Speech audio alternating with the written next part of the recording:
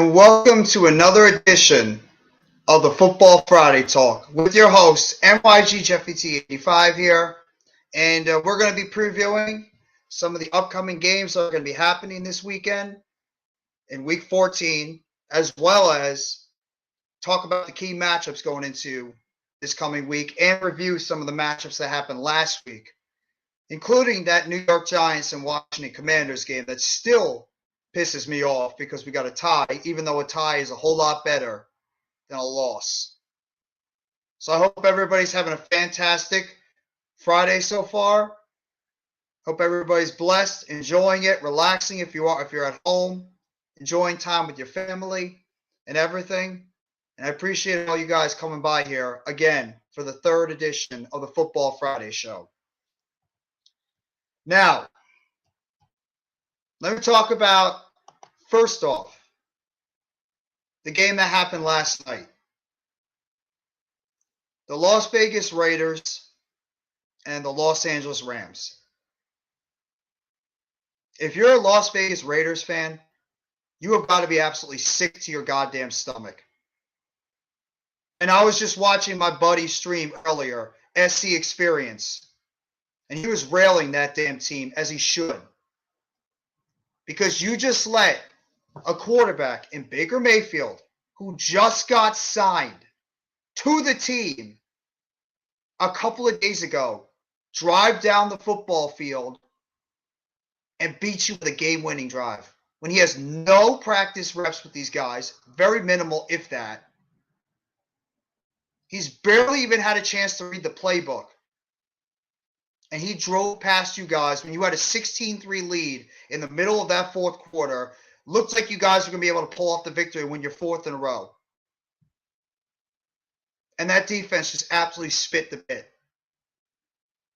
If I'm a Raiders fan right now, I'd want some answers, and I want some answers immediately. And that could be a fireball offense. What's going on, Rob? Randy, thank you very much. Rob, I have the link in the back if you want to hop on for a little bit too. What the hell was that last night by the Raiders? You actually just won 3 in a row. You were in business to win 4 in a row, getting ready for a key game next week against the Patriots. You had that game settled and done with in the middle of the fourth quarter. The Rams just looked like they were ready to pack up and go home. And you gave that team life, where they could come back in the end and pull off that game-winning drive with Baker freaking Mayfield? You're kidding, right? Baker Mayfield. I mean, there's absolutely no words or explanation that can be given if you're a Raiders fan right now. How the hell did you blow that game? Why are you playing prevent defense against Baker Mayfield and a bunch of backups? What the hell is going on here? Especially because you're just starting to turn the goddamn corner, and you put up that effort last night? No wonder our guy Eric is freaking lighting it up over there. That team deserves to be lit up. You were just getting back into the playoff hunt. 2 games behind, you win that game. Who knows what could be happening? You're right there again. And you blow that game to Baker Mayfield. I'd be sick to my stomach if I'm a Raiders fan right now. Rob, how you doing today? Oh boy. Yeah, Eric was not the only one streaming that game last night. Good Lord. That was disgusting. That was absolutely disgusting. I'm thinking to myself, first of all, that's an injury-riddled Rams team. Like you said, yeah. Baker Mayfield hasn't been with the team in 2 days.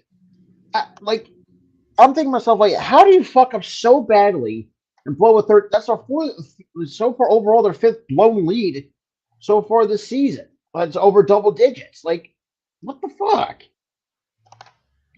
What's going on, Karem? Pretty much, Rob, that team has no idea how to finish games.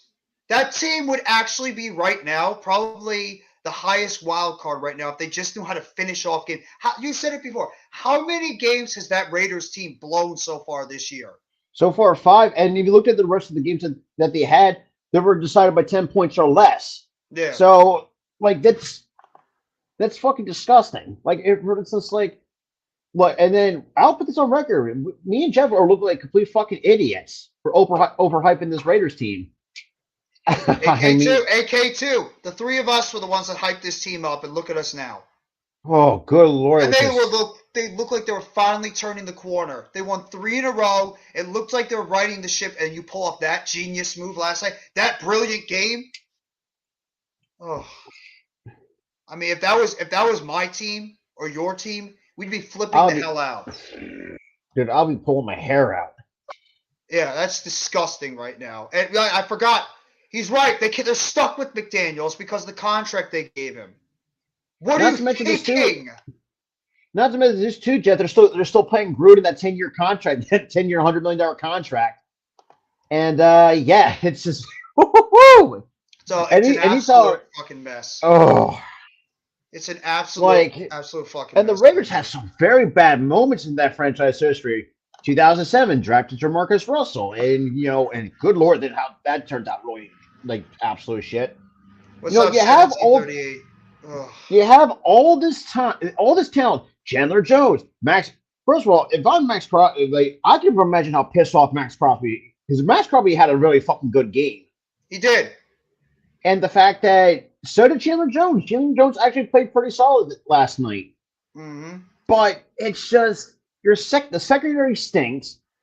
The linebacking core kind of stinks at the same time. So your edge rushers are pretty much like it's so bad that your edge rushers are picking up the slack because your secondary can't perform, nor can your linebacking core.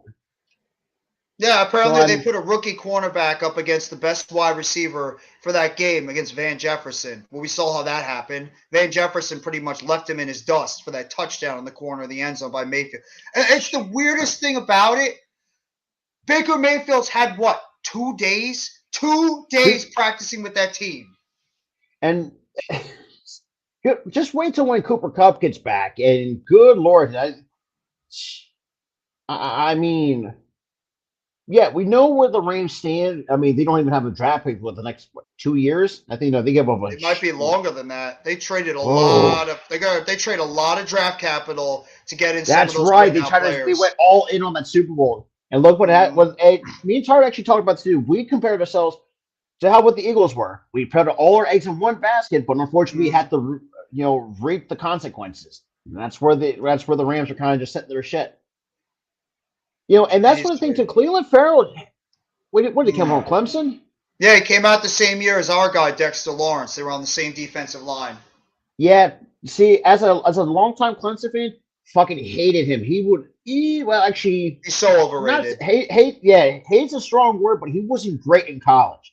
And this is coming from me. I've been a long time fan of the Clemson Tigers. Fucking hate the South Carolina Gamecocks with a fucking passion. I don't blame you. I don't blame you one bit. They're bitter rivals. I'll tell you. Want to say it? I've ranted about this too. We shit the bed at the last game of the fucking year by 1 point to the South Carolina Gamecocks. DJ, absolute trash, decides to enter the transfer portal. Good fucking riddance. And then we lose to Notre Dame earlier in the season, 35-14. It's just like, what the fuck? It's just like, I don't know, but. I mean, the only good thing that came out of Clemson was D-Hop, Mike Williams, and Hunter Renfrow. That's true. That's all I'm saying. Well, I mean, if before he got into trouble, it was Deshaun Watson, too. Right, yeah. Watson, yeah. ETN, Trevor Lawrence, can't give up on him yet. We got to see more from these guys. Have to see if they can be able to bounce back. I know, I can, I'm not going to give up fully on Lawrence. I think there's some potential. He's shown flashes to be that quarterback as advertised. Yeah. But knowing with the Jacksonville Jaguars, man, they just need a better ownership because let's be real, Shaq Khan ain't doing fucking nothing. No. Look, I like Christian Kirk. I think he's had a solid season. I think that entire team, even though what the record shows, they have some players that have some solid seasons. But just, you got to really get some more weapons. I think get more wide receiver help for Lawrence because Christian Kirk, I still think is a solid, at best, number 2 receiver. That's all. But the fact that he's getting paid number 1, on paper, it's just like, really? I don't I see can't that. blame I can't blame Kirk that much because for like the amount of money he's getting, and yeah, it was completely an overpay, but at the same time, have to But give he's living credit to up him. to it. So I mean, He's had a great season. Yeah, I mean, look, I mean, when we first saw this, like, really? But looking at what his numbers is now, I said, you know what? I think that's a good investment. I mean, Brandon Sherp was a big one, but I don't know if he's ever yeah. stayed healthy. No, he's always been hurt. It seems like every single year he's been out. And I'm glad you Just brought up the injury stuff because we could talk about obviously the big injury news that happened involving the Buffalo Bills and the fact that Von Miller, who could have made dude, his that's return a at the end of the huge season, blow. he's out for the season now after getting his knee reconstructed. That's a big blow to that team. Was it like the third or fourth time he had an ACL injury in his I think career? I think it's the second. I think he blew Dude, out his it knee feels like he early in had his a career. lot more ACL injuries than two. Oh my God, yeah! Dude, Every single year, it's like entire it's always season you've had a whole lot. Yeah, he's right. Yeah, And it's Jack's got a true. lot this It's just, offseason. they're not. Well, I mean, look, I mean, knowing that the offense coordinator is Press Taylor, and I can speak from experience, Press Taylor ain't shit. As an, oh, good lord, he was just horrible. Well, I mean, and good you to get said Doug it's Pearson, but yeah, Doug Pearson, yes, I think has been a really good coaching. First of all, that yeah, should have been the first option to begin with. I mean, but the fact that they did get a better offensive coordinator. I think their yeah. defense has been pretty decent, but just not what it was in 2017. We saw like Calais Campbell and stuff, and the Saxonville defense. Well, if this, I agree that I think they will start to steadily improve, but they got to get something from this quarterback consistently. And ETN, as talented as he is, he's got to stop stay freaking healthy. fumbling the ball, and he's got to stop fumbling the ball. He turns the ball over at like a record rate. Every single time, it's like this dude is turning the ball over. The only reason why we beat them is because he turned the football over when he was about to run into the end zone against us, and we stripped the ball out of his hands. What's going on, Paul? Thank you so much for coming by the stream with myself and my guy over here, Philly Sports Talk Podcast, a.k.a. Rob. 62 catches, 829 yards with 17 touchdowns, so he's on pace for 1,000 yards. If he can get a first 1,000-yard season, easy. I think that's worth every single penny. I think he should be able to get it. I mean, he's got 5 games or so it should be. He's got. I think it's possible, but yeah, I mean it's possible. I mean, right now, was it Devontae Adams pretty much leading that category in that category? I think so. I would think so because we know that Josh Jacobs is the NFL leading rusher. Yeah, and I know he's going to get fucking paid. Oh, yeah, he's going to get – there's going to be a lot of running backs, including our own running backs that are going to get paid this offseason. Both Miles Sanders and Saquon Barkley are going to get the bag. Both of them. Well, it depends if we do want to move on Miles Sanders. That's always – Miles Sanders is the biggest question mark going forward. But if we do want – because there's some that don't want to pay him because, obviously there's some that risk involved where, when they get up there in age, like they're not going to be as explosive as they once were. Exactly. And it's a risk factor if you want to pay these guys, as they get older. I mean, even though we shit on the Dallas Cowboys, look at that. That was the worst mistake they could have made. Tyreek Hill has the most receiving yards. And that's right. Tyreek Hill's on pace to break what's the record? It's got to be over 2,000 yards. It has to be. Yeah. Who had the 2,000-yard season? It wasn't Julio Jones, was it? I don't think so. God, that's. Let me see. I'm gonna look it up real quick. Because the one name that comes to mind is probably Megatron, but I don't think Megatron even had over 2. Yeah, because that's a very good question. I think it might be Megatron. I think it has to be because I think that Calvin Johnson. Yep, 1,946 yards he had in 2012. Calvin Johnson. Ooh. Yep, Calvin Johnson has the most receiving yards all time in a single season. Yep. So what does Tyreek Hill have? What, over like? I think he's got like 1,300 or 1,400. Ooh, I think he might break it. I do think he's going to break that record. He's close. I mean, he's got 1,379 yards. So he'd have to pretty much. He's actually behind right now. He was ahead at one point, but his play has dipped off a little bit. I believe he's dealing with a hamstring injury. He'd have to really have a couple of monster games and pretty much have 100-yard games every single game of the season and more to even get close to that record. Because he got 5 games to go this season? Yeah, so he's about 600 yards below. I So think yeah, no, so. the season's already almost over. It's insane. Feels like it just started. Yeah. And it's already almost over. And then But we got spring football to look forward to for those who actually like spring football, the USFL and the XFL. mm, But I don't that know. Like, if Tyreek Hill, like, we seen at times Tyreek Hill kind of flounder. But I don't know. Like, I do want to see a break record, but I have a gut feeling that he might be going to fall short of that record. I Like I think he said, is. if it's a hamstring injury, yeah. I mean, I think Megan. I think there's some records that never meant to be broken. I think Megan. Yeah.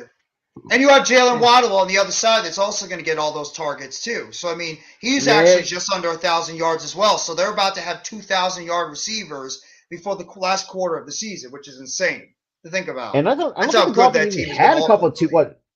What was the last? I don't Uh, think it's been a while. It's been a hot minute since they actually had 2,000 yard receivers. God, who else? I mean, could it have been Ingram and Duper all the way back when That Dan Marino was playing with them? I have no idea because Because they've never had two wide receivers on the same team see, that I are was that never good. see that's the crazy part too. And people like, yeah, that showed me. I've never been around the Dan Marino era. I was I in was the late really young night. when they started going in that area. I was way too young. Yeah, I was in '97, so I'm kind of a little bit. I'm on the younger side of things. Yeah, I was pretty much. I mean, 85. That's like when he was just starting to he was getting towards his peak years, like his peak years in his NFL career. But I was way too young, to remember his 80s play. I was just really more of in like the latter part of his career, like John Elway, like Troy Aikman, Like in the mid '90s. yeah, Jim Kelly, pretty much. The early to mid 90s is when I really started getting into football. That's That makes when I sense. started setting up some of these I tell people quarterbacks. this too. Like the Cowboys, even though I don't like, I mean, I like enjoy the rivalry. As a franchise, though, they have like two great head coaches in their entire. Oh Jesus. Oh, come on, Mitch. Mitch! God damn you, Mitch. How's Like, the game, by the way? but What's going on, Almighty? If he is on the way, I'm a little nervous. I say just keep rest up and let someone else take a chance. Because let's be real, if you re-aggravate that injury, you're pretty much screwed until the next year and a half or so. You should take the rest of the year off. Take the rest of the year That's off what and me and Mitch evaluate said. into Like, next year. We've all said that. It just makes sense for OBJ. What happens if he comes back, it's he common rushes it, and sense. blows out that knee again? Then what? Then that's His just gonna career's be a waste of effed. money. What's going on, MYG22? And I don't know if you ever saw my short too that the Nick Bosa is questionable for the 49ers against the Buccaneers. No, I didn't see that. That's a big Yeah, loss. so they list him as questionable, but I do think he's going to play. And speaking of that, I'm glad you brought that up. Let's transition a little bit over to the San Francisco 49ers, who are now playing with their third quarterback after Jimmy G, who is supposedly not ruled out for the season yet, but let's just be real. He's pretty much ruled out for the rest of the season with that broken foot. Do you really trust a guy like Brock Purdy to really handle the load I for mean, the 49ers? absolutely not. Why not? That's right. Because it's like Marcus Mariota got benched too. Yeah. But I don't know. Like with these third string quarterbacks, you don't know what you're going to get. And, the fact that Brock Purdy had that one good game, who's to say he might shit the bed and pull a Mike White? You know what I mean? I mean, this is what happens with backups. They have one good game. There's some inconsistency. That's why, Brock Purdy was Mr. Relevant for a reason. And at the same time, I don't know. Look at the team around him. I mean, what's going to help him out is because he's got so much damn talent on that offense. That is true. That's what helps him out. I mean, with the offensive line he's got the best left tackle in football. The rest of the line is pretty solid. You got They got a really good tight end. You got Kittle, you got McCaffrey, you got Mitchell when he comes back healthy, you got Samuel, you got Ayuk. There's talent all around that team. The defense is one of the best in the NFL. He's got talent. All Brock Purdy has to do is just not turn the football over. And the 49ers are still going to be a team to watch out for. But that quarterback position has been the one thorn of that 49ers team side all for the past few years. It's been that damn quarterback position. Because they really haven't been, solid since, I mean, I'm going to go back here. From like the days of Steve Young, Joe Montana, who am I missing? Jeff Garcia. Oh, my God. I haven't heard that fucking name in years. Yeah, that dude. I almost forget about him. He haunted me back in 2002. My worst loss as a Giants fan I ever experienced was that 2002 wild card game loss to the friggin' San Francisco 49ers that I was still lose sleep from. That's how bad it is. Tudo! Like, God, fucking, I mean, What's going on, man? what up?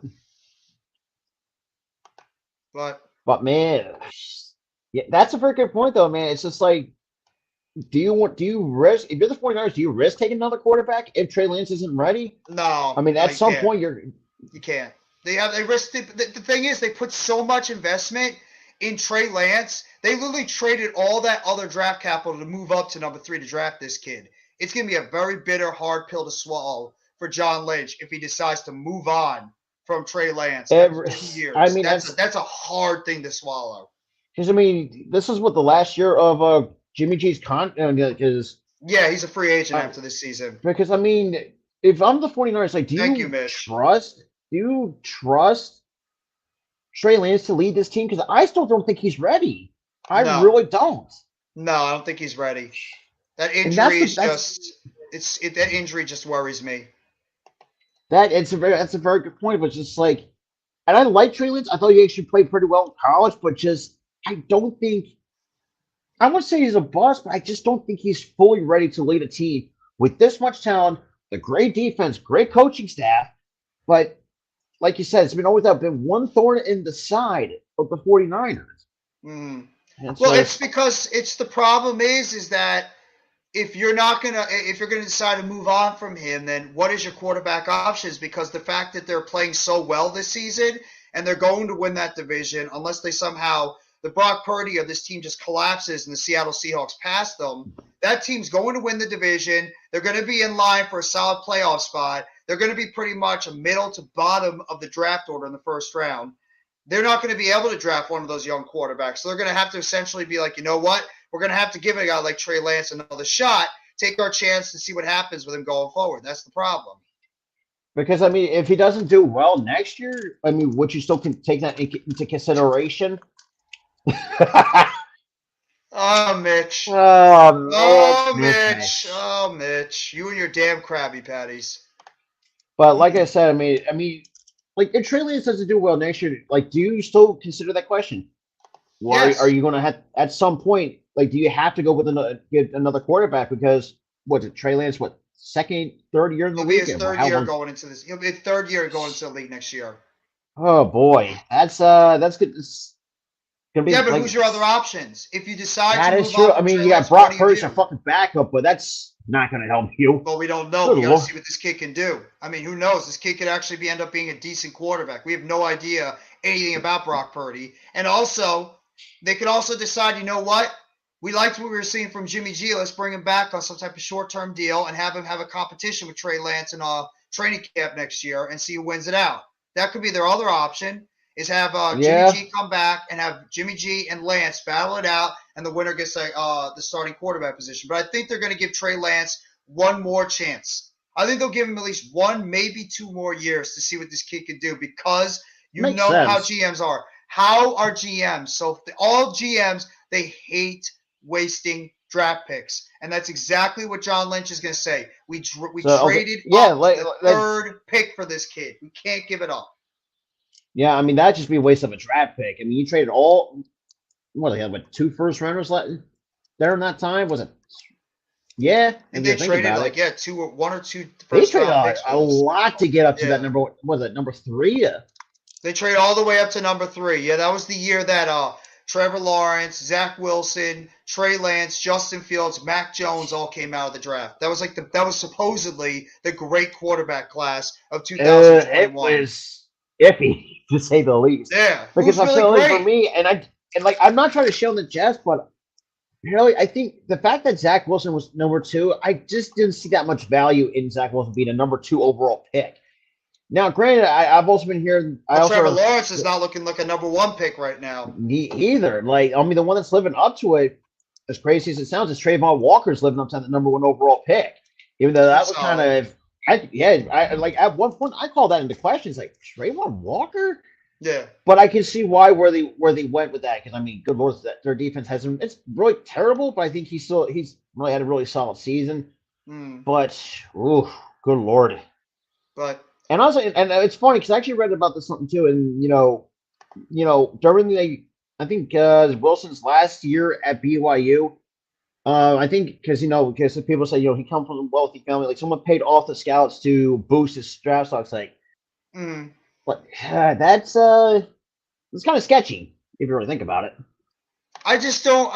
Everybody was so wowed and impressed by this kid when he made an incredible throw in a useless, combine video. He made a throw, and everybody went like, yeah, that's what I'm saying. He's got a big arm. Oh, look at him. He's got athleticism. Oh, we have to draft him. No. He's got immaturity issues.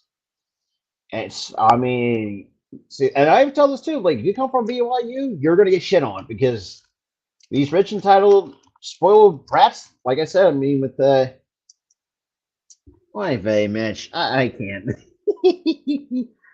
But now my thing is like, do you think the Jets made a mistake of getting Zach Wilson? Because for me, I think Zach Wilson at best, the way that he's been playing, so maybe third, fourth round talent. Because it's too early to tell, to be honest. I got to see more from this kid.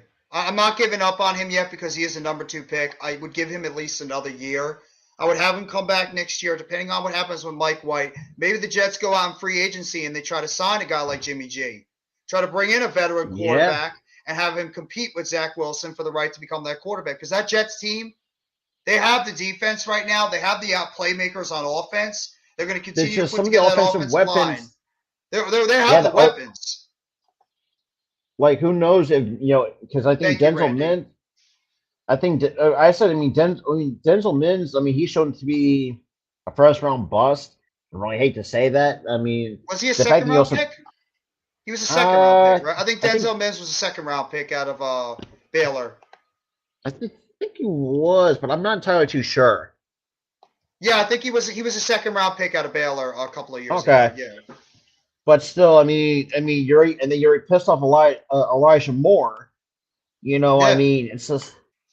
Good point, Randy. And Randy, if you want to hop on with us too, the link is in the chat if you want to hop on. And then we're going to talk about our game coming up soon because we have to talk about Giants-Eagles. We know the big game that's going to be happening this Sunday at MetLife Stadium. And we'll obviously, both of us will talk about our games that happened last week. For you guys, it was obviously a happy game. You destroyed the Tennessee Titans. What else is new? This is what the Eagles have been doing all season. And my team, I'm still frustrated by that tie. I'd rather have a tie than a loss. That's the only thing that makes it feel a little bit better is the tie is better than a loss in terms of seeding, but that still pisses me off because of the way we tied that game. You had many opportunities to drive down the damn field and win the damn game. Don't get me started. It's gonna set me off. We have beat that to nauseum with that whole thing. But then again, it can't be worse. But then again, it can't be worse than playing like the Raiders. So that's that's disgusting. How they play that game. That is disgusting. If I'm a Raiders fan, I'd want blood. I started cracking up laughing in delusions. Like, did I just? I was watching Eric Stream a little earlier, and he was freaking going off on this team, and I don't blame him. And he had to go to the game and watch that shit. He had to watch that shit live. Man. Oh my God. Hey, Randy, how you doing, bro? Good. He had to witness that live? He had to go live. Yeah, he was at SoFi Stadium. That abomination of a football game. That's horrible. Jesus. I'd be sick. I'm sick to my goddamn stomach if I'm a Raiders fan. Sick to my stomach. They were actually 2 games out of the playoffs. And then the fact that the guy that basically won the game for him, literally 36 hours of basically learning their playbook. Yeah, exactly. Never took a snap. And didn't even have the top. Never learned the playbook. Think of this too. We saw that they didn't have their top weapon, Cooper Kupp. I don't know exactly how much longer he's going to be out. I would rest him for pretty much the rest of the season. I wouldn't put him back in there. There's no need. They're out of the playoffs. Yeah, same. That makes sense. Well, man, I think Van Jefferson is still a solid receiver. Was he number 2 or 3 on the depth chart? He's third, I believe. It was. What happened to Allen Robinson? That was a great signing.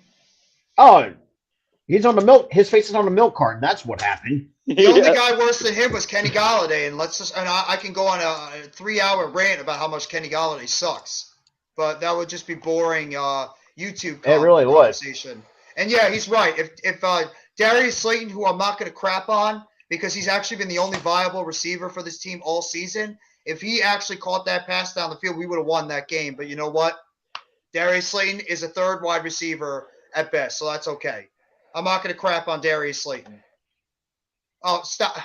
I'm not going to say he's back, God. okay? No, I'm not no. saying he's back. I mean, the dude had an excellent game overall. I have to give But him just credit. watch it. Just watch Baker Mayfield shit the bed the next game, and these it's you know, the Raiders. This is what the Raiders do. And They also, take too, their though, team's heart and pull it out. look how he did when he played his first game in Carolina. He won his first game with Carolina, and then all of a sudden after that, he just shit the bed for the rest of the game, for the rest of it. Whoop-de-doo. Because, like I said, Baker isn't really terrible, but I think he's still an above-average quarterback at best. Yeah, That's just. I still think that's a stretch. I still think that's a stretch, Rob. I have not seen enough from this guy to even call him average. he had like one decent year. Oh, and there goes Randy. There you go. You okay, Randy? Fucking internet here. I hate it. We all hate it. My internet keeps crapping in and out as well. All I wanted to say was Baker had one good year with Cleveland, and after that, he's been living off of it ever since. Yeah, pretty much. You're absolutely right. Congratulations, Baker. You actually had a couple of nice games so far this season. Let's see if you can continue it for the rest of the season. I doubt it. And there's dudes on that Baker Mayfield. And there's dudes on the Rams that won't take his losing or his type of swagger if he starts shit the bed bad. Yeah, you're right. We do know how the Raiders are. The Raiders are a team that don't know how to hold a goddamn lead. And this has become the first half hour of this podcast has been let's shit on the Raiders podcast. That's all we're doing is shitting on the Raiders. And for good, and like you said, it's for good reason. I mean, look, going back to look at the game against the Jacksonville Jaguars. They were 20-7, and they just. Oh my god! That was hard. God, Randy, I don't know. Were you watching Eric's stream that he was doing a little earlier, Randy? No, I didn't get a chance to see it. Oh, he was shitting the entire time of that Raiders team, and I don't blame him. I've not seen Eric that mad, and he was pissed, and I don't blame him. I mean, the only time I've ever seen Eric that mad is when he shits on the Lakers. That's pretty much about it. I will say though, last night's game when Jacobs broke his finger there, his pinky, that really hurt them in the run game. You could see that is true.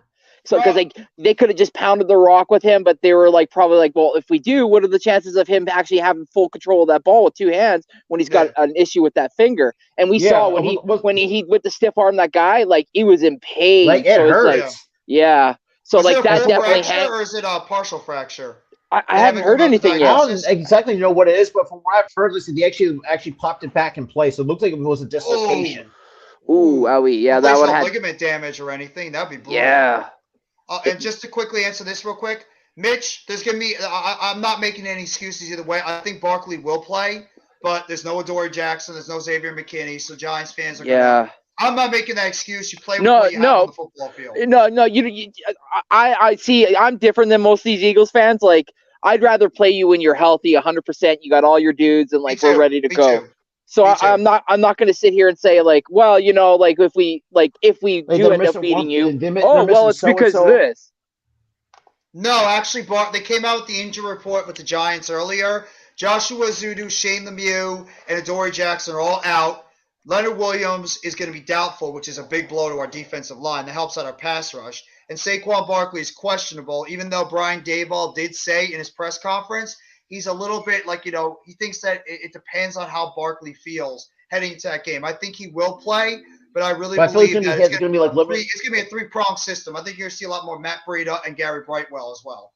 Yeah, that's what I'm thinking because it looks like from what I've heard, Barkley might be on limited snaps because I think it was a neck injury, if I'm not mistaken, that he suffered. Yeah, we've had a million neck injuries now. Leonard Williams has got a neck injury. Joshua Zudu's got a neck injury. Feliciano had a neck injury. Barkley's got a neck injury. Leonard Williams got a neck injury. Before it was the sprained MCLs with this team. Now it's neck injuries. It's it's like a pattern or something. I just hope that I'm not throwing Barkley out there if the dude has a serious neck injury that could be that could be harmful. I don't care. I'm not throwing him on the field. I'm not jeopardizing this kid's you don't want to career. risk ruining that dude's career. Yeah, because a neck injury is something you cannot mess around with. I get he's a competitor. And I always make the same argument with Micah Hyde. Like Micah Hyde, at some point, like he's got to realize too, like, do I want to play again, or like, do I have to hang up the spikes? Because he's had consistent neck injuries throughout his career. Yeah, he's up there in age too. Speaking of a running back, let's give a shout out to Darrell Henderson. Apparently, nobody wants this man. He got cut by the Jags. Oh my god! Like, what the hell? And he was when he was on the Rams, he was actually performing pretty damn good. Yeah. Well, he was performing decently, but obviously no team really thinks he's that good if they keep cutting him. No team really wants to give any type of work to Darrell Henderson. Yeah. And true. Shut up, Mitch. Mitch, you're an ass. Yes.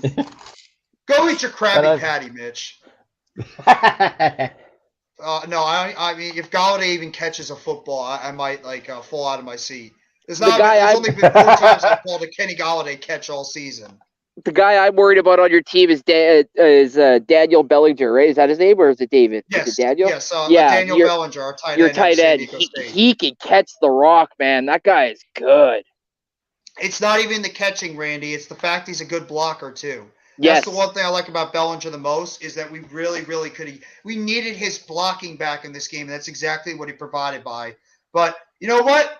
While we're on this subject, let's get into this game. Let's talk about the Giants and the Eagles. First, you guys can recap your victory against the Tennessee Titans. I'll recap my game, the tie against the Washington Commanders. So you guys have the floor. Recap your game with the Titans and the Eagles. Well, the basically going into this against the Titans, like, we know what the Titans are.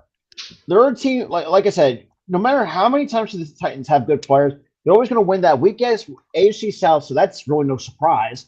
Mike Vrabel's still a good head coach. I mean, Traylon Burks, quarterback they have to get better with, because Tannehill ain't it, and they got to develop Malik Willis because he ain't gonna be great.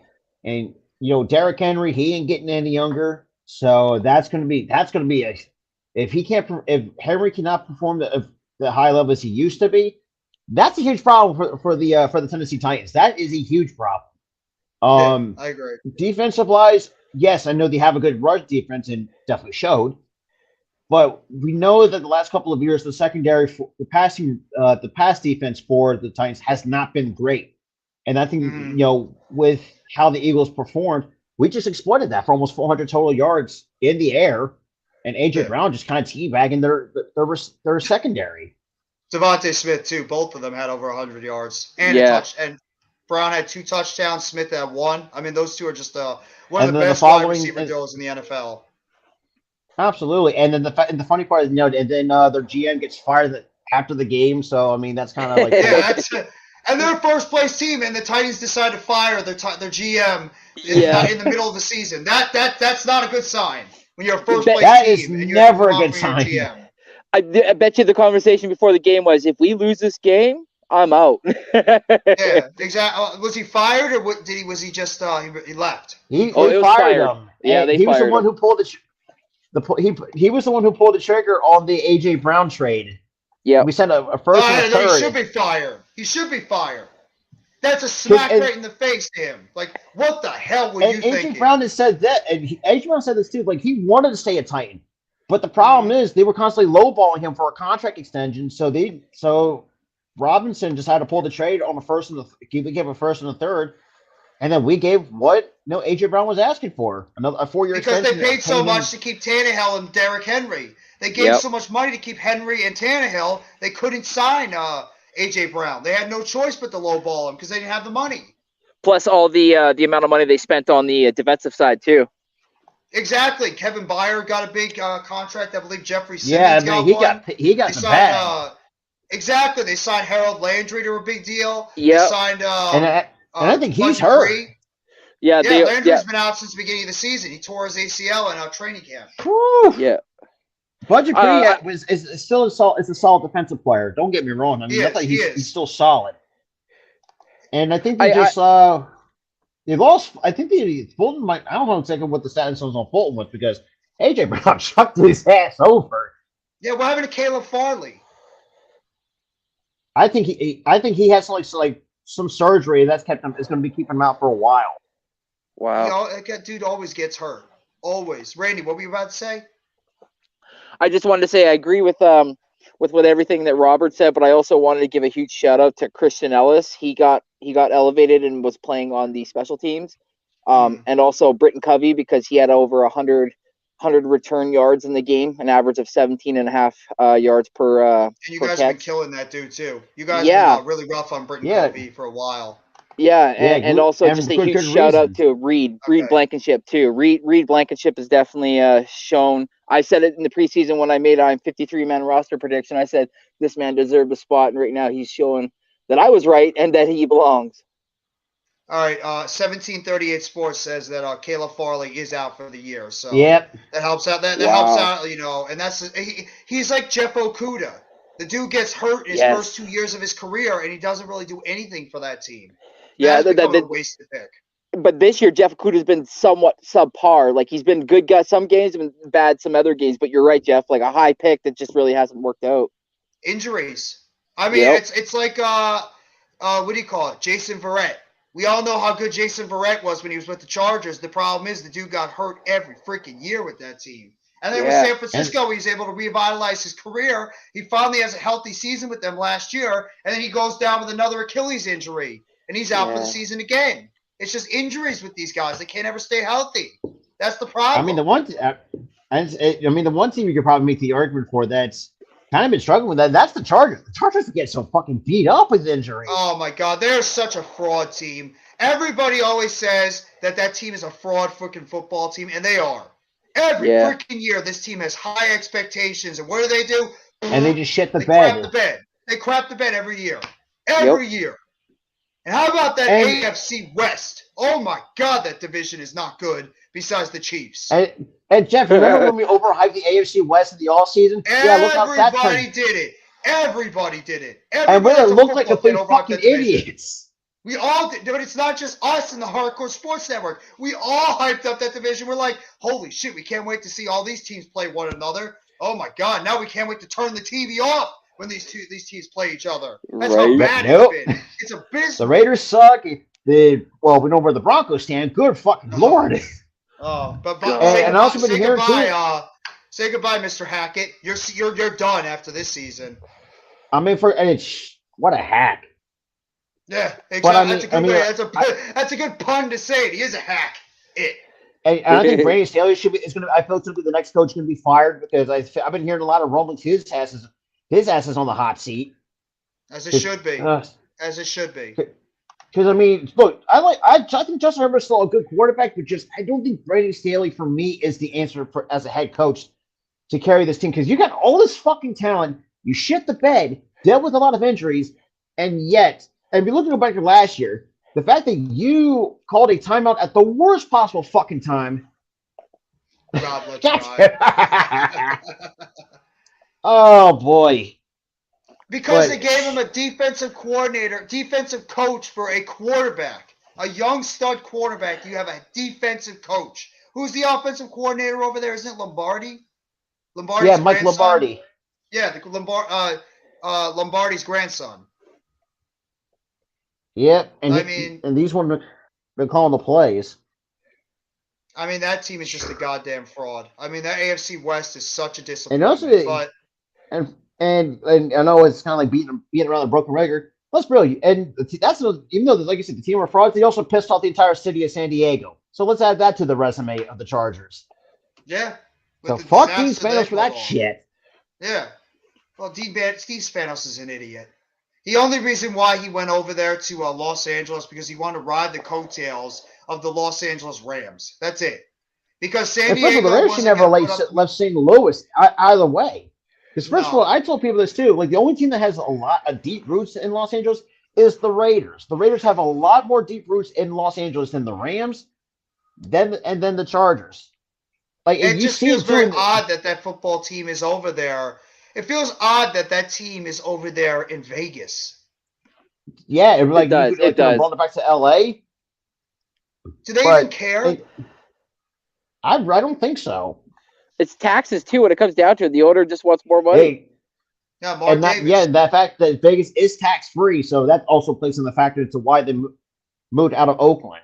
Even though from what I've heard, Oakland's just become a big of a shit show with their sports Well, franchises. they might lose their baseball team too. That's Yeah, they might be on the verge of losing their baseball team, as the A's are wanting to get a new stadium. It doesn't sound like the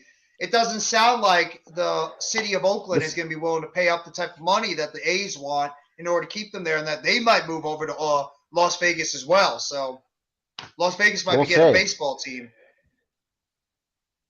But yeah, speaking of Mr. Pissed Off here. I was watching a live stream earlier, Eric. How you doing, bro?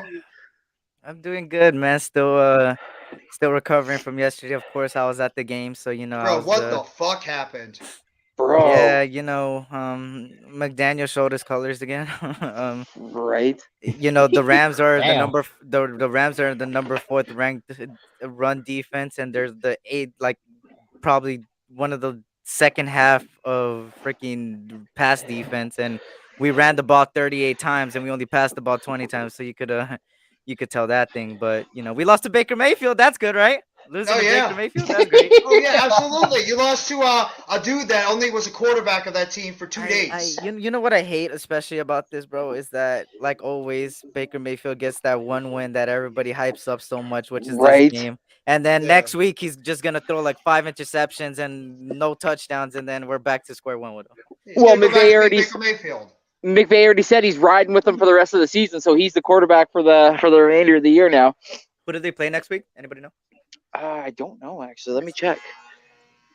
That's a very good point. And it's crazy too. Like, Jeff, so let's go talk about the Chargers and the Rams. Like, you know how, like, even the Super Bowls, the Rams Super Bowl, like, that was one of the weakest parades I have ever seen in professional sports.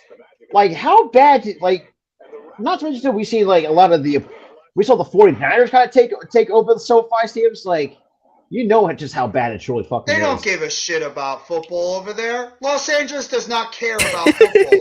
They don't. They just wanted a big market team over there in Los Angeles to be like, well, we got the Los Angeles market back under the NFL landscape.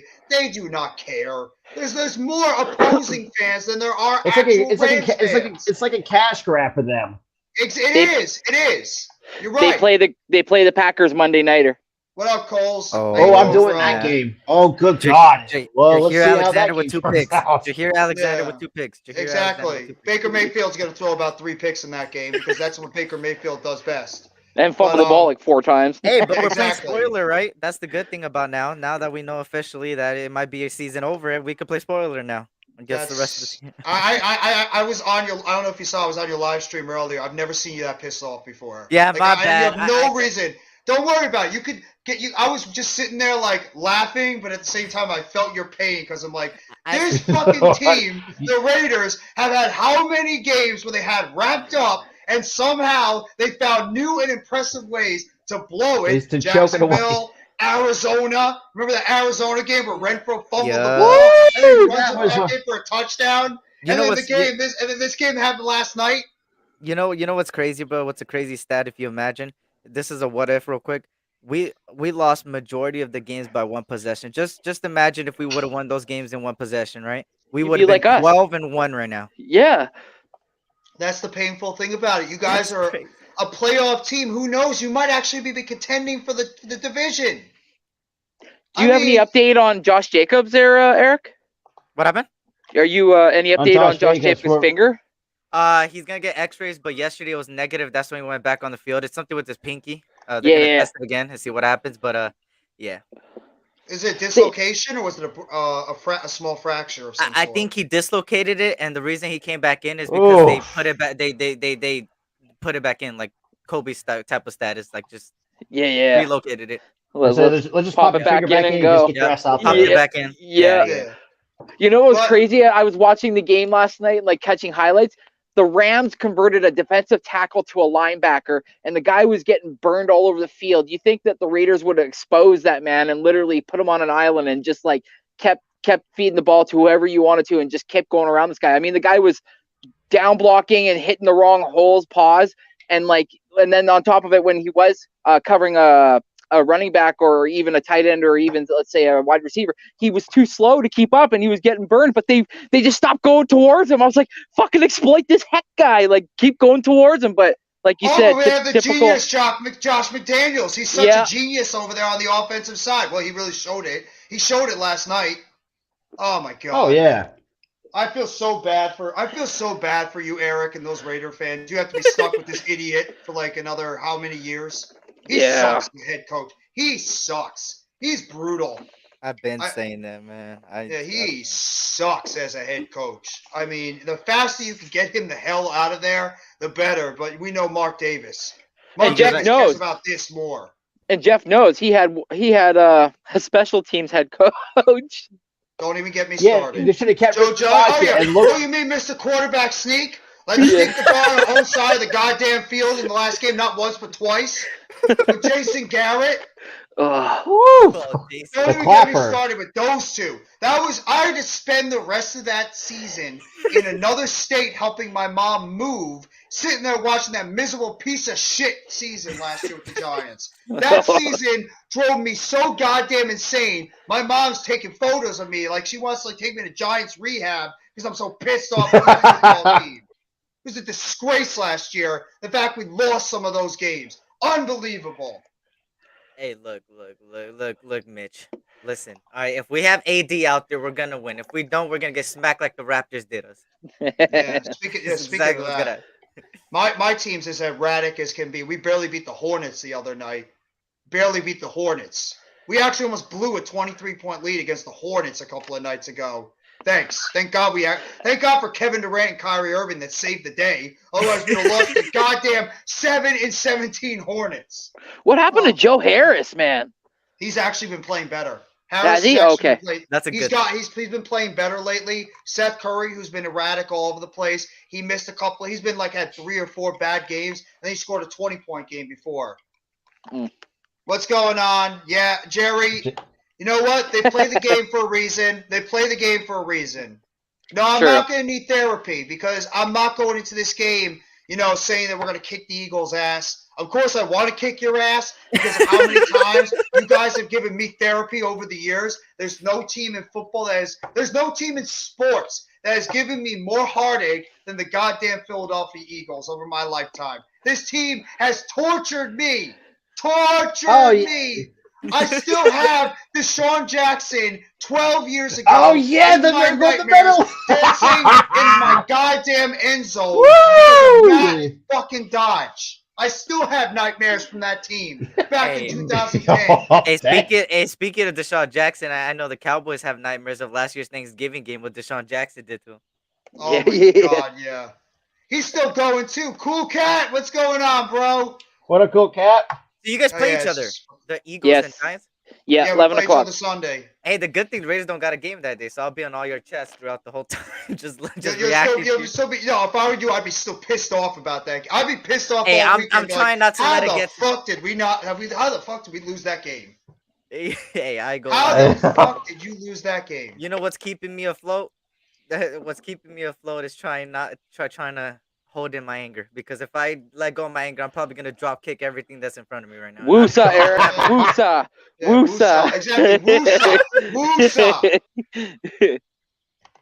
Eric, what happened? I thought you were about to rout. Yeah, I thought so too. Baker haunts me right now. Baker haunts me right now. Baker Mayfield beat the Raiders. Out of all the quarterbacks, you lose the shit. I mean, it guts me. Fuck. And 1 point too. Fuck. Bro, Van Jefferson burned the shit out of her. It's like what you're saying. Why are you putting a rookie cornerback? Ben Skoranek played well against you guys. Ben Skoranek. Bro, that's why I said, bro. Cut it out, Cool Cat. Yeah, freaking dreams and nightmares. Yeah, dreams for you guys, nightmares for me. Yeah, give me a break. It might be a nightmare for you guys on Sunday if we somehow come out and play our A+ game. Just saying, you never know. That's what I'm worried about. Giants and Eagles, you never know. Dable and Wink are gonna have you boys ready for sure. I'm gonna enjoy watching this. If it's supposed to storm, that's not really gonna favor either team because the Eagles have a great running game, and Barkley. I don't know if anybody heard Barkley's questionable for this game, and even if he plays, he's got a neck injury. So even if he plays, he's probably gonna be limited. That's a good point, Coles. So I mean. It might be Gary Brightwell and Matt Breida that are carrying the ball. And we have no freaking wide receivers. Can you tell us anything about Gary Brightwell? Like what? Like he's a good north-south runner in terms of our running backs. He's a primary kick returner. He's a guy that runs up the middle hard, pause. He's like not really a guy that dances a lot in the back. He's a solid north-south running back. That's what I could say. And Breida, you guys obviously know about. Breida's more of a receiving back. He's good that scat back in the back. Exactly. We use him sometimes in the slot. I would love to see him be used in the slot a lot more. Excuse me, but either way, I mean, I don't think we're going to be seeing Barkley a whole lot. We obviously are not going to have Leonard Williams, which is not going to help our pass rush. But either way, we'll have to wait and see what's going to happen. I'm not going into this game thinking we're going to get blown out. But at the same time, I'm not going into this game like, feeling ultra confident because you guys are on another level right now. We're just, still trying to overcome what was an absolutely disastrous tie, even though it was better than a loss. That's true. It could be snowing on Sunday, and I heard the Bills and Jets game is going to be snowing as well over there in Buffalo, which should be another big game. And the Jets are probably pissed off too after the way they lost that game against the Bills. The Vikings. If Braxton Berrios catches that ball in the end zone in the end, the Jets end up getting that big upset victory against the Minnesota Vikings in Minnesota. So, and then you guys probably are not happy because if they won that game, you would have had 3 games up on Minnesota with at least 5 games to go. But, it pisses us off that they keep winning. I say this too because there was a very good point. I've been watching a lot of different football content creators. The one thing that separates, if we do both us and the Vikings finish 15-2, let's say hypothetically, the one thing that put us up as the number 1 seed is the tiebreaker. We own the tiebreaker over the Minnesota Vikings after beating their ass on Monday Night Football. So that's could be the implication right there. So Minnesota will be the 2 seed. Yeah, I think they're going to finish the 2 seed. I think you guys, unless you just absolutely flat out collapse, you'll be the number 1 seed. I think that Dallas is going to be the 5th seed because I think that San Francisco will end up winning that division even with Brock Purdy as their quarterback. And I mean, the Vikings are clearly the best. Mr. Irrelevant. Exactly. Mr. Irrelevant. Who the hell is actually winning the South? The Bucks? Oh, fuck! Don't even talk about Most Tom Brady. likely. I don't want to. Oh my God! Yeah, I forgot. That was Randy's worst nightmare, seeing Tom Brady drive down the football field and win yet another football game. I was hoping for him to blow a hip. He almost looked like he was going to blow a hip, and he still managed to drive down the football field. What up, Miz? How you going, bro? Thank you for coming by the stream. This is the funny thing too. I know, even though I think the Bucks, like I said, I think they might fall short in the playoffs. But the benefit of the doubt is for this too, Randy. At least the Saints lost, so we at least move up a spot with their with their first round pick. True. So by the way, obviously right now we're sitting pretty good with the top 5 pick. True. You know why we tied? It's because our offense was playing not to lose because we had the ball 3 times at the 45-yard line of the Commanders, including overtime, and we decided to get cute. We decided to get cute because we had freaking Richie James running into Saquon Barkley, and we went nowhere on that play. Daniel Jones just got to the line of scrimmage, and then I don't want to hear anybody kill. There's some people killing Graham Gano. He missed a 58-yard field goal when he made 50-plus field goals before that. The only guy on our special teams that has been consistent all year. Our punter's shanking punts out of bounds. Our offense is stalling. That was probably the worst coach game by Brian Daboll and Mike Kafka. I mean, the offense is so bad at times. It's like they stall. They can't go anywhere if they can't run the football. We have wide receivers dropping passes over the middle. The offensive line breaking down. I'm scared to death of your interior defensive line against our interior offensive line because you guys can be running up the middle against us the entire time because of our offensive line could not hold up against the Washington Commanders. I am afraid of what you guys are going to do against us. Jordan Davis, Javon Hargrave, Fletcher Cox, all those guys. Ndamukong Suh, Linval Joseph, we have part of that front 7. You had the 2 edge rushers and Hassan Reddick and Josh Sweat, who pretty much ate up. The Eagles are playing Madden. I don't like it. The Eagles are playing Madden. What's up, Alex? What crack are you smoking? God, you're doing well, man. Well, Daniel Jones has not been bad, but right now, I'd be a front-runner Giants fan. Hurts has played better. He has better talent, yes, but Hurts has been a better quarterback than Daniel Jones. It's not even a question. I can't. I'll be an idiot right now. So the Bengals. So apparently Hayden Hurst has been rolled out. I think it was for the Bengals. Yeah. Who are they playing against? Yeah. So Cincinnati has rolled out Hayden Hurst, the tight end. Yeah. They're playing the Browns, right? Oh yeah. Oh God. The Eagles. Well, I wish I would. It's not going to be a blowout.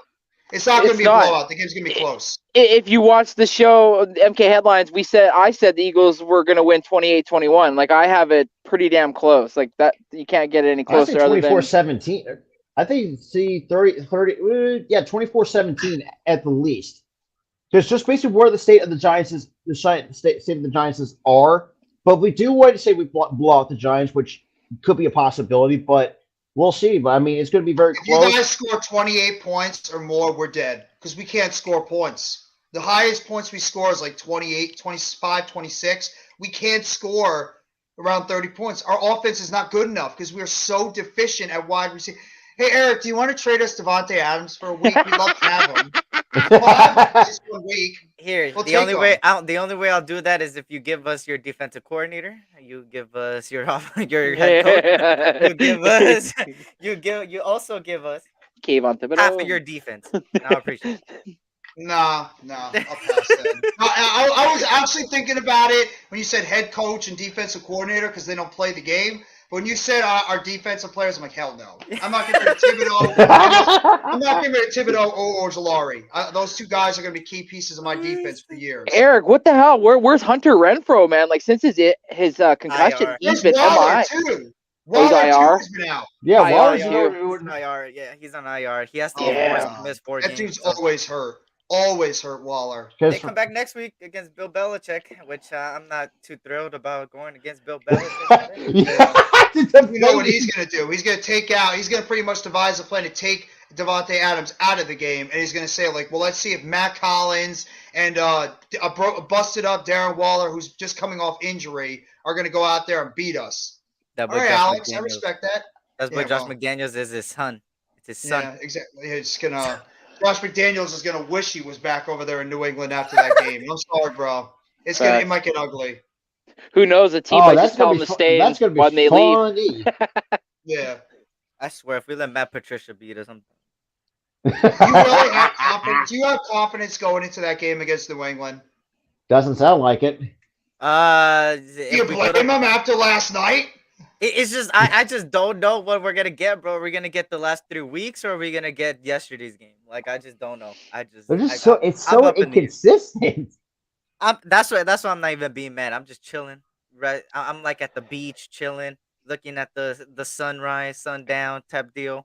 Yeah, because your next 4 games: New England, Pittsburgh, San Fran, Kansas City. Oh my God! Are you gonna win a game the rest of the season? Oh shit! So my buddy Keith. Oh yeah. So Jeff, say goodbye to Chris Bassett. He's gonna be wearing Phillies pinstripes. Are you fucking serious? So you guys signed Walker and Bassett? They signed Trey Turner. Well, that's what Keith broke the news in my group chat. So we'll see. What's going on? No Mets, no Nets, no what Jets. Up? What the fuck? The fucking Blue Jays are just sitting here doing fuck all. Randy, talk to me about it, bro. We're a big market, not getting anybody. All of our players are leaving. Bellinger's gone. Trey Turner's gone. Haney's gone. Like, everybody's just leaving. But Bellinger was nothing. He was a one-hit wonder. He's like Chris Davis. He's a one-year wonder. But Trey Turner, I already knew he was gonna leave. He said he wanted to be in the East Coast last year. He said it during. Oh, but you might get Justin Turner back. Aren't you excited about that? Fuck. Trey Turner's wife's from Philly too. No, his actually, Randy, his wife is from Jersey, from Flemington. Oh, okay. Mm-hmm. And then don't even get me started on the Mets. They snatched the shit out of Verlander away from us, bro. We're supposed to give her. God damn it, Jeff! God damn it! I'm 50-50 on Verlander because I'm scared that this dude's going to come over here with the Mets and all of a sudden get hurt. Because he is going to be 40 years old, and our entire pitching rotation is like 34 and older. Our rotation is a bunch of old men on this family. I'm scared. I'm nervous. One of them's going to go out there and pull a hip. Wait, R.A. Dickey's coming back too for you guys? No, I'm just kidding. You know what? If he comes back, I'm going to laugh my fucking ass off. And don't get me wrong, though. So the only 3 teams I have not spent in free agency was the Blue Jays, the Braves, and the Dodgers. Is that Braves? Yeah, what the hell? Why are the Dodgers not spending money? Are they just like, you know, we're content with our team right now. We're not going to spend any money at all. We're just going to bring back players. Right? And the Blue Jays too. Well, we traded Teo to the Mariners, and the rumors were that we were going to trade Teo, move Springer to right field, and then bring in either center fielder Brandon Nimmo or bring in Bellinger. Oh, he's out. We fucking lost out on both of them. Yeah. We're actually, Leo is doubtful to play, Miz, so he's probably not going to be out there. So we're going to be without Leo Williams, and Barkley's going to be questionable.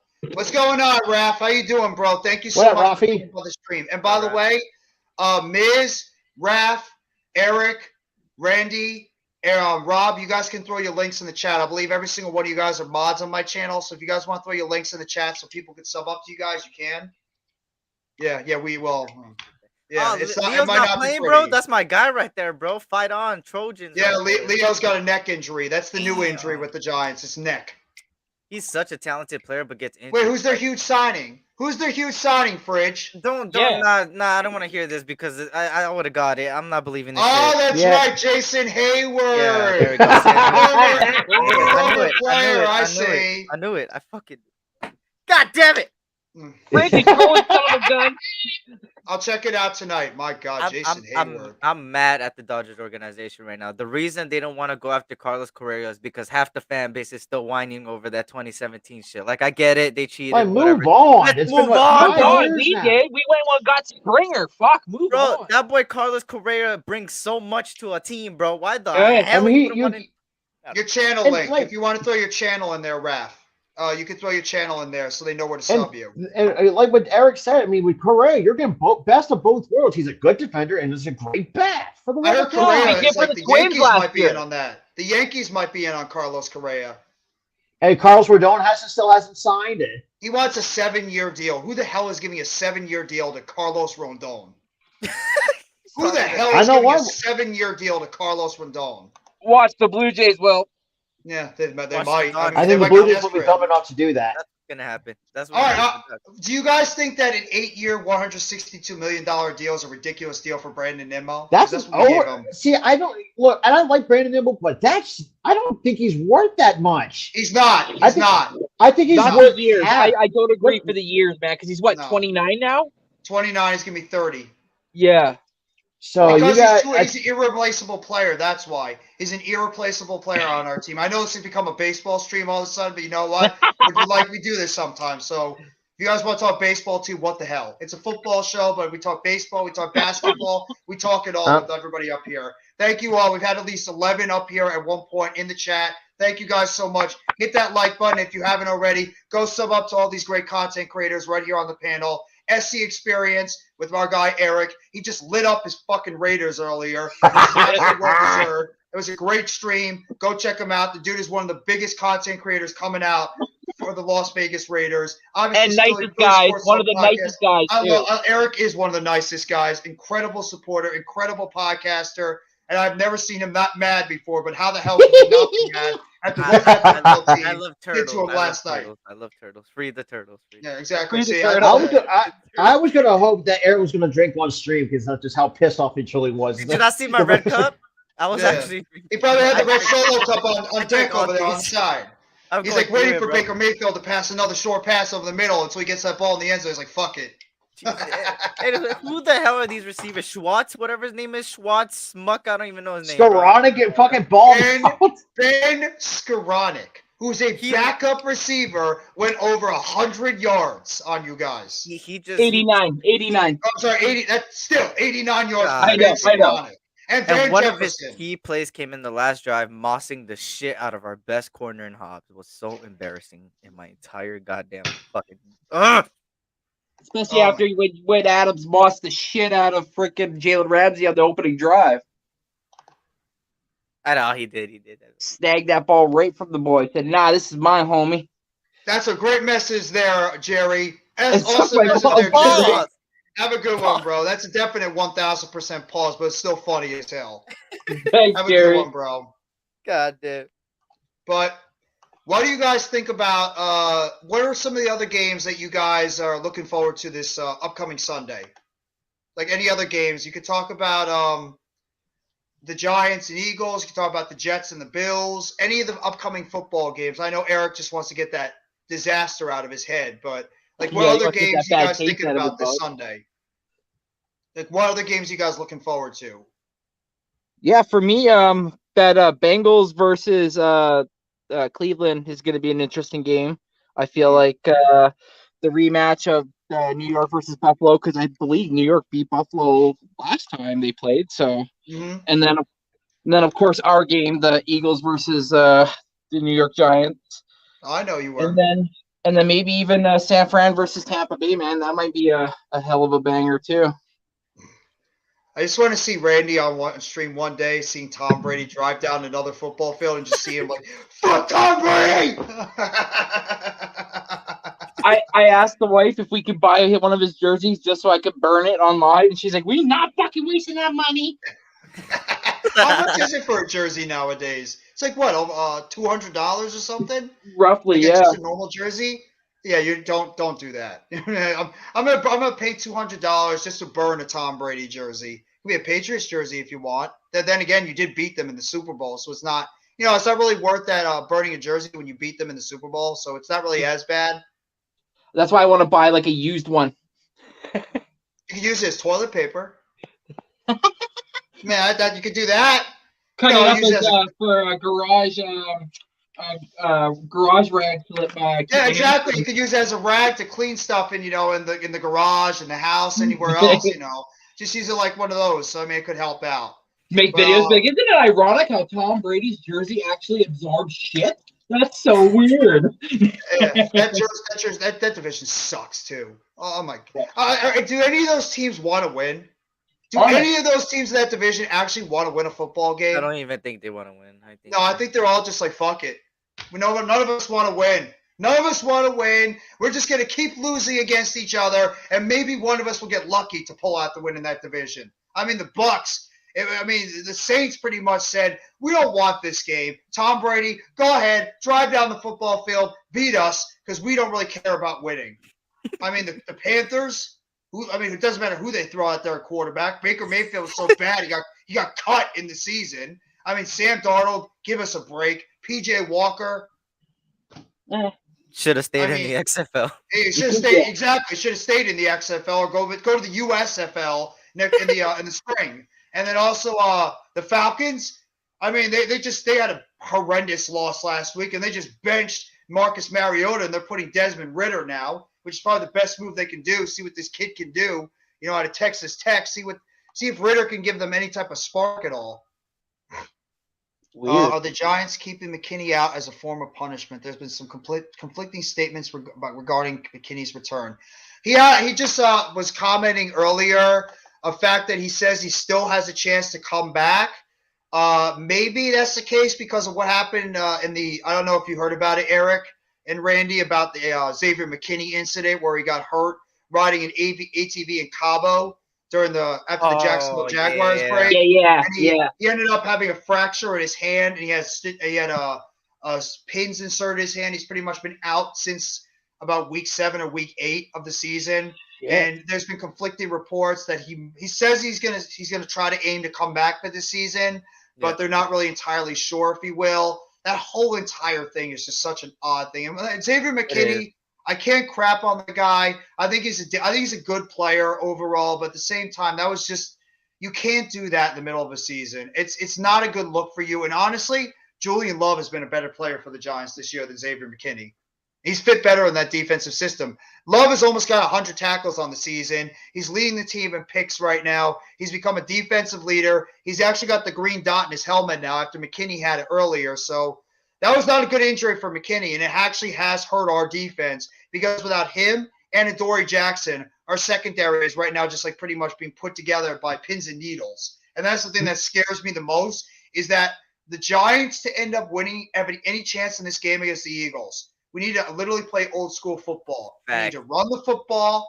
We need to stop the run, which we have not done all season. We need to get ourselves a pass rush, a big-time pass rush on Jalen Hurts, keep him contained in the pocket, as well as we need to be able to win the time of possession.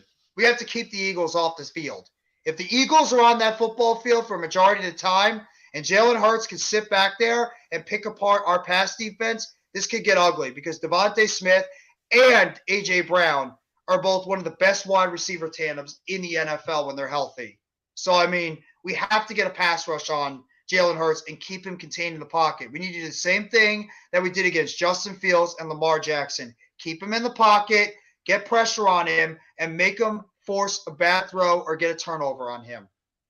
Yeah, plus also there's a possibility of the return of Vontae Maddox in this game for the Eagles defense. So that's also huge for us moving forward. But to kind of touch base on what you were talking about with Adoree Jackson, it's like, man, like you almost in a weird way kind of replaced yourself by doing that little stunt that you did, and now it's like if there is going to be some form of punishment, it's like you said, Jeff, like a guy stepped in and it's definitely shown that he could be the leader in the back there. Just need more guys around him. Could potentially have worked himself out of New York if he's going to have some type of attitude if he does get benched. So this is going to be interesting moving forward to keep a watch on. Thank you very much, Eric, for coming by the stream and supporting us. If you guys have not already, go check out our guy, SC Experience with Eric. He's a phenomenal Raiders content creator. So if you guys have not already, go check out his content. One of us will drop the link in the chat if you want to go check out where he is. If I were honestly, no Mets, no Jets, Julian Love should keep that dot. Julian Love's been the better player. I think Julian Love has become a big-time leader on this team. And I'm not trying to self-promote here, but I dropped the video on Julian Love and how important he is with this team, that he is the definition of a defensive playmaker on this team. He's become a glue guy. He's one of the heart and soul players on this defense. And if I'm the Giants, I am re-signing this guy when the offseason comes. I am not letting Julian Love go. No doubt about it. Thank you, Eric. I appreciate it. Thank you so much for coming by and support. We appreciate all the support that you give every single one of us. And like I mentioned earlier, go sub up to our guy, SC Experience. He's a phenomenal Las Vegas / Oakland Raiders content creator. But Randy, why don't you go into detail about your Philadelphia Eagles and what you guys are game planning against the Giants this Sunday at MetLife Stadium? Yeah, man. I feel like if Maddox does come back this week, that'll be a huge boost, obviously, for not only for us as a team, but as a whole, just because Isaiah Scott and Josh Jobe haven't been proving to be solid backups in the NFL. We're constantly getting burned on the third receiver side, but this game is a divisional game, so it's gonna be one of those real gritty in the trenches, fight them out. Obviously, with you guys being hindered by some big injuries, obviously us too with CJ Gardner-Johnson, but that's basically kind of it right now. Knock on wood, obviously. Is Quez gonna play or he's out? That there's still no like definitive answer on that yet, if he's gonna be in or out either. So like I was just gonna say, plus with the status of Quez in the air, that kind of makes it But again, like I trusted this receiving core, so that just means that Zach Pascal has to step up down. He'll probably slot in if Quez steps out, and he's been pretty darn good. Not bad, but he's been a serviceable third or fourth receiver when he's been called upon. Yeah, man, I'm just hoping for a healthy game, to be honest, like for everybody to get in and get out in a sense, be healthy. I mean, if everything works out, if Miles Sanders gets over 76 rushing yards, that's over 1,000 on the year, and he's already got 9 touchdowns when the man was allergic to the end zone past year and a half from the past season, so that's good. And AJ Brown gets more than and the fact that he hasn't had any injuries, again, knock on wood, he stayed healthy this year. But also AJ Brown, he's only 50 yards away from over 1,000 on the year as well. So there's two gentlemen in this game I'll be looking and keep my eye on to see if they hit that 1,000 mark threshold. But again, I just want to say I hope everybody stays healthy, and it's just a really fun, good, and competitive game. Most definitely. And we have another great Eagles content creator here. The man that is the king when it comes to graphic designs, when it comes to highlight videos, when it comes to intros and outros, Mr. Himself, FurtherA.M. What's going on, Further? Yo, It's the how man, y'all? the myth, the legend. I'm doing good, man. How are you both doing? Doing good. Just talking some football. Over here. Rob was on the podcast a little bit earlier. We had Eric on the podcast. He's obviously not happy we know why. And we're just previewing the Giants and the Eagles. So further, while we have you on, what is your feeling heading into this Giants and Eagles game on Sunday at MetLife Stadium? I'm a little worried about Dallas Goedert not being a factor of this game. I really wanted him to be a part of the game, just to help the offensive line out mainly. But also, he's a huge threat in the middle of the field, deep threat, and he could be utilized here and there when in doubt, especially on the third down. I miss Dallas Goedert a lot. Now Stoll, our backup's really showing. I need to see Calaterra. I don't know why we're not utilizing them evenly, and I blame the coaches for this. But it's good to see Stoll out there making catches. But I want to know what's wrong with Calaterra, why we're not using him. But hey, Stoll's working out. I'm loving it, so we're going to keep utilizing that. We have C.J. Gardner-Johnson now. Y'all are going to be most likely picking on that because we got Blankenship as his backup, and so we'll see how that goes. He did have that interception, but other than that, he was very spotty. So, he did prove his point last week a little bit, but I still need to see more from Blankenship. I'm not completely 100% set in stone with that guy as our backup. Other than that, you guys are pretty much bashed up with no depth. So if any of your players get injured, fortunate for you, you guys might be in big trouble. I think that you guys will see a lot of Saquon Barkley. I think you guys will run the ball a lot more. You're going to try to get to our weak spot, which is the rushing defense, and we allow way too much rushing yards. I think Daniel Jones will find a way. It's going to be a close game. It's an NFC East rivalry. They're always close games. It's not like a normal NFC conference divisional rivalry game. This is the NFC East. We hate each other. It's a fact. This is going to be a big game, one of the biggest games of the week, besides maybe like the Steelers and the Ravens. But when you look at those matchup, Steelers bashed up. They got a brand new quarterback going on. What's going on with the Ravens right now? Barely getting a victory last week. What up, Nova? I think this is going to be the biggest game of the week right here, is this Giants and Eagles game, because if you look at our record, it is the most important for you guys to make the playoffs, and it's important for us to actually establish a playoff berth this week by getting this victory and then making our way to that divisional bye week. So in both ways, for this game, in both sides, Giants or if you're an Eagles fan, this really, really matters going into the postseason, this victory on both sides. No matter how you look at it, no matter what take you take on this, it is a big game on both sides. And I'm just going to be real with it. Go Birds. I really want to. I respect you to be. That playoff game, and I know you do too, because I know you want to get there too, and not. Bro, we're bitter rivals. We're bitter rivals. We don't like you. You don't like us. Right. We're being nice. We're being somewhat nice right now, which is a rare thing between Giants and the Eagles. But at the same time, we don't like you guys. You guys don't like us. We know the tension between these two fan bases. We know the history between these two fan bases and these two teams. They don't like each other at all. We don't like each other. So this is going to be one of those smash mouth old school games. There's going to be a lot of chippiness. There's going to be a lot of people in each other's faces. That's just what happens when the Giants and the Eagles get together in an NFC East game. It's just a damn shame we had to wait all the way until week 14 to see the first one. Right?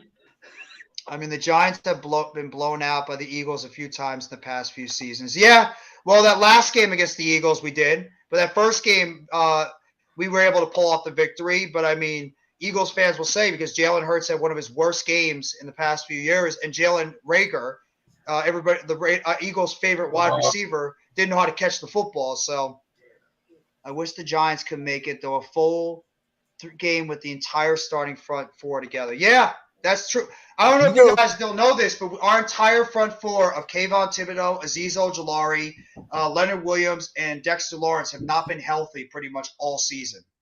At least one of them has missed a game pretty much the whole time. The only time we've actually had all four of them in the same game was, I believe, the first half of last week's game against Washington. That's it. Shit. That's it. And further, I don't know if you hear, but Leonard Williams is out, and Saquon Barkley is questionable for this game with a neck injury. So Barkley, I think he's going to trend towards playing, but I don't know how effective and how many snaps Saquon Barkley is actually going to get in this game. So that's the question. And it might be a little bit more Daniel Jones running the football on bootleg plays, and it might be a little bit more we might have to pass the football maybe over the middle to Daniel Bellinger, to a Chris Myrick, maybe to like a Richie James or one of our slot receivers in the middle of the field. But I want to talk about this too. What is the biggest concern for you guys in playing against the Giants heading into this game? What concerns you the most about the Giants on offense and defense heading into this game on Sunday for both you guys? For me, I would say I touched on it a little bit earlier when I said we've been kind of sus when it comes towards playing against tight ends, and I feel like Daniel Bellinger is going to be a key piece for you guys this week, and your guys are going to utilize him quite a bit. And if Barkley can stay healthy in the red zone, you'll definitely try to exploit our run defense. And on the defensive side, you were saying earlier that Julian Love is a tackle machine, and he's kind of being not like a ball hawk in the sense of like interceptions, but being near the play and being a guy that likes to separate the player from the ball. So for me, I'm going to definitely be watching that a lot. So he has he leads the team in interceptions with 2. We've not really had a lot of interceptions this year, but he has 97 tackles for his safety on the season. He's had a great season. He's actually in line for possible Pro Bowl appearance with how well he's played. But we'll see. I mean, he's a free agent after the season, but I do not want to let him go. I don't. So further, what about you? What about you, further? What's your the thing that concerns you the most about this Giants-Eagles game on offense and defense for the Eagles? Well, this game, I think in particular, would be Saquon Barkley. I think we'll be able to stop Daniel Jones with Bradbury and Darius Slay. I think Epps might. I say this every week, but I'm just hoping Epps will have the game that we've been looking forward to, that we've been asking Epps to have since week 1, and we have not seen it. And this is a huge moment for Epps because C.J. Gardner-Johnson's not there. We really need him to step up. So y'all will be picking on that proportion of the field when passing comes. You'll be using Saquon Barkley, passing game and rushing game both ways on us. We will be using, our weapons on offense. I'm just worried about our defense. Can we maintain missing pieces like Dallas Goedert will hurt us, not having that weapon to fully make us operational on offense. I think it's going to be a good game. I think it's going to be within a touchdown on both sides or within a field goal. Like I said, it's an NFC East rivalry. We both have reasons to win this game in different ways. Us being in the playoffs, clinching that playoff berth, and hopefully getting the divisional bye week. And for you not to allow the Washington Redskins to step over your feet and to enter the playoffs too. I mean, it's a fight for you. You guys don't want to miss the playoffs this year, do you? I think this is a huge, important game. You definitely want to win this game. Yeah, we have to. To have the bragging right to say, we beat the Philadelphia Eagles. At the meeting you got – go ahead, Randy. To put a bow on everything, and this isn't a form of bragging, but I'm just saying because the stats are stats, and the stats don't lie. Offensive leaders, Philadelphia Eagles are number 3. Defensive leaders, Eagles are number 2. So we average 388.3 yards a game, and we allow 296.4 yards a game. Yeah. So like when it comes down to it in the brass tacks, like the Eagles do play solid defense. We're a top 5 rushing team offensively. We lead in turnovers with 13. We were second in the league with 42 sacks. Only up between us is that damn star team up north. But yeah, other than that, like our team comes and plays, and we know you guys come and play because you got the coaching staff.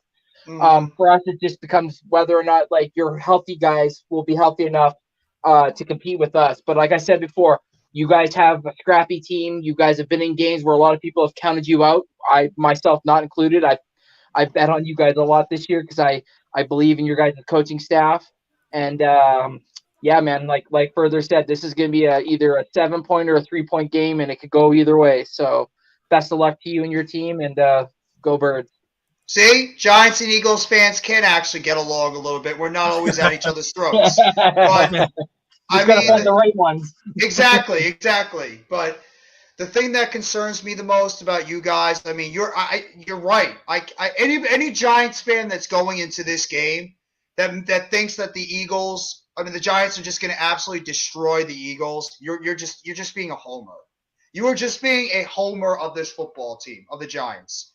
It's clear as day the Eagles have a much better talented roster than the New York Giants. It's not even a question. Wide receiver, it's not even close. Defensive, I would say pass rush is probably the closest between both teams. Yes. Offensive line, when we're healthy, we're not bad.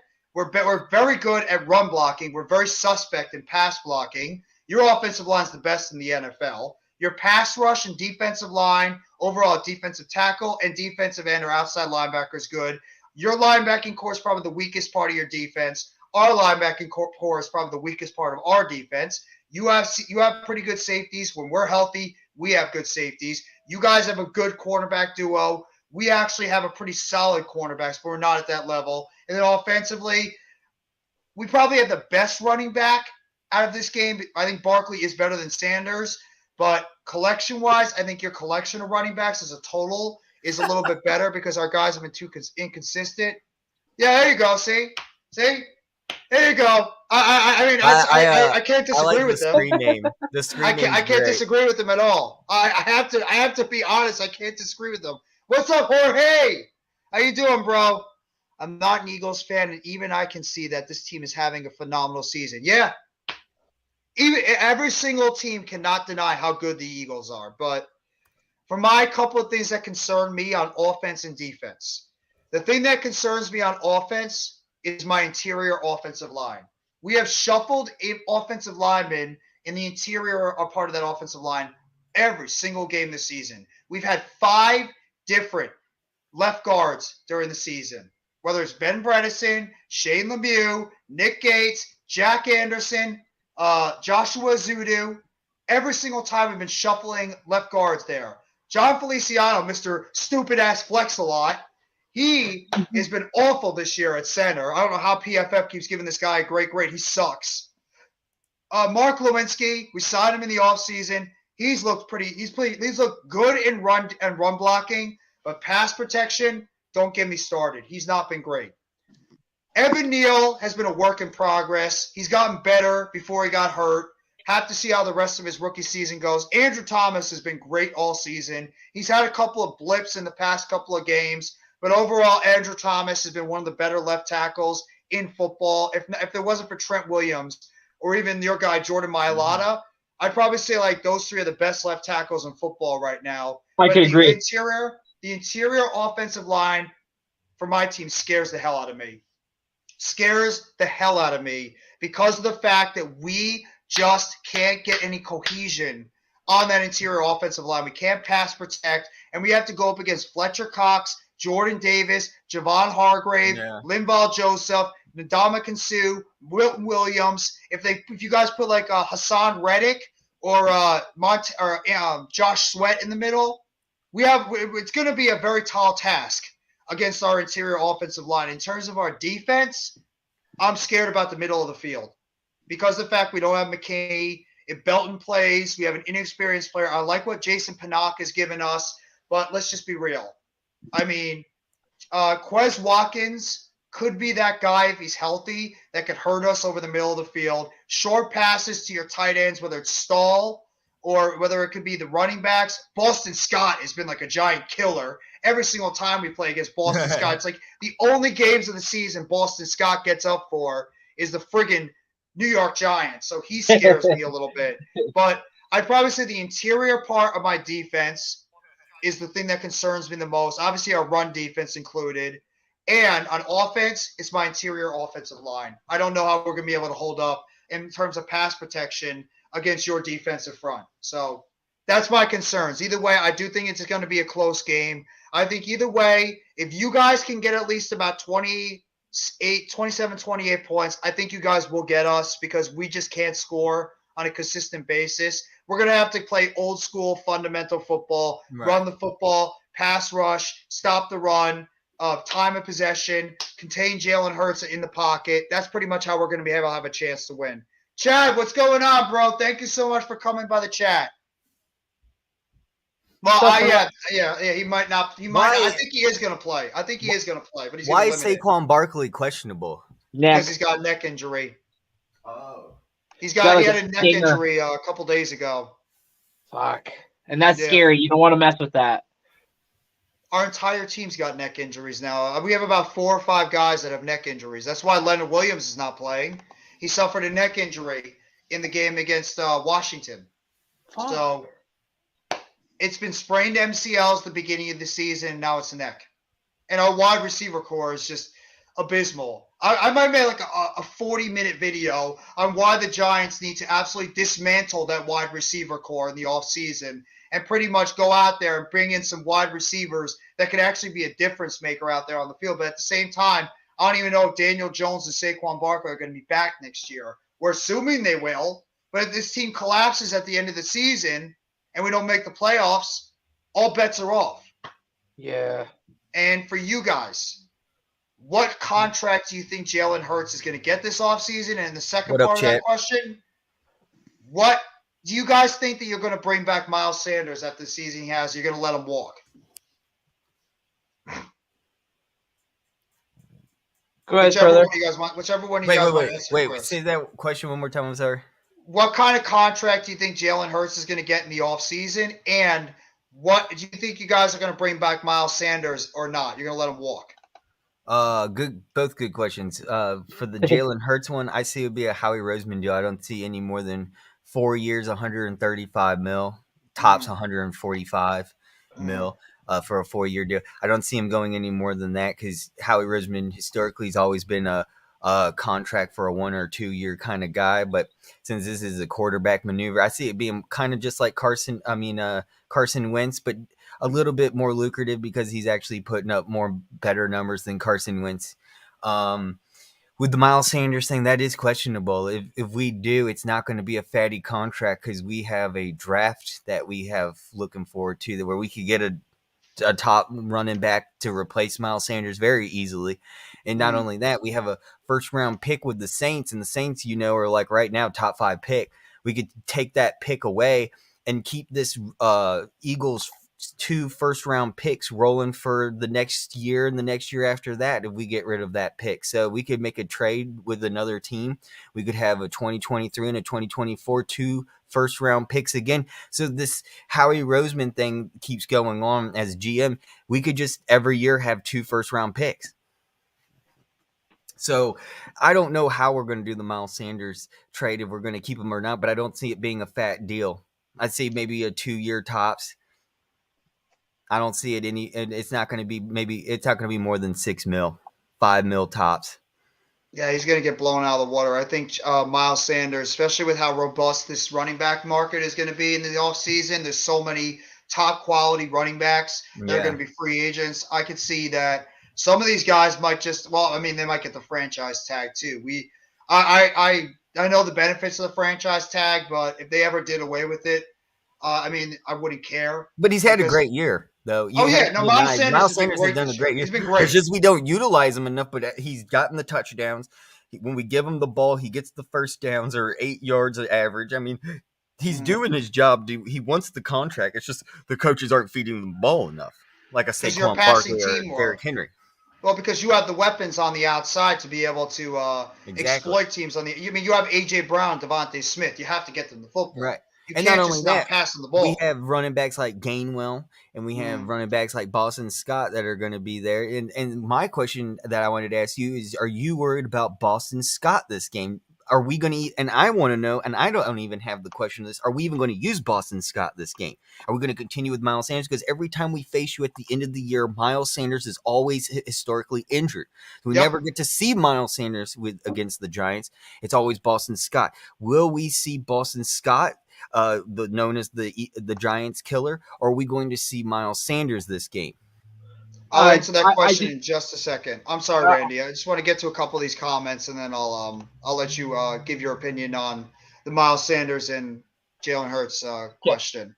I can't wait for tomorrow's WWE holiday show. I'm hoping to see Charlotte Flair and get my card signed by her because it's worth $300. Well, you might get your wish. There's been a lot of rumors going around that Charlotte Flair is her imminent return to the WWE within the next couple of weeks. And I don't know if you guys heard, John Cena is supposed to be at the last show in Tampa Bay, Florida for the last show of SmackDown on December 30th. So if you want to see John Cena make his return to the WWE, all you got to do is tune into that last episode of SmackDown on December 30th in Tampa, Florida. So I hope you have an awesome time, and that'd be pretty cool if you're able to do that. Chad, what are your Royal Rumble predictions? I'm actually going to give mine probably in the next few weeks or so. Jorge, I'm not worried about the Royal Rumble right now until after the holiday show, and that I'm going to. Hey, have a great time over there, like we mentioned. Have a great time at the show overall. With Steelers, Deontay Johnson's questionable with a hip injury, and TJ Watt questionable with a rib injury. Hopefully, the both of them are able to play for you guys because you have a big game against the Ravens without Lamar Jackson. But Randy, go ahead. You can go ahead and give your thoughts on the Jalen Hurts and potential Miles Sanders contracts that might happen after the season. Yeah, so for everybody that doesn't know or people that are unaware, obviously Jalen was taken in the second round, and second rounders are only given 4-year rookie deals, not 5-year, like obviously first rounders. So this year coming, like not this year, but next year is his final year of his rookie deal. So if we do sign him, obviously that contract won't come into effect until the 2024-25 season. But I think if Jalen Hurts keeps on the trajectory that he is on, and the team keeps winning, and he keeps putting up numbers that he's putting up, I also think that not only will his name be attached to a potential Super Bowl, but also an MVP. And if that is the case, and let's say we do get to the Super Bowl or even aspirations of winning it, he is getting signed to a lucrative contract because there's no way that Howie's going to want to let that man walk out of this building. So with that being said, obviously there's going to be cap implications because of like what we have with AJ Brown's contract, and then all the 16 plus free agents we have coming off the books this year. So that'll obviously come into play with also Miles Sanders. And I also feel like with this team, whether or not Kelsey returns, it's a plug and play offensive line with running backs because we're such a lucrative offensive line. And other than Kelsey, there's not many people that are going to be missing from that offensive line, really. So, like, when it comes down to the running back position, we could easily either draft or sign a running back in free agency. So, right now, maybe right now Miles Sanders is playing to show the league that he's worthy of a high contract, but will it come from the Eagles? I highly doubt it unless he's willing to sign something team-friendly. So, yeah, I don't think he's signing anything team-friendly. The fact that he's about to have a 1,000-yard season, with the fact that we know there's going to be a team out there that's going to be wanting to throw out the big money to a guy like Miles Sanders, that I could easily see the Eagles just allowing him to go out there and test the market. I could see some team, signing him to a big deal because they might see the potential in him coming off a big season, heading into free agency. And the fact that, like you said, you have 16 free agents after this year, including your quarterback that you have to sign. I'm sorry, Hurts still has one more year, but your quarterback is going to have to get signed to an extension after the season he's had, especially if they go into a long playoff run and if they win a Super Bowl. That's obviously numero uno. And then you have to go down the list of what players you want to try to bring back this offseason, which all ties together with the aggressiveness of how Howie Roseman has really, gone out in this offseason for you guys. It's win. You have to win this year. Because he's pretty much pushed all his chips in the table. He's pretty much saying we have to win this year with Jalen Hurts on a rookie deal, with all these players that are going to be free agents, with a weak NFC, with a pedestrian AFC. This is our opportunity to go out there and win a Super Bowl. That's the Eagles' shot. And if they come up short, or if God forbid they get bounced in like the divisional round,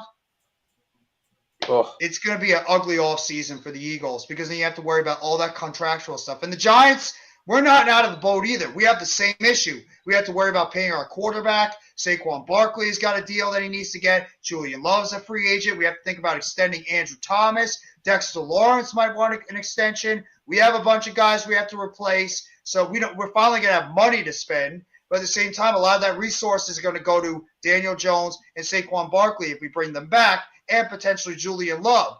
And then extensions for guys like Xavier McKinney, Dexter Lawrence, Andrew Thomas. What are you going to do with Leonard Williams? You have to try to get that Kenny Golladay contract the hell off the books. So, I mean, the Giants have got a lot of decisions to do this offseason as well, but it all accounts to you have to draft well. That's the thing. You got to be able to draft well as a team overall. Yep. But I think that either way, I do think the Eagles are in good position in a weak NFC to be able to take advantage of the opportunity in front of them. What the biggest competition? Obviously, I'm going to say we're competition to you guys because the NFC East, you never know. But the best teams other than you guys in the conference are probably Minnesota, who you already beat, and Dallas, who you guys already beat too. So you got to think about that too, but you have to make sure you're in playoff ready mode when you get ready, because your expectations are sky high right now. Yes. So, one thing that's funny is both those teams, I have no fear in the postseason. You shouldn't. I would not have fear too. They're notorious for choking. The Cowboys and the Vikings are notorious for choking in the playoffs.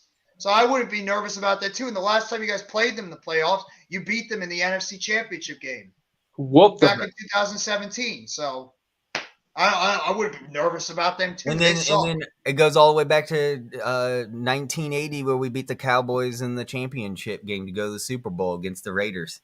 Exactly.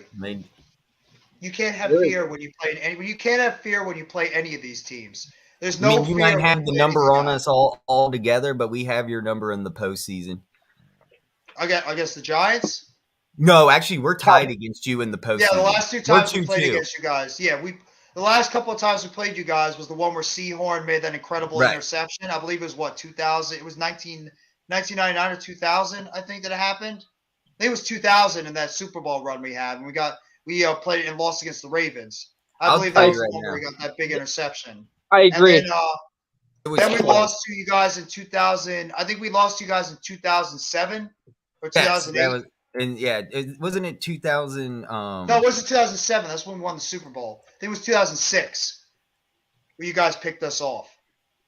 I'll tell you right now. 2008 divisional playoff game. Well, we beat you guys that game.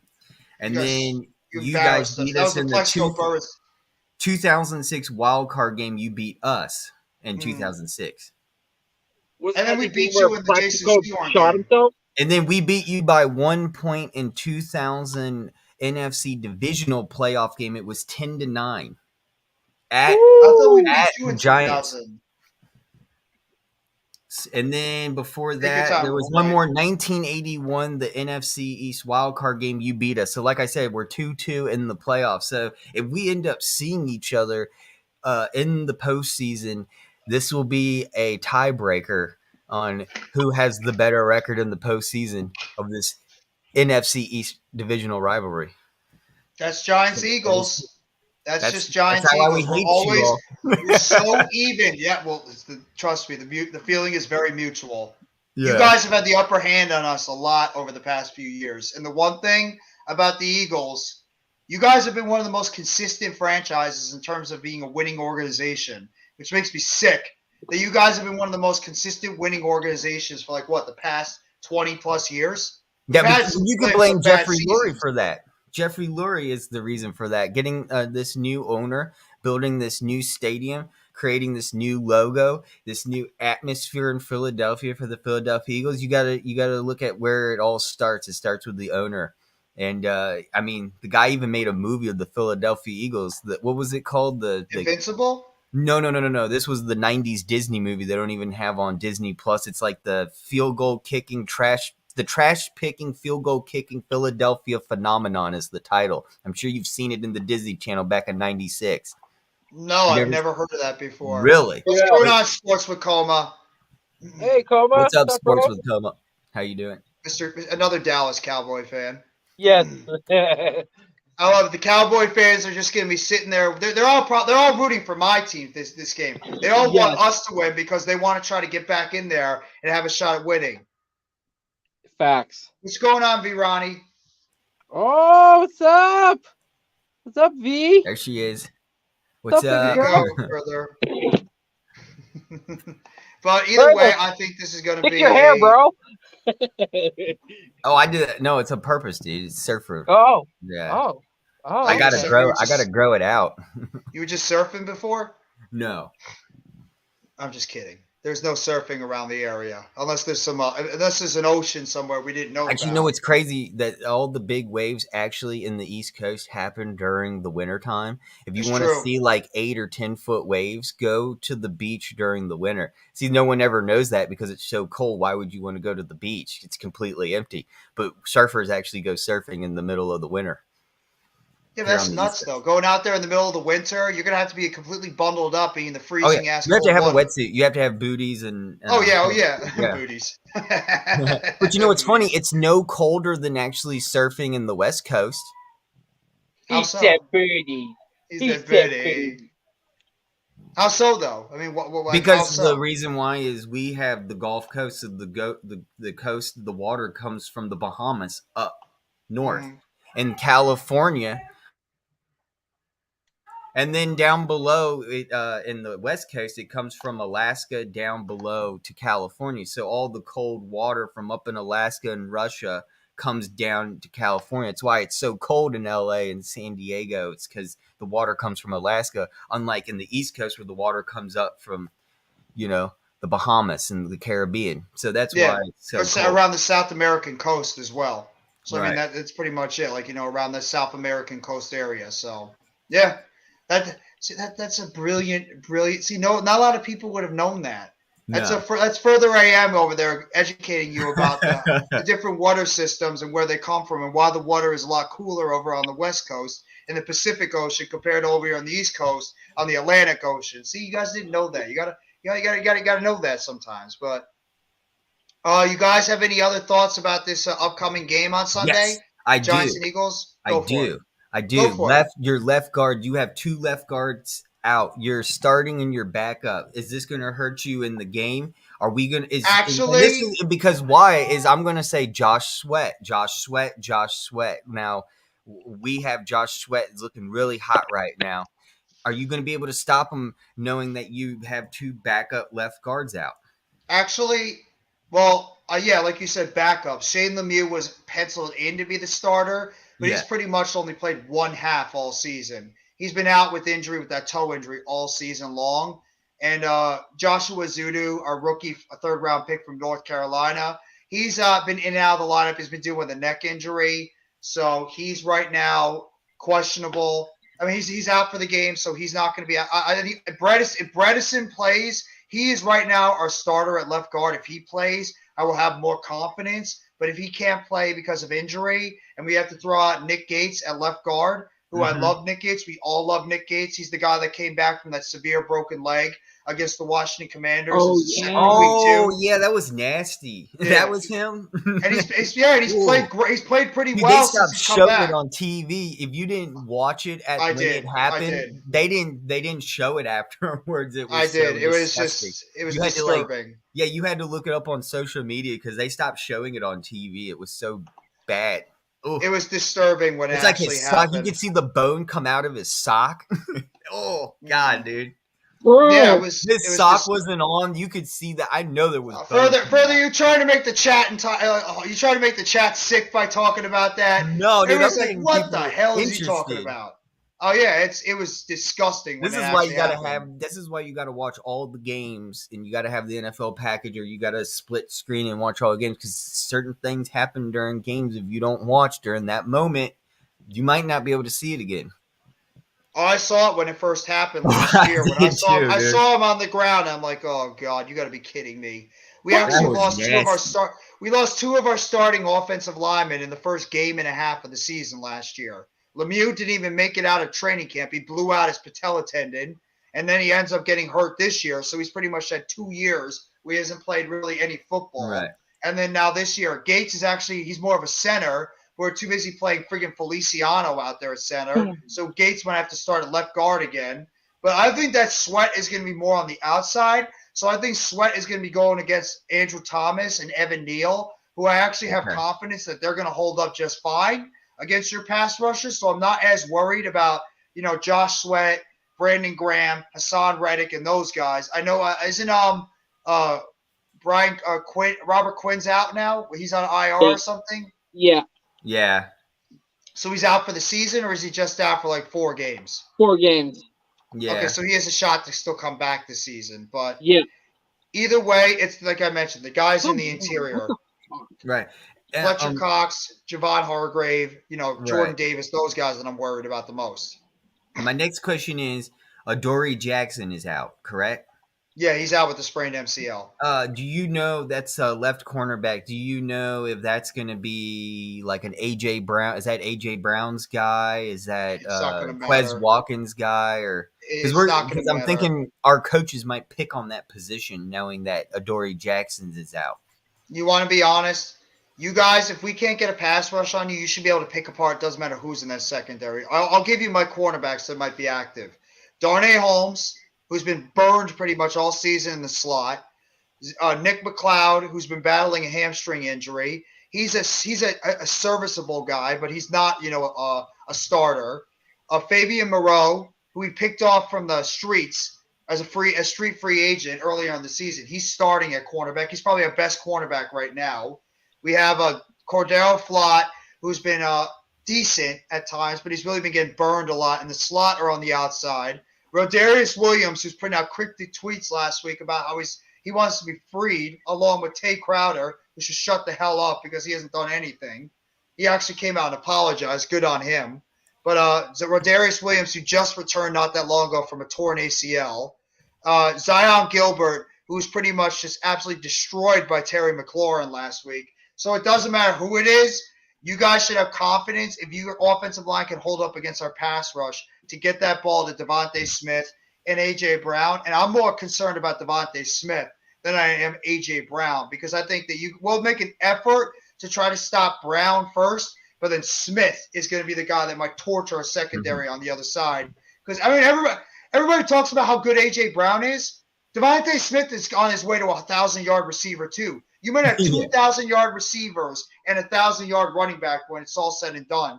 Because what Smith has got, over 711. 711. Yeah, he has a 200-yard games and decent numbers the rest of the season. He's going to be on his way to a 1,000-yard receiving season. So you can't forget about Devontae Smith as well. So where is it? I was on this one site. They had projections. And they are projecting here. I'll tell you right now. Projected, Devontae Smith. His hair is very messy. To get over 1,000 yards. His hair is very messy. I agree. Told you. Oh boy. Veronica's getting me in trouble over here again. She is going to get you in trouble. You got to be careful over there. But yeah, I think Devontae Smith is going to get a 1,000-yard season, and I was very big on Devontae Smith. I was big on Devontae Smith when the season started. I even said that this dude could be a top 5 receiver in the NFL because I've always been a big fan of Devontae Smith. But obviously, you guys have been a lot more predicated on the running game, a lot more this year compared to last year. Mm-hmm. A.J. Brown has obviously been your number one target. Before Dallas Goedert got hurt, he was a big contributor for you guys during the season. So obviously, with Goddard going down, Devontae Smith has had to pick up a lot more of the load as that number 2 option in the passing game. But either way, I think that Smith is going to be that number 1 guy because I think we're going to try to take out A.J. Brown the best we can. It's definitely not going to be easy, but I think we'll make a key effort to try to limit A.J. Brown and what he does. And then we're going to have to see if, what we can do against Devontae Smith. So if we can't get a pass rush on you guys and we can't stop the run, it could be ugly for our defense going forward. It really could. Here's something cool that I just looked up. a trio team that each wide receiver, all three have over 1,000 yards. Do you know when the last time that happened? I love my guy NYG22. And in a way, he's right. Nobody really has torched us this year in the secondary, and our coach, Jerome Henderson, has done a spectacular job. But it's our pass rush that has to step up. Because if we don't get a consistent pass rush, it might be a long day for us. They might be able. This might be the first team that could torch us on offense because we haven't really gone against two wide receivers, the ilk of what Devontae Smith and AJ Brown are as a tandem. Yeah, I'd worry less about the passing and your cornerbacks. Was a Giants fan. I'm looking at the coach. Your main objective is to get to Jalen Hurts no matter what, because if you can't get to him, he's going to run. So if he's in that pocket and you guys are putting pressure on him, you better get to him. It's not just putting pressure on him. You got to get to him because he is going to run off. So it's important to pretty much break up that whole offensive line of ours and get to Jalen Hurts as quickly as possible and just make sure that he is contained, and you pretty much beat him up a little bit to scare him and make him spooked up, and he won't be able to pass the same. And it's shown that's what happened with the Redskins game. It was unfortunate, but the Redskins found our weakness, and they ran all down our throats afterwards, and it showed. Fine. Okay, I got you. I was like, why is he saying pause? What did I say? Randy was quick on that one. Yeah, he was. Right when he came out, he's like, pause. What did I say? I was like, I don't know what I said. Like, pause, brother. If the Redskins can figure it out, you guys should be able to easily as well. Well, that's the strength of our team, is running the football. But you have a whole new coaching staff, so I really design runs. Design runs is what we need to do. No, well, the linebacking core is our weakness. Our middle linebackers are not up to par. But, okay. I mean, it's also going to be difficult with backup players against a very good passing offense of the Philadelphia Eagles. And that's why I say pass rush and as well as stopping the run has got to be the formula for the New York Giants. Because we'll just utilize Miles Sanders and Boston Scott and run up the middle all day. We don't need to pass the ball then. If you're telling me your linebackers in the middle are not so good, like ours, kind of saying here, we can't stop the run. This might end up being everybody in the NFC East can't stop the run. Everybody in the NFC East can't stop the run. That's the biggest weakness for every single team. Though you did get that beast over there, Jordan Davis, back. I can't believe I'm friggin' praising you guys so much. It makes me sick. And what about Nakobe Dean coming up? This is great because we get to see Nakobe Dean play against you guys. I don't even know what to expect. Is he going to be able to stop Saquon Barkley? How is he going to play? Is he going to get the tackles that we wanted to, that he was promised, that we got in the draft? I don't know. We'll see. By the way, nobody's talking about the Daniel Jones tripping over his damn feet again. No Eagles fan wants to talk about that. That seems to be the running joke with all you guys. Oh, Daniel Jones tripped over his feet on that big 68-yard run before he ran in for a touchdown. I'm so sick of that. Eagles fans, you do realize we scored on that drive too, right? Right. Yeah. And if Evan Ingram knew how to catch a fucking football during that game, we would have beaten you in 2020. Yeah, I don't understand why we're joking around with that, because if you saw that play, that was embarrassing on our defensive, allowing you guys just to run right up the middle and get, 98 yards you said? I remember that play like it was yesterday. It was absolutely ridiculous. It's like everybody's shitting on Daniel Jones because he tripped over his feet. You guys do realize it was funny to watch. Yeah, I have to say, when you're watching it, it's kind of like, I think he forgot how to run. You know what? It would have been funnier as a joke if we actually won that game, but Evan Ingram decided to make an awful appearance at the end, which pretty much screwed us on why we didn't win that game. When Daniel Jones dropped a goddamn dime in his hand, and Evan Ingram freaking drops the football in front of him, and then we know what happened afterwards. Boston Scott driving down the football field gets the touchdown. We lose to you guys at the end. There's one game that I really want to win this year badly. Obviously, I want to win this Sunday. I want to beat the Commanders, but you have no idea how bad I want to beat you guys at Lincoln Financial Field. I'm so sick and tired of losing to you guys in that goddamn stadium. Every single time we play you guys, we always find some stupid-ass way to lose to you guys. I had won so badly on Week 18 in Lincoln Financial Field. And I believe our guy NYG22 and Mac the Giants fan will be at that game. I think they're going to be at that game representing the Giants. Right. When is that? The January 6th? That's the last game of the season, Week 18 in Philadelphia. I'm not scared of them either. I'm really not. I'm not scared of any team in the NFL. I'm not scared of you guys, but the matchup is not in our favor. You guys do have matchups. You have good matchups against us. That's a fact. No, I think Mailata is a good left tackle. I can't disrespect Mailata. Mailata is a solid left tackle. He was a Pro Bowler last year. What a steal, and also a 7th-round pick. I mean, how can you, when you think of left tackles? But at the same time, you're going against Kayvon Thibodeau and Azeez Ojulari, which is the strength of our team, is our pass rush. And Dexter Lawrence up the middle. That guy was supposed to be a project. And you can ask Next Shift Randy right above me if you actually believe that Mailata was going to be a starting left tackle ever. Nope. It was a project. It was like a 4-year thing. He was going to have to learn. He was no way big enough to be a left tackle, and he just comes out and proves everyone in the NFL wrong. I literally thought that with Mailata, this would be a new transition to get more people from the islands, like the Polynesian Islands and Samoans, to the NFL, and especially rugby players, and it really hasn't. No one in the NFL has learned from the Eagles that, hey, maybe getting rugby players might be beneficial, not just in the offensive line. They could be used as linebackers, getting through holes. That's what rugby players do. They try to, and they don't have pads on. They're tough. You want a tough linebacker, get a rugby player. Shalom, Coach. How you doing, Coach? The sexy.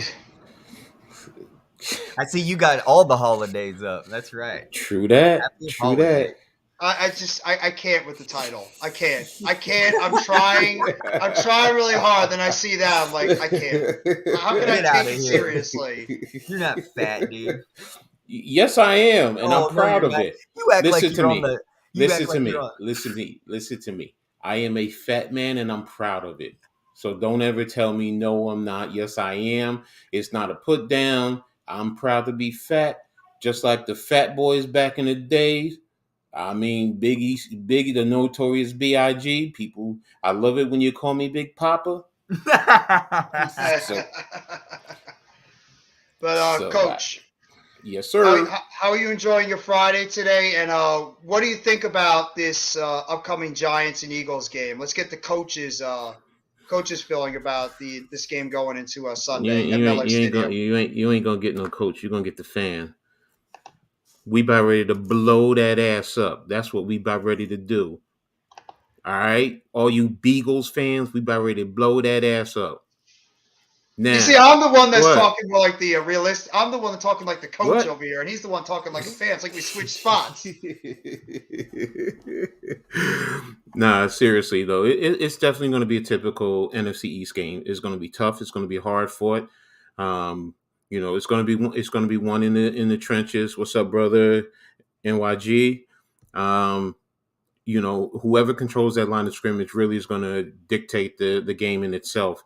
And especially with the running attacks, because that is what I think is going to be key. Yes, the Eagles are going to try and get send the ball downfield, especially if they can't get the running attack going. But, if we can make them one-dimensional and keep Hurts in the pocket and get, as I always say, get good, clean hits on him. It's happened in the past. Yes, he's having a phenomenal season, but he always seems to have a hard time against the Giants for some reason. That's true. And it's is he going to throw those critical? Is he going to make that critical mistake in putting that ball in harm's way so we can capitalize? So again, it's going to be the trenches. That's really what it boils down to. I mean, if their offensive line can control our front defensive line and they can have even balance in the run and the pass game, it's going to be very difficult for the Giants. But if we can make them one-dimensional and get after Hurts and really make him scramble, not just, sit back there, be comfortable like he's been doing all season. It's get after him, hit him, knock him around, get him rattled, because then he'll lose a little bit of focus. So, that's the biggest thing. For the Eagles, yes, they're definitely going to try and run it. I mean, that's going to be first. They're going to try and run it to control the clock, control the game, and then take good clean shots downfield. I mean, that's what I would do if I was them. And offensively for the Giants, we definitely have to utilize Saquon the right way. Don't just use him in the running attack. Mix it up. Get him on the outside. Even align him up outside. Create mismatches if possible. See how they're going to line up. To match it up. Are they going to put a cornerback on him? Are they going to put a linebacker or a safety? Little things like that, and attack downfield. I mean, don't be afraid to not send a message that we're going to send the ball, even if you don't connect right away. It forces the defense to back up, and if they're backing up, then that can also open up the underneath for the passing lane, especially with Bellinger coming back, and also open up the running attack in itself. So. Well, I don't know if you heard the news about Barkley, that he's questionable for the game with a neck injury. So his role could actually, if he plays, could be limited. So compared to what we were thinking it was going to be when we were talking about it a couple of days ago. So Barkley, who even knows how many snaps he might even get this game? So we might see more Matt Breida and Gary Brightwell, because Barkley with that neck. They might have to limit his snaps. I doubt he's going to be able to go out there and take a full snap. If that's the case, if you do have to limit him, but he's still able to get on that field, it makes it even more the reason to put Breida out there with him. He's another threat on the outside as in a receiving game. You don't have to let him physically be beat up in the running game. You can just let him attack the defensive backs downfield. That could be, and that can also, you could still use him. You can decoy him. You can still get him downfield, because defensive backs, they'll have to say, we have to keep it on because he can still catch the ball. So, but I mean, now if he's out, that changes the whole dynamic of the offense. So I'm gonna give a shout out real quick to Chad and also Raphael. You are now moderators for the Hardcore Sports Channel. We have 2 new moderators. So there you go. Congratulations to both Chad and Raph for being mods now of the Hardcore Sports Network. But yeah, I mean, I can't disagree about the trench warfare. The Giants if they want to have a strong, legitimate shot to win this game, we have to find a way to win out in the trenches. And it's going to be down to, we're going to have to win with old school football. Stop the run the ball, contain Jalen Hurts in the pocket, time of possession, and pass rush. That's our element of winning. And occasionally being able to take shots down the field to stretch that defense out.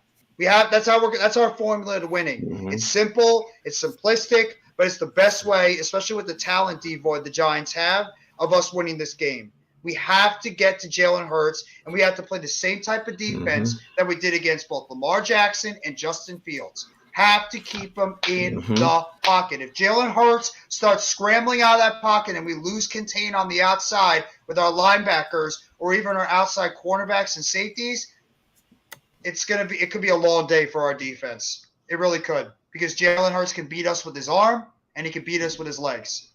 And we have to stop the run. It is imperative we have to stop the run and not allow Miles Sanders, Kenneth Gainwell, and especially that giant killer, Boston Scott, to go nuts on us in the running game. Because if he can do that, it's going to make it a little bit harder for us to win. But at the same time, what gives me confidence, what gives Coach confidence, and what gives Giants fans confidence is all these names on that defensive line, even though Leo is probably not playing.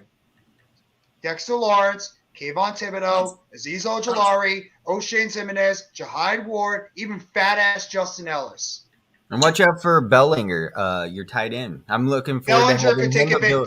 Yeah, big day with him. Bellinger can take advantage of the middle of the field. I agree. And Saquon Barkley is also a great pass catcher. Watch him score a TD through the air.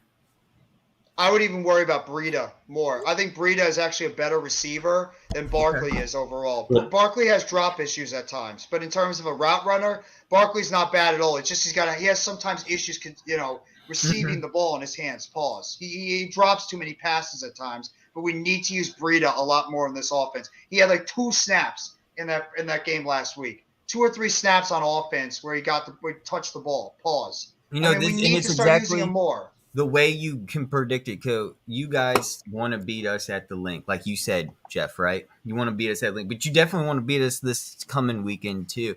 I was I just want to beat you guys every single Sunday. I'm sick of yeah, losing to you and guys. what I'll say though is the Redskins got it done at the link. Let's see if you guys can. It Well, we're can gonna be have to win done. the same type of way they did and force turnovers. We're gonna have to force Hurts into turnovers and your players. Right, but So you have to get to them. You have to, like I said, you will have not just get to them. You have to contain them. You have to tackle them because Jalen Hurts he's an escape artist. He will find a way to get out and and try no to do stupid something. turnovers. I mean, no stupid penalties. None of this. I don't want to see any of this. I don't care if the rule is stupid or not. I don't want to see this anymore. I don't. Yeah, Don't flex. the refs got to calm down because every time I The watch refs an are so Eagles game anal about lately, I everything. see I say like before the first quarter we had 9 flags on the Eagles. That's just our team alone. 9 within the first quarter last week. I can't wait to see how many flags will be thrown in the first half against this Eagles Giants game. It's just going to be a referee show, or they're just going to be throwing flags. You know the refs are going to get involved in this somehow, especially with how these two teams hate each other. I mean, there's like hate. What crew is officiating the game? Because that's also what Yeah. if you pay attention to what crew is officiating. Some are flag, what I call flag eaters. They really don't throw a lot of flags, and then others are, you know what, they want themselves to be seen on TV. Basically, that's they're the attention getters, and they think that they're equally as important as the two teams on the field. So Watch us get Jerome Boger. His group throws a million flags every time their referee group comes. Watch us get Boger. He's gonna be the guy that's gonna ref our game. I can't say what I want to say about him. I just can't. I'm not gonna say it because it's. No, I can't. Yeah, no, yes, I can. Yes, I can. Yes, you can't say it. Booger face Boger. Yeah. Yeah, exactly. That's what I call him. That's really what I call him. Because it's just like him every time. And I know I shouldn't. I know I'm wrong. And you shouldn't make fun of anyone, but he's just. He sucks. Whenever I see him, and I don't care what team it is, whenever I see him, I'm just like, oh God. Oh, he said it. Wrong. Yeah, exactly. Every single time we play against them. It's not just us; it's teams. I watch him. It just seems like whoever it is like they got a hard on for throwing flags. Yeah. It's like just keep it in your pants, fellas. I mean, come on, you're taking away from the flow of the game, the momentum, the excitement. If it's egregious, don't get me wrong, call egregious. But some of them, I mean, hell, there's holding on every damn play. There's illegal contact damn near on every damn play. There's offensive and defensive pass interference in every damn play. Come on, man. Just leave it alone. So. Well, they always want to have their say in everything, so they're going to keep throwing them flags out there because they want to feel like they're important in these games, which is the reality, you're not. Mm-hmm. You're a referee for a reason. I don't want to say the impression because somebody might take it a little bit wrong, so I'm not going to do my impression of Jerome Boger, but I'll save that for another time. But weigh-in was great. Joe Rogan is incredible at hyping a card. I can't wait for tomorrow. I hope the UFC card goes absolutely awesome tomorrow. I think our guy, G Nation Inside Sports, is going to be doing the leather to the face to it for tomorrow. So make sure you guys go sub up to him. Another great New York Giants content creator, G Nation Inside Sports, along with Big Pat Sports Talk, as well as Classified 3F with Joel, the originators of the Big Blue Crew. If you guys haven't already, go check out their content. They're three of the best in the New York Giants community. So go check them out.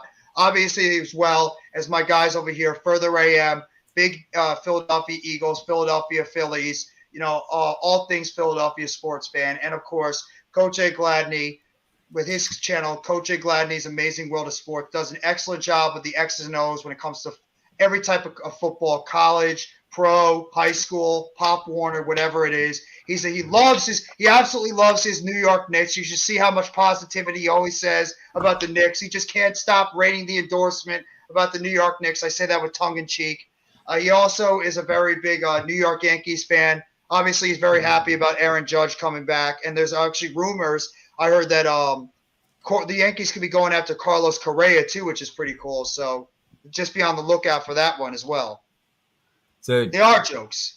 Check this chart out. The last 2 times we've lost to you guys at MetLife. last year in 2000. And the one last year was around this time too. It was in the 28th of November, right after Thanksgiving. So that's where Hurts had a horrendous game. He threw like what, 3 picks? Exactly. It was actually very low scale. It was 13-7. But you guys did pull a victory out in MetLife, and then the year before in 2000, it was also a November 15th game, and that was 2020, right? Yeah. So we haven't, for the past last 2 times, we haven't beat the Giants at MetLife. So it is a very big possibility you guys might take this victory this week. I said from the beginning I thought we were going to split. If anything, I thought we're going to split with you guys this season. And if I had to pick, this is probably the more realistic game that we would be able to win. Because for some reason, I don't know what it is about your damn stadium, but it's like all the giant curses come into play when we play against you guys there. So we have to find we have to find a way out of these 2 games against you guys. This is the one we have to pull off. And then obviously leading into that huge monster game next Sunday night on Sunday Night Football against the Commanders. That game is just like a must-win for us, especially if we end up falling to you guys this Sunday. We have to win against the Commanders, or it could be a very, very difficult road because we have to travel to Minnesota after that, which is not going to be easy. Carlos Rondon on the way and trade for Brian Reynolds. Are you just saying that because you want to say that, or are you saying that because that's who you would that's actually what's happening? I heard Rondon wants a 7-year deal or something. I'm not paying him 7 years. And Brian Reynolds will be a good addition for you guys. I want either Correa or Swanson on the Yankees. Maybe you get them. Maybe you guys decide to get one of them, and you make IKF a bench player for your team on the a super utility player for the Yankees in terms of the infield. That hurts the young guys that they had. Oh my gosh. Oh, you mean like Volpe and yes, and Peraza? Yes. Yeah. I like I said, I just don't get it. I don't. That's me. I'm a, like I said, I'm not a aficionado when it comes to baseball, but logic is logic. If you have two, not one, 2 young developing players, why are you going out and getting somebody to put in front of them? Yeah. I just don't get it. That's me. I mean, I don't know. I'm just gonna. By the way, Further, what's your fascination with you guys keep taking players from the Mets? Now, apparently, I heard you guys signed Chris Bassett. It's like the 3rd guy that you signed as a former Met that's now in the Phillies. First, you signed Taijuan Walker. You signed Zach Wheeler from us a couple of years ago. And now you take Chris Bassett. You really love them former Mets. I don't ask me anything about baseball, man. I just like watching the game. I'm not all about into the players and the statistics of baseball. I'm not that guy. You want to talk to Blake about that? He's a Braves fan. He's not going to give props to you guys.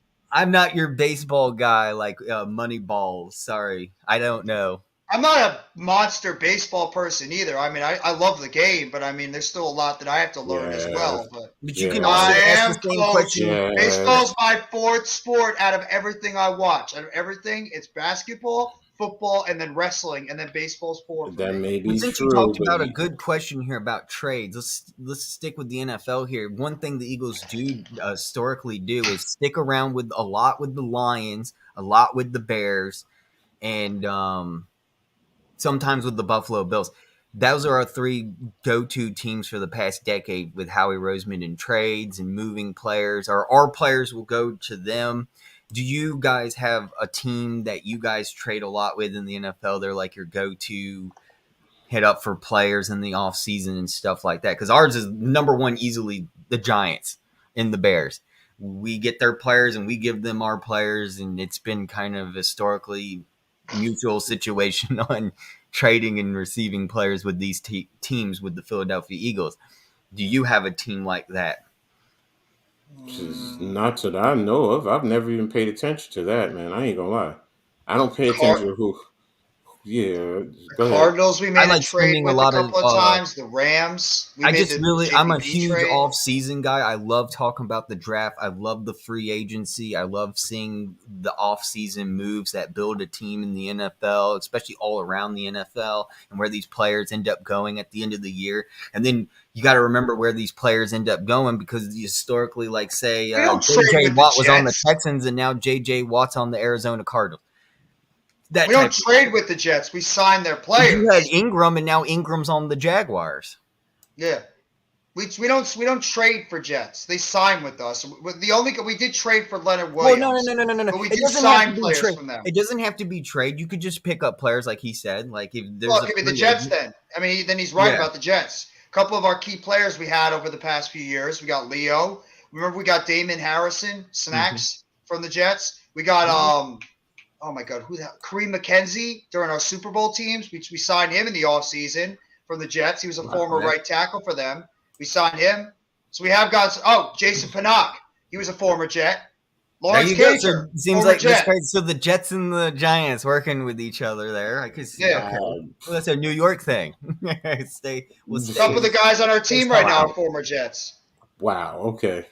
I didn't even know that. I didn't even think about that. I'm like, oh my God, it's the Jets. Look about the Titans. We got Doug Pederson. We got AJ Brown.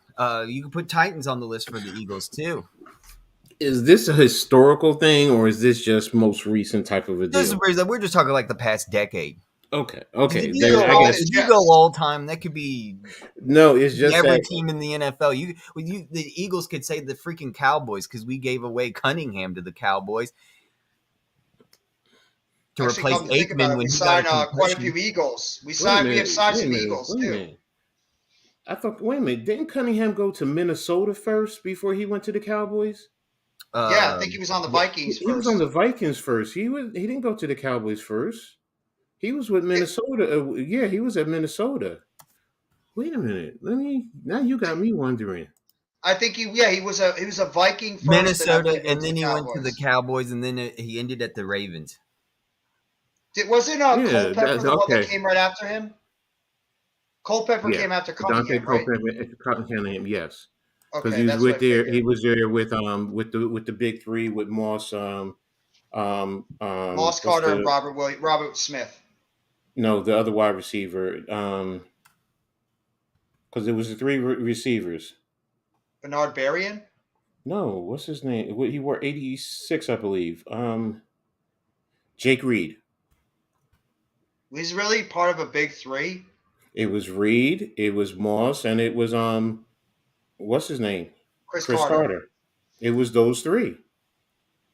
It was that running back too, though. Robert Smith. Robert Smith. Yes, Robert Smith was incredible for the Vikings during that little stretch at the time. Until he got hurt. Yeah, it was just that I was saying the three receivers because they would always attack you deep, especially with Culpepper with that cannon of an arm.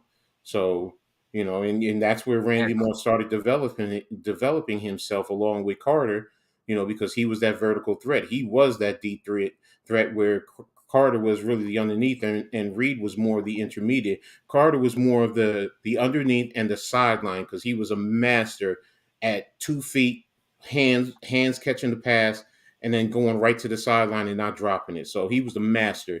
To me, he was the best I've ever seen do that. You can give me whoever. Nobody was better than him at just catching the ball, not letting it move, and going right down to the ground with 2 feet in. Amani Toomer was pretty damn good at that, though, too. But he's not Chris Carter. But Amani Toomer was really good at the toe tap sideline catch as well. Yeah, no, I mean, but he wasn't good at, because he was more the body catcher where Carter was more the hands. And that's what I mean. It was more he would catch the point of the football coming in with his hands the way you're properly trained. So Toomer was also a bigger, more physical wide receiver at the time too. It was also actually a pretty decent downfield threat before he got slowed up. And then when we brought in Plexico, Toomer really became the intermediate guy over the middle. And Plexico Burst became our deep threat overall. So it's true. I don't remember Jake Reed for some reason. I don't remember him on those Viking teams back in the day. It was all three of them back in the days, and it was just, trust me, I remember those three. It was just like, oh my gosh, because those were the big three receivers back in the day. So, okay, AM is having fun. I ain't gonna mess with him today. Well, I'm not doing nothing. I'm just reading about Dante Culpepper. Do you think he's a Hall of Famer? No, I don't think so either. He didn't have a long enough career. Yeah, and I mean it's not a long enough career, and the Dolphins have screwed him. Basically, that if he stayed with Minnesota, I think he probably could have been on course. Even a couple more years, because I will definitely say he had that cannon of an arm, and that was a big man when he ran. You weren't bringing him down easy. So he was Ben Roethlisberger before there was Ben Roethlisberger. Oh yeah, great point. Yes, he that's was. a great that's a great analogy right there. And I would even throw McNair in there too. McNair and Culpepper were those big quarterbacks that could run and they had cannons for arms. Yeah, true. McNair not as much, but he was a great runner. Did any of you all watch Dante Culpepper though in college football? Yes, in the at 90s? Central Florida, Florida University. He was something else. Yes, he was small time school, also playing against Rutgers. I trust me. And now I know. look at UCF. They got the coach from Auburn. I still to this day I don't understand. I guess it's a sec thing. If your sec school just Gus Malzahn, I think you have to fire their coach. But the old school Auburn coach is now at UCF, and it's showing how good of a coach he is. Because look at UCF this year; they're doing. You think Scott Frost regrets going to Nebraska? You know how good he was with that program. He had that team undefeated one year, Scott Frost. And then he ends up going. He didn't get fired. He went to Nebraska. He took the Nebraska He left job. for Nebraska. He wanted to go to his home school because I believe he played at Nebraska, so he wanted to go over there and coach that organization. That team sucked. I think he should. I think he shouldn't have went there because they put too much expectation on him. I agree. That rebuild basically he needed more time to really. Yeah. Now there are questionable calls with his coaching. I will say that, especially in the Big Ten. But he was perfect for the UCF. To me, he would have been better in probably like a Big 12 environment because that's a lot more open in terms of the passing game and the way they play it, as opposed to the Big Ten. Big Ten is more, you have to have the offense and defensive lines. And it's a lot of physical play there. I mean, you think about it, Iowa, Minnesota, Michigan, Ohio State, Penn State. I mean, you think about it, these are big physical teams. And he's more of a spread you out. I don't want to say finesse, but he has a finesse type of an offense. He's not going to truly power you. You would think that being the quarterback he was running that option, but no, he's spread it out. He was quick tempo at UCF, but for some reason he wasn't as quick tempo at Nebraska. I don't know why.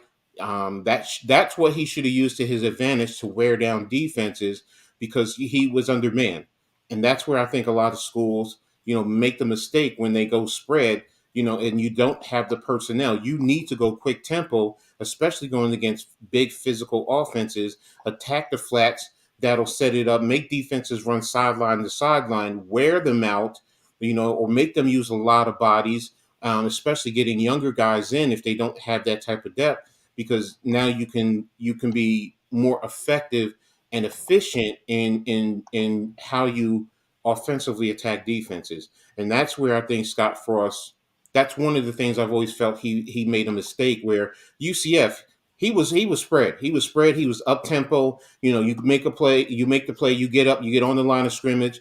And sometimes he would, he would slow it down, give you a look, see what the defense is doing. Don't let them substitute. But, if you need it and you saw they were tired, boom, get that ball going in a couple seconds, snap it, get it going. You got a lot of defensive players, hands on their hips. You got them. You got them because now they're going to make a mistake and you can score a lot of points. And that's what he was doing at UCF, especially in the AAC. Go to the Big Ten, your big boy pants on, bro. You got to put those big boy pants on. And if you don't, and that's, trust me, as a former defensive coordinator, as a former offensive coordinator, I'd love to hurry up just for that. And I hated coaching against it on the defensive side because it wears your guys out. I just think he wasn't ready to take that big step into the Big Ten compared to where he was before. And like you said, it's just too much pressure on a guy going back to his alma mater. Everybody's pretty much putting the high expectations. He's going to be the one that's going to turn the Nebraska team. Nebraska was one of the powerhouses in the college football for a very long time, and they've really slipped over the past 5, 6, 7 years or so. They put a lot of pressure on him to be the guy that's going to be the savior, turning that organization back around, and it just wasn't ready. Nebraska is actually in a worse position than they were before. Nebraska made the mistake, honestly, of going to the Big Ten from the Big 12. because in the Big 12 they were on par with Oklahoma and Texas. But you go to the Big 10, you're in the bottom half of the West. Yeah. And that's you don't have the trenches to compete. And that's funny to say when you think of Nebraska, because back in the days, what was Nebraska known for? Them big corn-fed offensive linemen. Exactly. And now it's like, you don't see that. Why? Because a lot of those kids left to go to Iowa, which is right across the way. Mm-hmm. And they breed offensive linemen there to a certain extent, but Minnesota is another one, but now you don't see that. But teams from the Big 12, even though they're having a good year, they're not a physical conference. They're just not, which is why Iowa State was doing so well before, because they were. Tom Osborne was the master, especially with that eye freeze option. You had them in Oklahoma. Oklahoma was a wishbone option, and they were the eye freeze option. And, just eye formation, dive the fullback, freeze the end. The quarterback reads the end. If the end comes to you, pitch the back. If the end goes to the back, quarterback turn it upfield. They're down blocking everything up there, and there's the alley right there. So I used to love that between them and Notre Dame with that freeze option out of the eye. I used to love that. And then back in the day, Oklahoma with Jamil Holloway and Charles Thompson running it out of the wishbone. I mean, that offense was. I still say to the day, most teams today would have a hard time playing that type of offense. Not the way the military runs it. I mean, the true wishbone, when you have the three backs in the backfield, because that lead back out of the wishbone, he's your cut guy. So he's going to cut that end guy down and set the alley for the quarterback, but you still have the fullback going right off tackle. So it's, oh my, I used to love that type of offense, man. It's just, and then Tommy Frazier back in the day, you freeze it, come down the line of scrimmage, then he would drop back to go to pass, because now it changes the whole dynamic of what you're doing offensively, because now he's able to pass. But don't get me started talking about that, boy. Don't get me started, man. That's my type of football. That's football. It's a dead concept now compared to what it is nowadays. It seems like it's so far long ago they used to run those types of offensive and defensive concepts. What happened to the Florida schools too? Remember how dominant like Florida State, Florida, Miami, those schools have been for years? Man, have they really fallen off over the past half decade to a decade as well? I mean, Florida State has been so incredibly inconsistent. Florida. They're probably the best of those three schools recently, even Miami. Though, I mean, when you talked about the dominant schools back in like the 2000s, those were three of the teams you thought of, were those three Florida teams. Look at them now. It's Georgia that's really been that one team in recent years that's become an extremely huge powerhouse over like the last few years. But God, I can't remember the coach, Kirby Smart, what he's done over there with the Georgia Bulldogs. What does here's a question for you, Coach. I don't know if you study the Kansas Jayhawks at all.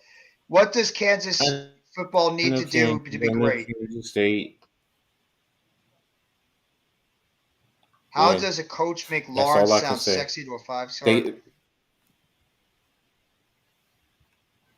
Go ahead, Coach. The bottom line is with schools like that, schools like KU, even the school I love, Rutgers, you got to win. If you're not going to win, it doesn't matter what you do. If you're not winning, kids do not want to go there.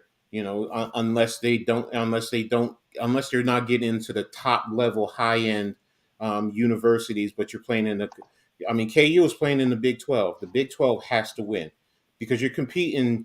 Not only with the schools in your conference, but you're in SEC territory. So you're competing with schools like in the SEC. I mean, even Missouri, as bad as they're going to get more recruits over Kansas when it comes to football. So you have to win. Right now, they have to keep doing what they're doing right now is continue to win and then win a conference championship. You start doing that, and then maybe get into the playoff system. It's going to change because they're in a good area. The Midwest to the Southeast, they're right on that boundary, so they can get recruits. And you don't have to get, to be honest with you, you don't have to get 5 stars.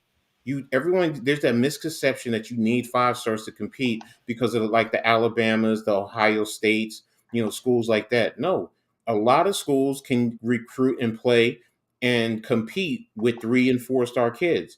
I mean, you're not always going to win championships on a consistent basis, but I mean, look at Penn State. Penn State gets their share of 4 stars and top end 3 stars. Iowa gets a lot of 3 stars. They coach the kids up. I mean, SC for the longest while, this was an aberration, but they've always competed. I mean, you can talk about Oregon. Oregon may get you a 5 star once in a while, but they mostly get 4 and 3 star kids. It's just that they recruit a specific type of they recruit a specific type of athlete, and yes, they do have a chance.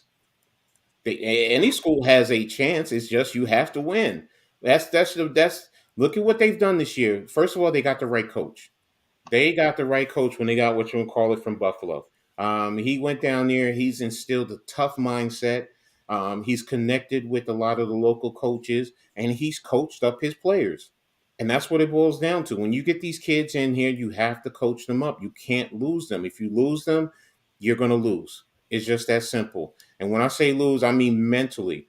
You can't mentally lose these kids. You have to convince them to, do what they need to do. And the other thing is, of course, NIL. I mean, if you got schools paying $1 million in NIL, then, I mean, it's going to be hard, but, you got to get your boosters involved nowadays. They have to pony up that money. Sorry. And Kansas has the money. I mean, their basketball team alone draws the money for them. Yeah. And now the football team, because they're going to a bowl game, if they consistently go to a bowl game, I think they'll get more and more sponsors to help sponsor them. So yes, do they have a chance? Yes, of course. Am I saying they're going to win a national championship? Hell no. I'm not saying they can't, but I'm not saying they're going to. They and have just to, like that, his dreams are crushed.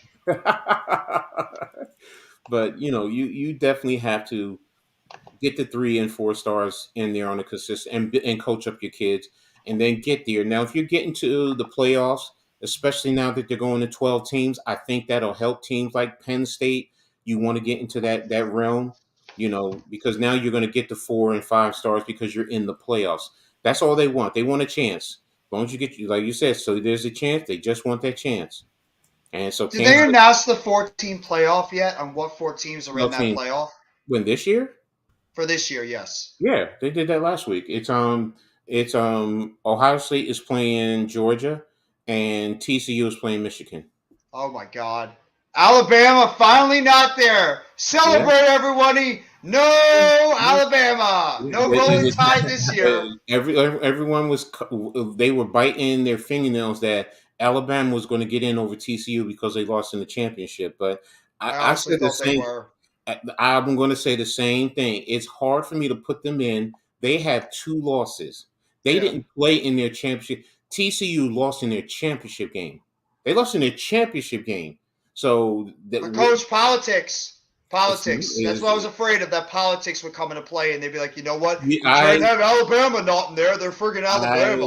I think you would have. Tennessee could have a great, and I know why they're going to say not Tennessee because they don't have their quarterback.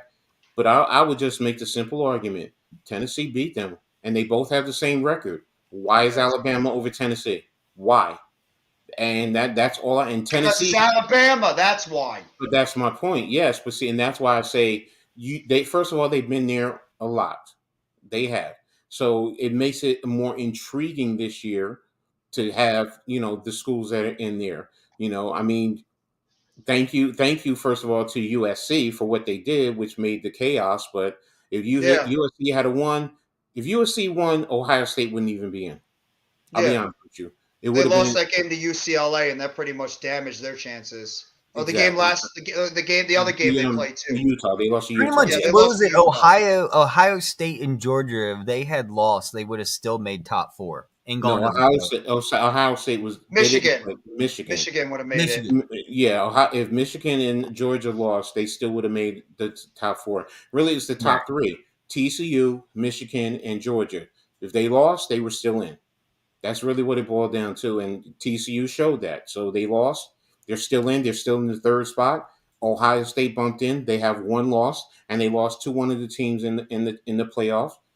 So it's not good that they got blown out, but in comparison to Alabama has 2 losses. I don't think Florida State should be number 13 in the country. Who are you going to put over them right now? Tulane has a better record. It's not about it. It's not about that. What's right the there. strength of schedule? Remember, they play they play in a group of 5. They're only there. Okay. So you want to talk about strength of schedule? Who in the ACC fears you? Am I afraid of? No, there's no one in the ACC, so that's why I'm saying Florida State shouldn't be 13 because I know the ACC because I'm a Virginia Tech fan. There's no one in the ACC right now besides Clemson. There's and nobody Clemson in the has lost to the South Carolina. Yeah, that's my point. It's like, I get where you're going in terms of being 13, but that's why I say look behind them and tell me who do you feel honestly deserves. Don't look at just their record. You have to look at their body of work, who they played, their strength of schedule. Let me see, CBS Sports. Who is Florida State playing in their bowl game anyway? I didn't look at they're facing Oklahoma. Oklahoma has a bowl game? Yeah. They've been horrible this year. That's why I don't understand why number 13 Florida State is facing non-ranked Oklahoma. It doesn't make no sense. Oklahoma is not Oklahoma that we're used to, but Oklahoma is still, what are they? They're 7-5 or 6-6. I mean, here's another thing. They lost to Clemson. Like Florida State lost. I just don't understand how they're 13 in the country. Because you have to look at everyone that they play. Wait a minute. They lost to Wake Forest, and Wake Forest isn't even ranked. At the time when they lost to Wake Forest, I think Wake Forest was ranked. Yeah. And then NC State, they lost to NC State. Mm-hmm. I'm not disputing what I'm saying. Yeah, you're right. They're 6-6 on the season. I'll give them credit. They did beat LSU and they beat Florida. And LSU, who did LSU beat? Alabama. They beat Alabama. So, and that's what I'm saying. This year, college football overall, if you want to look at the cachet, they haven't really had it other than Georgia. Let's be real. And maybe Michigan. They lost to Wake. I don't get it. But the Wake at the time, they were top ranked. Oh, yeah, I know. So they're that's 15 in the country right now. Exactly. So it's but they lost to number 15. I still don't think Florida State should be 13. I'll give them 15. Oh, I mean, you're really just shocking. You're saying they should. I just don't think they should be 13 because it's Oregon State, LSU, UCLA. I mean, if you look at the teams behind them, it's like really. I mean, other than the names, like you said, Tulane because of their record. But from NYG. I mean, they did well in the AAC, but right. So and Tulane has to face USC in the bowl game. Wow. Yeah, because they. And you don't think USC is going to be pissed off after what happened with them? It depends on what you call it if he's playing because he has that groin injury. I don't think he's playing. Caleb Williams. I don't think Caleb Williams is going to play because he had that bad hamstring injury. So I'd be surprised if he plays. Dude, that's right. Tulane was the only school in the past 3 years to beat Cincinnati at home. Cincinnati hasn't lost at home in over 3 years, and Tulane broke it. Cincinnati is. They're I forgot about that. They're not what they were last year. I mean, if you look at the rankings, I mean, you have a lot of group of fives. UTSA, Troy, Tulane. You have teams that are there. That's what I mean by overall college football in terms of the cachet. You don't have those elite programs. It's starting to kind of, in a sense, balance out a little bit this year. The Alabama is not Alabama that we all are used to. I mean, Tennessee a few years ago, they were a joke. Kansas State is always a middling pack. So, I mean, Washington this year has had a good year. Previous years, they haven't been up there. Oregon State, like I said, they're ranked over Oregon. So when you think about that, it's like, okay, you have a lot of teams that are 9-3, 8-4. They're closer to the middle of the pack as opposed to the elite programs, which are Georgia and Alabama. TCU, Ohio State are kind of there. Alabama, okay, Tennessee. They're all within 2 losses. Clemson has 2 losses, but everyone else is, they're there. So that's why to me Tulane is. I understand. It's just that because I said the same thing. I'm like Tulane. But then when I watched them, no, seriously, when I watched them, I'm like, yo, those boys do ball. They really do ball. They play. They get good kids from the Louisiana area, and Louisiana has good talent. It's not everyone goes to LSU, so they do get some good ballers down there. So you can't Well, sleep on this stuff. Vance.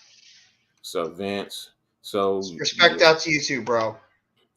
trust me, it's this year. I'll be honest. In terms of college football, I hate to say it. I think it's just going to come down to the 2 schools at the top.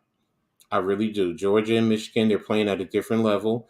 TCU has shown that they're not what we all thought. So they can be beat. Ohio State has already been proven that you get physical with Ohio State, you can take their heart. Basically, that's really what it They're a boils down finesse to. football team. They're not really Yes. a physical football team. Like Michigan pretty much took them behind the woodshed. And Georgia has that elite defense. I want to see that. I do want to see that offense versus that defense. But that'll be fun. I think. Correct me if I'm wrong, but good losses do count. Perceptually, yes, it does. True. Yes, it that does. Is true. When the committee looks at your schedule, they do look at good losses versus bad losses. Yeah, absolutely. When you lose to, say, like Michigan State, like for instance Ohio State here, where it was the end of the year, yes, and you have Michigan State, and you can see Ohio State didn't bump back that much at all. They're still in the playoffs. Yes, exactly. But yes, if you got blown out, yes, Florida State, didn't get blown out in any other games. They competed, so that's always a good thing. So yes, I mean, great point. But and as far as where they're ranked, that's why to me I don't think they're off. If you said 15, okay, I get you 15. I'm cool with that. It's just that I can't see them in the 20s. That's really what I'm getting at. Tulane needs to be right where they're at. So wait, this week though, tomorrow is going to be the Army-Navy game, right? Yes, you it college is. basketball fans. What time right is here. that? 3:00 on CBS. Unfortunately, I will not be able to see it. I'm going to have to DVR it because I have an event to go to. So, and I'm usually big. That is the college football game for me to watch. What team are you go for? Do you just not care? Do you just like enjoy watching it, or do you have a team?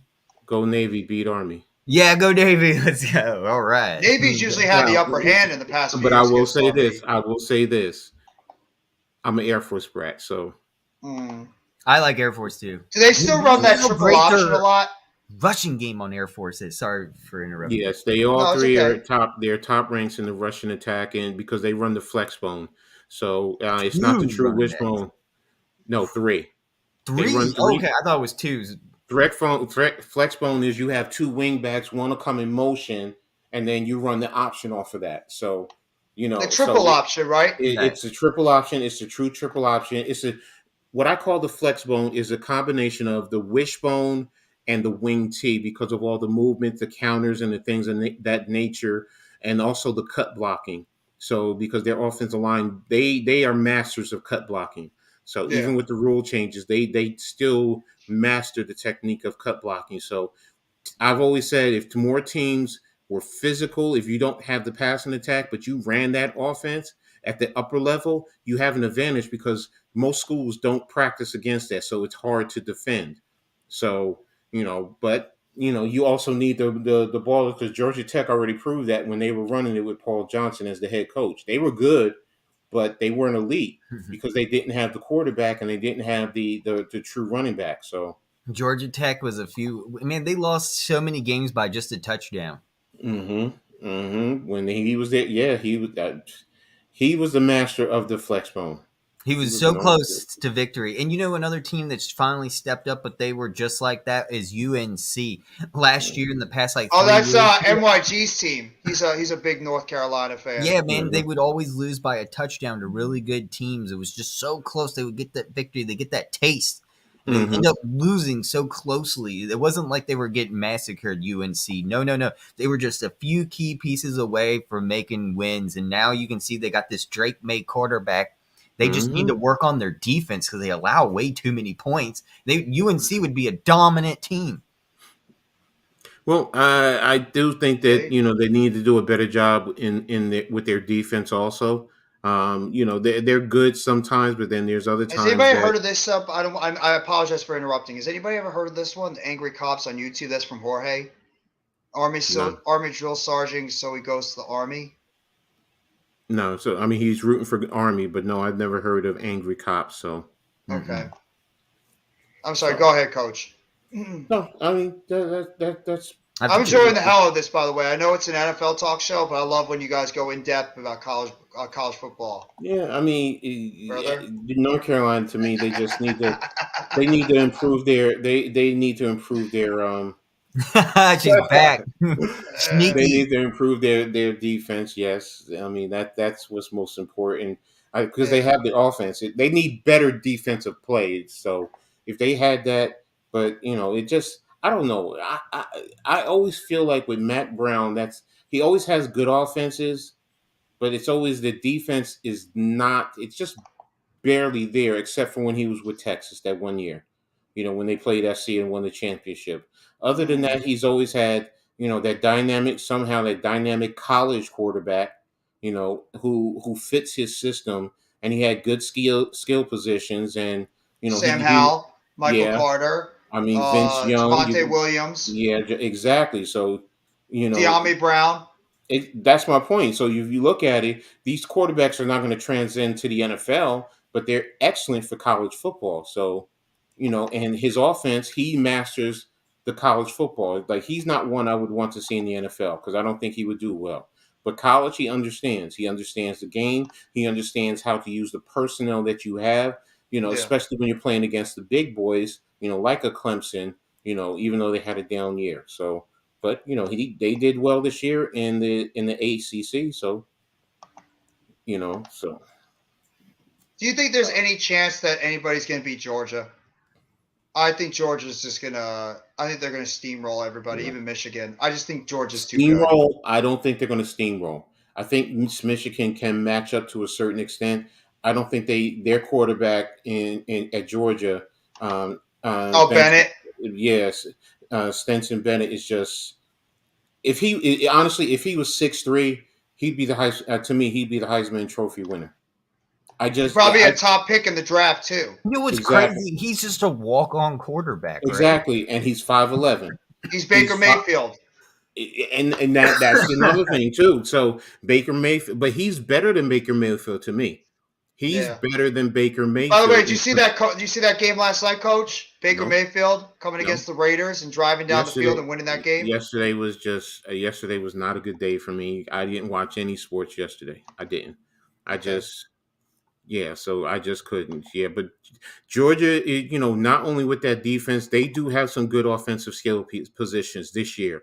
To me, I don't know why I feel their offense is better than what they were last year, and that's what scares me. But do I think they can? Do I think they'll blow out Michigan? No, I don't think they'll blow out Michigan because Michigan does have a good running attack. They do, and their quarterback is pretty decent. He's not a slouch. Yeah, McCarthy's not bad, and they have that other running back. They know they lost one of their running backs to injury, but they have the other one. Yeah, exactly. So, and they have a good offensive line. So I think that's where I want to see, matching up against Georgia. How do they match up on the front lines? Because, and they do have some decent receivers, but Georgia's defense, though, man. It's amazing how Georgia's defense is still this good after they lost all those guys in the NFL. And they're they just replenish all of them, and then they're just even better than they were last year, which is scary. To me, they right now, their defense can compete with some, not all, some NFL teams. Yeah, I really think that they're that good. So no, you're not wrong. I agree with you. So it's going to be interesting. First and foremost when they play that's right. Ohio State. So now for Ohio State, the key. I'm going to be brutally honest. If Ohio State's passing attack is on point, I think that gives them a fighting chance in this game. I really do. Because right now, as good as they are, I want to see who's going to stop Marvin Harrison Jr. I want not to even see just him, but all those wide Yes, receivers. no, but Kuba is really good too. Yes. And then if I don't think Smith and Jigba's No, even he's playing. not. I don't think he's Yeah, playing. they're getting him ready for the draft. Yeah. So, but they still have receivers behind him. So Yeah. that's my point. It's like we talk about, this team has this. They have receivers. They just roll out new receivers and they just roll them out. Roll And that's receiver what I after want to receiver see. after receiver after receiver. It's like every year they Exactly. really want to like LSU does too. Those are the two Exactly. schools, and Alabama before this year. They just like a wide receiver factory. And if what you call it can sit back there and pick apart that defense. Oh, Stroud, I yeah. think, and I got to see if what you call it is running. If both their running backs are playing for Ohio State, because if they're running it, that's where they become that much more dangerous. If their running game is on point, it really forces you to pick your poison. Do you stop the running attack? Because their running backs can get four touchdowns. One running back can get 4 touchdowns in a game. That's crazy. I mean, 4 and 5 touchdowns in a game, man. And if you take away the run, they're just going to go over the top on you. And if you play back, they'll just pound you with the run. Now that's why I say Georgia, they do a good job of disguising what they're doing, and I think that's where they have an advantage over a lot of other teams because a lot of college quarterbacks are not adept at sitting back and reading what they're doing defensively. So they don't know how to attack it. They don't know how to pre-snap read what they're doing so they can say, okay, I'm going right here. Let me set them up by doing this to get them to move. But that's why I say with the 3 receivers that they have, and O State has they have good tight ends. They have good tight ends. They're fine. So I think their passing attack, if they can get their running game going and they don't get mauled on the defensive side of the ball, I think that who's the sexiest fat man you know? Y'all know him. You're talking to him. I'm the sexiest fat Santa man Claus? you all know. Hell no, I ain't no damn Santa Claus. So, but again, I had to think of somebody else. No, I get it. I get it. I don't. So, but O State, if they get their passing attack going, and that's what I want to see because now if they get the passing attack going, does Georgia play back more, which will open up the running lane? So it's like that's why to me it's O State's offense versus Georgia's defense. To me, that's what wins the game. That's really what wins the game because if O State can move up and down the field, if they're playing angry, if they're pissed off because of what happened with Michigan. Ideally, I'm not going to lie to you, as much as I don't like Michigan, I really want to see a Big Ten championship. I just do. Especially with those two schools. That's the point. That's one of the greatest rivalries in sports history. Is Ohio State and Michigan. Play in the championship. You don't get to play that in the Big Ten for the championship. You get to play that in the national. That'd be pretty. Imagine you have that to build up all that time and getting it ready for the new year. I do think that Michigan will take care of TCU. Yes, I do too. But can Ohio State get that massive upset against Georgia? So wait, that's already happened with Alabama and LSU, correct? Yes. And that was in 2019. That was when did Joe Burrow? Joe Burrow won that. That was with Burrow and Chase and Jefferson, right? Yeah. Okay. I thought Burrow won the next year. Burrow beat Alabama for the championship. That was 2020, right? Or 2019? That's when I think he had. That's when he had Terrace Marshall. He had Justin Jefferson. He had Jamar Chase. I think he had all those guys. Oh, they beat Clemson. My bad. No, they beat Clemson. So the year before, who did the year? So that was. I'm looking at this game. It says 21-0 in the BCS National Championship. Alabama. That's BCS. That's BCS. Yeah, that's this is the college football playoffs. The BCS was a different time frame. It's that was more computer driven. Okay. So LSU versus Alabama. No, Alabama beat Georgia. That's who it is. Alabama beat Georgia for the national championship. Yeah, they played Alabama. I just had brain fart. When did Alabama play Georgia? That was a couple of years ago, right? With Devontae Smith and Jalen Waddle made his return. For the 14 back in '92, and the one he's talking about. That's when LSU played Alabama, but when did LSU That's when beat I think like Devontae Alabama Smith went off for like almost 200 yards in that game. national championship? And Jeremy Sheckley. Come on. Oh, I hate my damn computer. You really make me punch you in the face. National. Don't do what I did. Don't break anything, Coach. No, I'm not.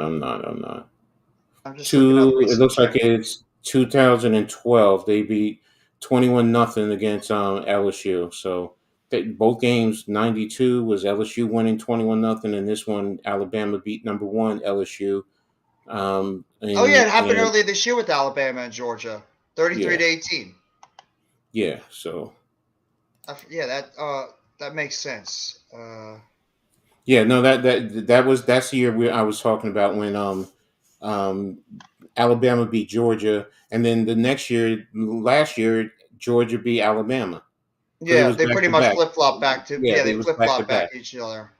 Yeah, the last two years or so. This year it's no Alabama for a change. So, which I'm not gonna lie, I'm tired of seeing Alabama in there.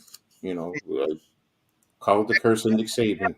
Unless you're a Bama fan, you're sick and tired of Alabama.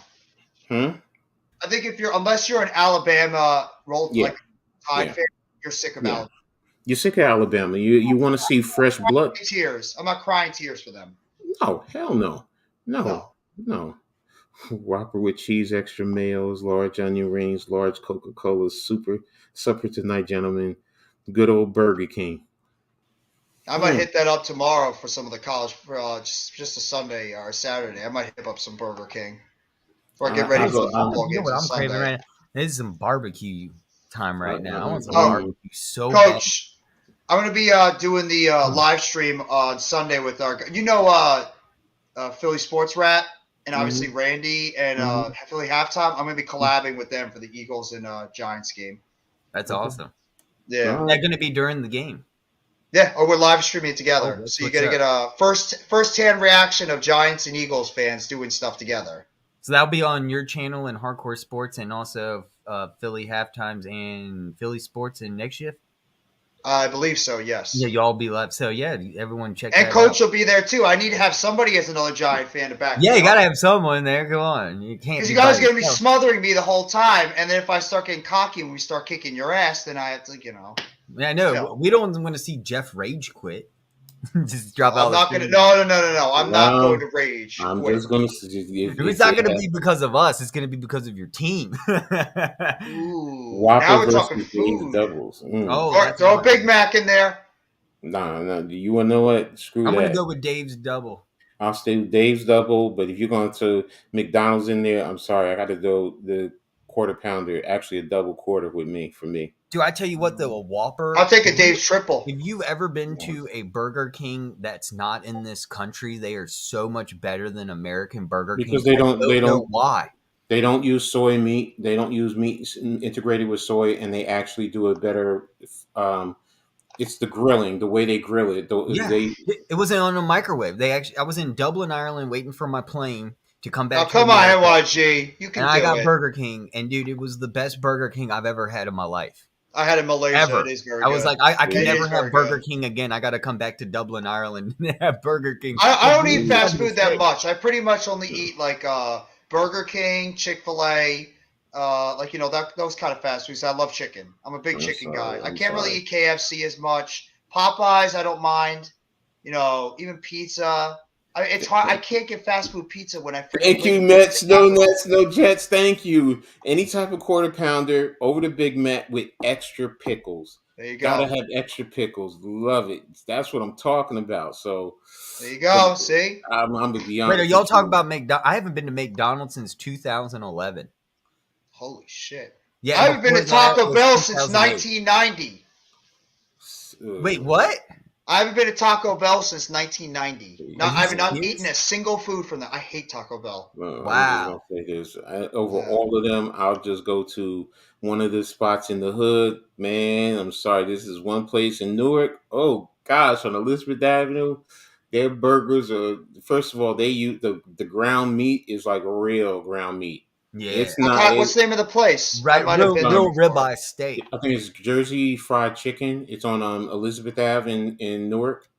It's next to the White Castles in Newark too. So, Oh, you got I think, you know what? I think I've been there before. I was there once with my dad. We stopped by. They got it's all halal. They got beef rib. When I say the beef rib, they're so succulent they fall off the bone. Those are I'm the like, best. you know, and then it's just, oh my gosh. Oh, here it is. I'll get it up for everyone to see. I like McDonald's breakfast. I do. I'm a fan of McDonald's breakfast foods more than I am of their actual regular one. Yes, it is. That's it. Yeah, I've been there before. I worked by that area too. Oh yes, and they have the good. And all I can say is, at night, do not go there when it's like 1, 2 o'clock in the morning, because it is packed. It is packed. Yes. Oh yeah, here look. It's packed. Look how late it is. And they have a small drive-through window on the side, but the chicken, yes, it's what I call good hood food. That's the window, yes, and they hook you up. Put some of those other chicken places to shame. Yes, it's just, man, I'm telling you. But if you go there 1 o'clock at night, you got people outside just partying. They coming from the clubs. They got Popeyes across the street. Yeah, Popeyes is down the street. You got McDonald's right there. Popeyes like, oh, fuck it.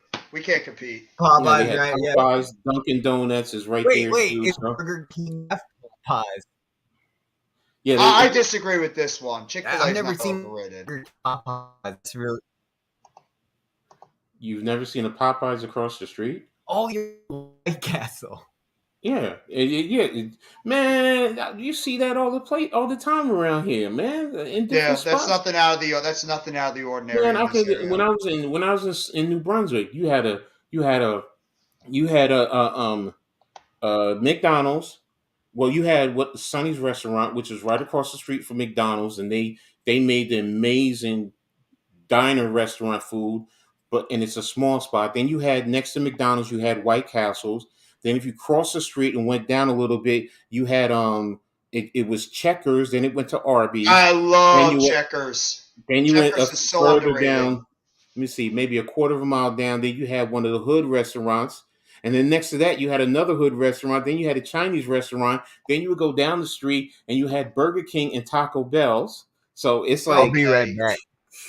They're okay, Levance, Sonic's Burgers. You mostly go to Sonic for the desserts. They have good shakes. They have good ice cream, like that kind of stuff. When it comes to food, it's very mediocre.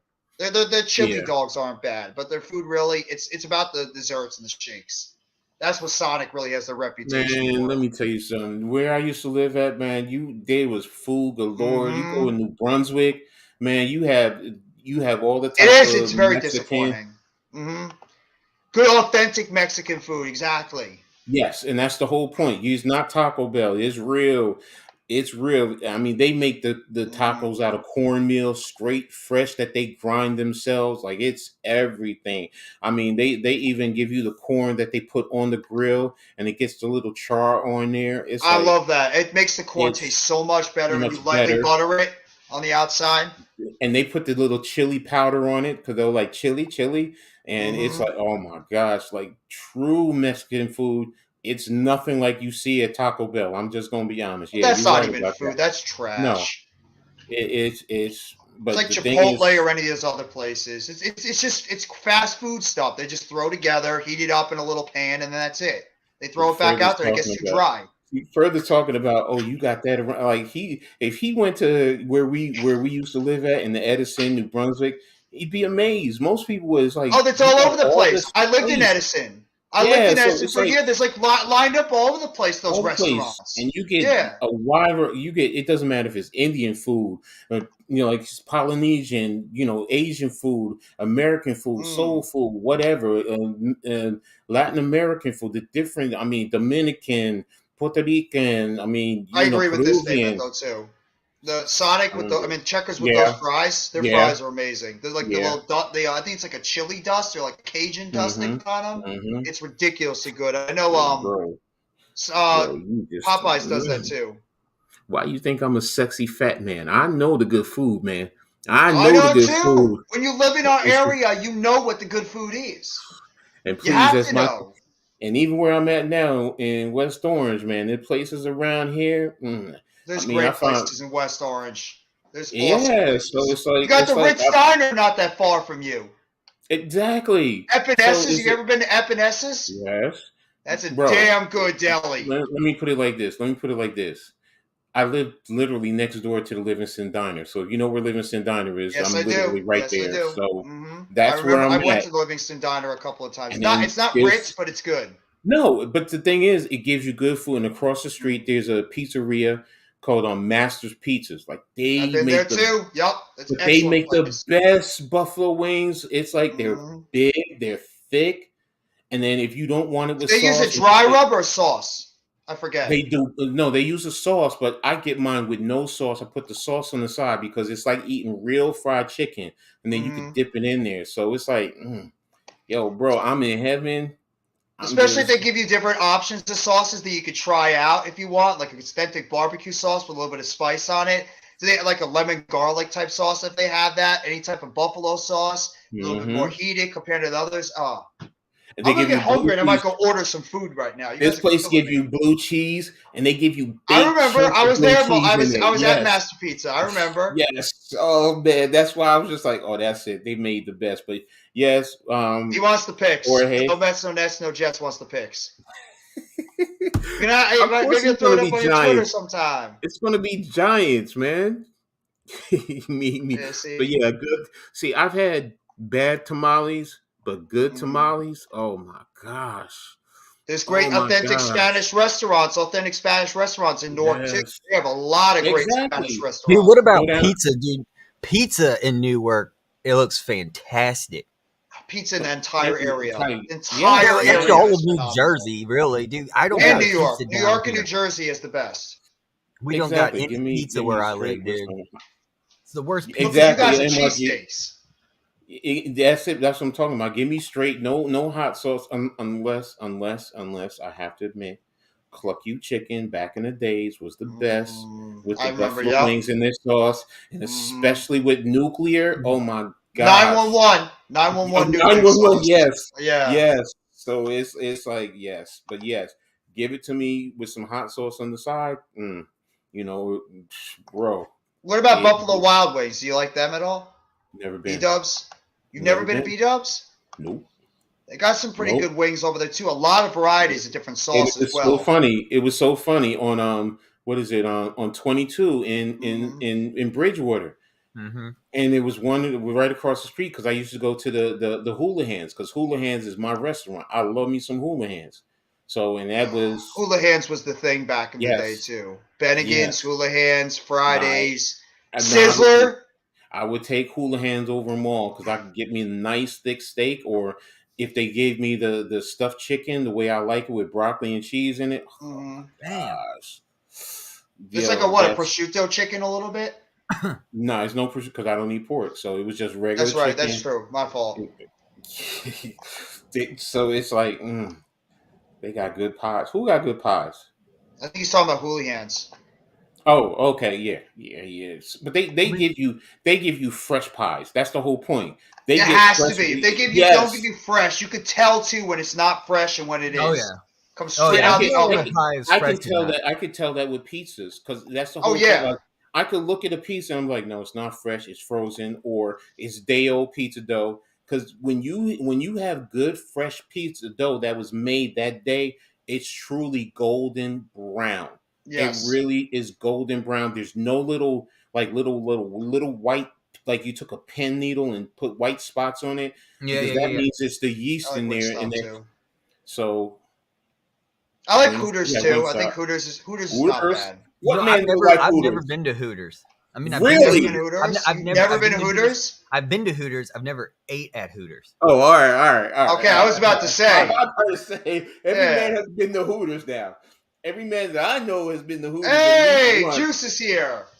Yeah, pizza. No, dude, pizza. Yeah, I'm with the pizza. I want the pizza. When I worked at a pizzeria, I used to make it. I make the fresh dough. I make it. I'd flip it in the air, catch it, ladle, get the right sauce amount on there, get the mozzarella, get that mozzarella on there. Trust me, there's nothing. Brick oven pizza. You can't beat it. Brick oven pizza is just something different. It's just got that different, authentic taste to it. I tell you what, I just go to the store here. I get me one of them pizza dough balls at Publix, man, and I leave it out for about 2 hours to ferment, and then I just make my own pizza at home. But that's the best thing about pizza dough is you get it, let it proof at room temperature. Like if they put it in the refrigerator, wrap it, put it on the table, just let it sit, like you said, for 2 hours. Let it get soft. You know, you get you some, some this pan or something on your hands. Just put it on because it'll stick a little bit.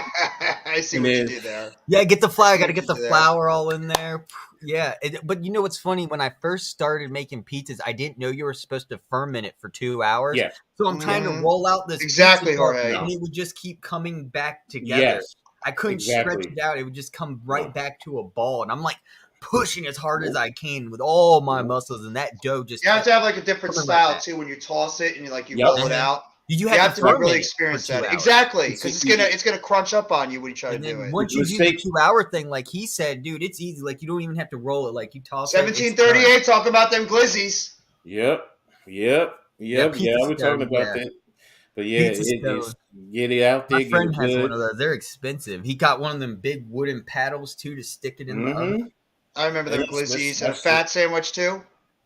That's Can't deny those Rutgers fat sandwiches. That was the best, man. The fat sandwiches were. See, we grew up on that. Most of them, like most of the United States, is starting, but they ain't had the best ones. They haven't had the best ones, so it's like and the thing about it is like most people don't realize, like, because somebody asked me why they have so many.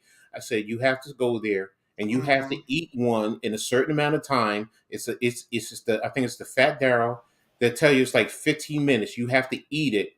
And then you can create your own. So it's like, man, you could do that. It's now I think it was what? I think it's like you have to eat 3 of them in like 20 minutes. I think so. I think it's difficult enough to eat one of them, especially like when the food gets cold. It makes it a lot more difficult to eat. They stack it with lettuce. They stack it with lettuce and less food because it just really fills you up. And that's the whole thing is they want to feel because they want you to pay. Good luck to them, Juice. Good luck to your buddy over there, Max Dugan for the Heisman. Dugan is there. It sounds like it, yeah. Okay. Juice says that he's part of the Heisman watch. Good luck. I mean, we all know that I'll be right back. See, I don't know. I've never had Cajun sausage because if it's pork, I'm not going to touch it. So. I think it is pork. Yeah, I've had Cajun sausage before. It is very underrated. If now turkey kielbasa, I'll do stuff like that, but I think Cajun. Pause, Juice. Major pause, bro. Come on.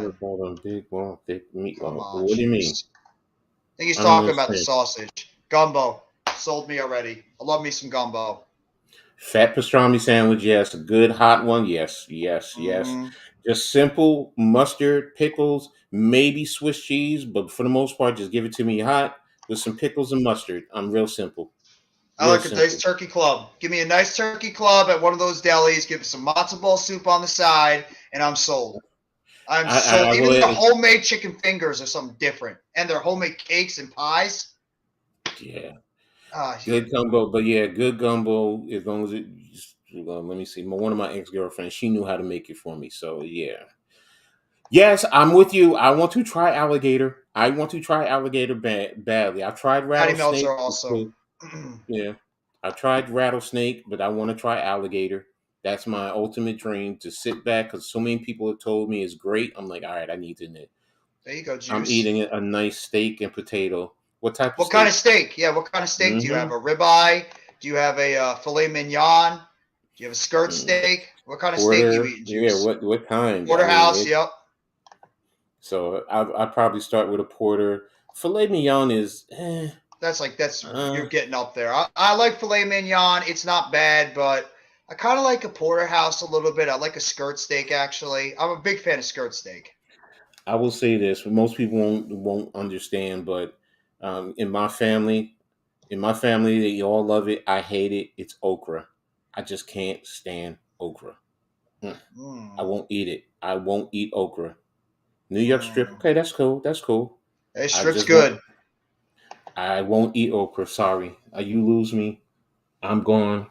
I won't even eat if something's in front of me that I like sitting there with okra in front of me. I'd probably say just filet mignon. I mean, not fish. I'm not a big fish guy. I only no. eat I love fish if I fish. have to. I can't. No, I'm not. I don't love fish.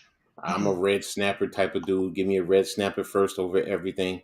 I love me some fish. I ain't gonna lie. So yeah, but yeah, the okra. That's one thing. I just. Ugh. He's got the New York strip with a medium rare pan. You got see. That's the thing about steak too.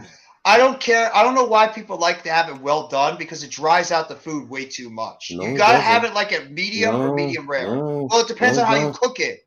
If you cook it too much on the grill and you do it too well done, it's going to dry out the meat. It's not going to have that same taste that you have. It's not have that same juicy taste. How do you marinate, and what do you do to keep marinate? Because when I cook mine, it's always in a marinade, and I cook it well done, and it's very tender and moist. You have to keep dousing some butter on top of it too to keep it moist. No, there's always liquid in the bottom, and I continue to baste it. I keep my meat wrapped. That's the thing. I wrap my meat so the liquid stays in there, and I let it cook. Let me put it. I don't like my meat. I don't like my meat red. Any type of red, it has to be brown, and it can't have any type of blood in there. He says butter, garlic, and basil. Okay, I can do that. It's not even taste weird. I'm not gonna. Somebody's eating. I just can't do it. I can't do that. I can't do that. Hey, he's giving you that odd look. He's like, you eat skirt steak. I don't like fish. I'm just not a fish guy. The only reason why I eat fish is because that was actually going to be my next question. Where do you, Coach, get your fish? Where do you get your blue crab? Where do you get your seafood? What's your go-to? Where you go? If I'm in Somerset, there's a little store there. They go out and they get it. It's fresh every day. They bring it in. It's not brought in ice. It's brought in. They literally have just fished it that morning and brought it in. So it's fresh. They'll even clean it for you right there. So it like I said, it's fresh. It doesn't matter what it is. Shrimps, crabs. Well, crabs, certain ones, because I asked them where did they get it from. Pause, Coach. So, pause about what? I think you were talking about what was the pause for? I just got completely lost by the pause. It's not blood. It's myoglobin. That's true. I ain't the one for it. Sorry. Have you ever been to Bars? Seafood down by the Highlands.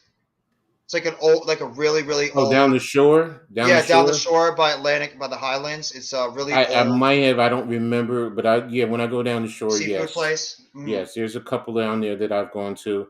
I know the one that. If you're coming over, I know it's that bridge that sometimes it'll open up because the boats are coming through. But and they always partying. As soon as you come down right there, there's that little white restaurant right there. I mean, they have some good food there. So if someone I see. Wrapping your meat. That's what it was. I don't get it. If someone makes a well done steak, right? I need to wrap it in aluminum foil to keep the steam in. No, Coach, get it. Never mind. I didn't get the pause part. I didn't. Yeah. See, that's y'all kill me with that. Leave me alone. I'm old school. I'm old school. I don't kill y'all for y'all doing that. Leave me alone. I'm not pausing nothing. That's what I meant. I'm going to wrap it in aluminum foil to keep the steam with my steak that I'm cooking. Y'all kill me with that. It's got to keep it moist. Yeah. Yeah, exactly. So it keeps it moist, and then if you want to dark it a little bit more, then you take it off, keep basting it with the juice. I mean, trust me. Sometimes put a nice rub on it too. Your seasoning, yeah. Because I mean, I do definitely like certain seafood with some garlic seasoning and some paprika, some basil, things like that. Yeah. So so I mean, I'm trying to get to the point where I'm going to make my own barbecue sauce. It's just being that I'm in an apartment, so it's kind of hard, because I can't grill in here unless I use a George Foreman grill, which is like. So, but it's not really I as got effective a with the George cooking Foreman one, too, though. man. I understand what you're going through with that, dude. Because there's nothing like with that open fire and that flame. Even if you got a propane, it's not a charcoal. I'll even take propane.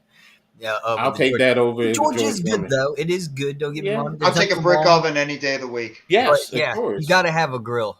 You need a grill and get the right type of wood to burn. I mean, or charcoal. Certain charcoals are good. Yes, certain ones, but they got to have good flavor to it. So, but yes, you put it on there and get that flame going. It's like yes, and also you got to have your own grill. Otherwise, you definitely need that aluminum foil. Mm-hmm. So, but if you have your own grill, you clean it. You clean it right. Yes, you're right. Because then you could just throw it right on the grill and let it cook. Let the juices drip down there. That's really how I like my hamburgers. Put my hamburgers on the grill. Whew. So you need one of those little portable charcoal grills, so you could just lay one out in the parking lot. Just do a little bit of grilling. I can't do that in here with my. They don't allow me to do that in here. That's a great point right there. In the parking lot? Know you're a real man when you're trying to make your own sauce and seasonings. Yep, yes. I agree with that. I 1000% agree with that. Yes, it's like too. Come on, man. I mean, like I said, I'm a sexy fat man. It takes a lot of hard work to get a big belly like this. I'm like, sizzling. I like a sizzling, belly, fizzling, and getting all that grizzling. Nothing. Coach got so excited he paused himself. Man, nah, just and just get me the right woman to do the cook to help me with the cooking, and then sit back there sometimes, take a napkin while I'm eating, and dab the corners of the mouth. Yeah, baby, okay, and and I'll dab her mouth too, and yes, it's Fat Daddy right here. And then get me a nice ice cold beer. I don't care what kind. I don't care if it's Heineken. I don't care if it's Coke 45 malt liquor. I don't care. Just make it nice and cold, ice cold. Oh boy! Try them old. Yeah, that's the thing. That when that Coke 45 gets warm, it tastes so bad, dude. But you're right though. Yeah. If it's cold, it's not bad. If it's open. How does it taste? I've never had it before. I've never had 45. I've never had it before. Have you ever had any type of malt liquor? I probably have. I've had Oldie. I've had Colt 45, and I had that really, really gut rot shit. Started with an M. It was like Magnum or something. I can't remember what. No, it is. Is it Magnum? I can't. No. If you've never had it, it's kind of hard for me to tell you because it's like a malty taste to it. Like if you had a malt, a Cold Mickey's, and Old English. Old English, is that what you mean? Old English. Oh, Steel Reserve. That's what I had.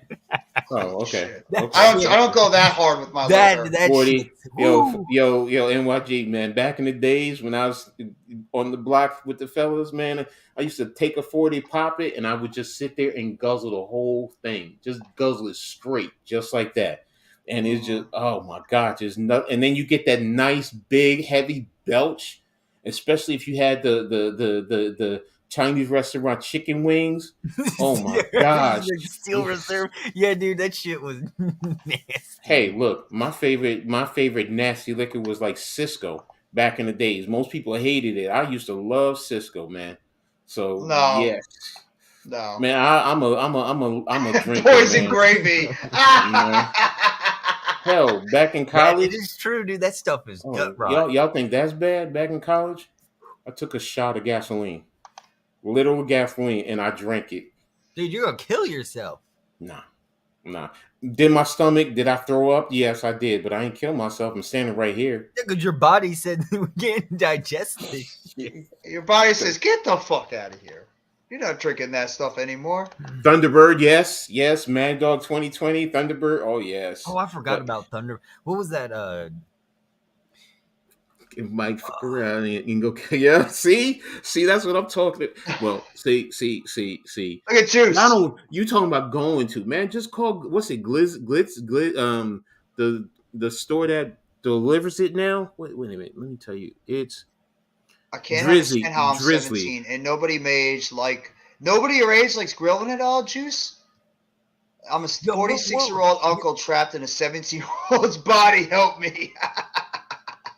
What was that little thing? It was like dirt cheap. It was called like Red Rose or something like that. It was. He says here's one, Banana Red.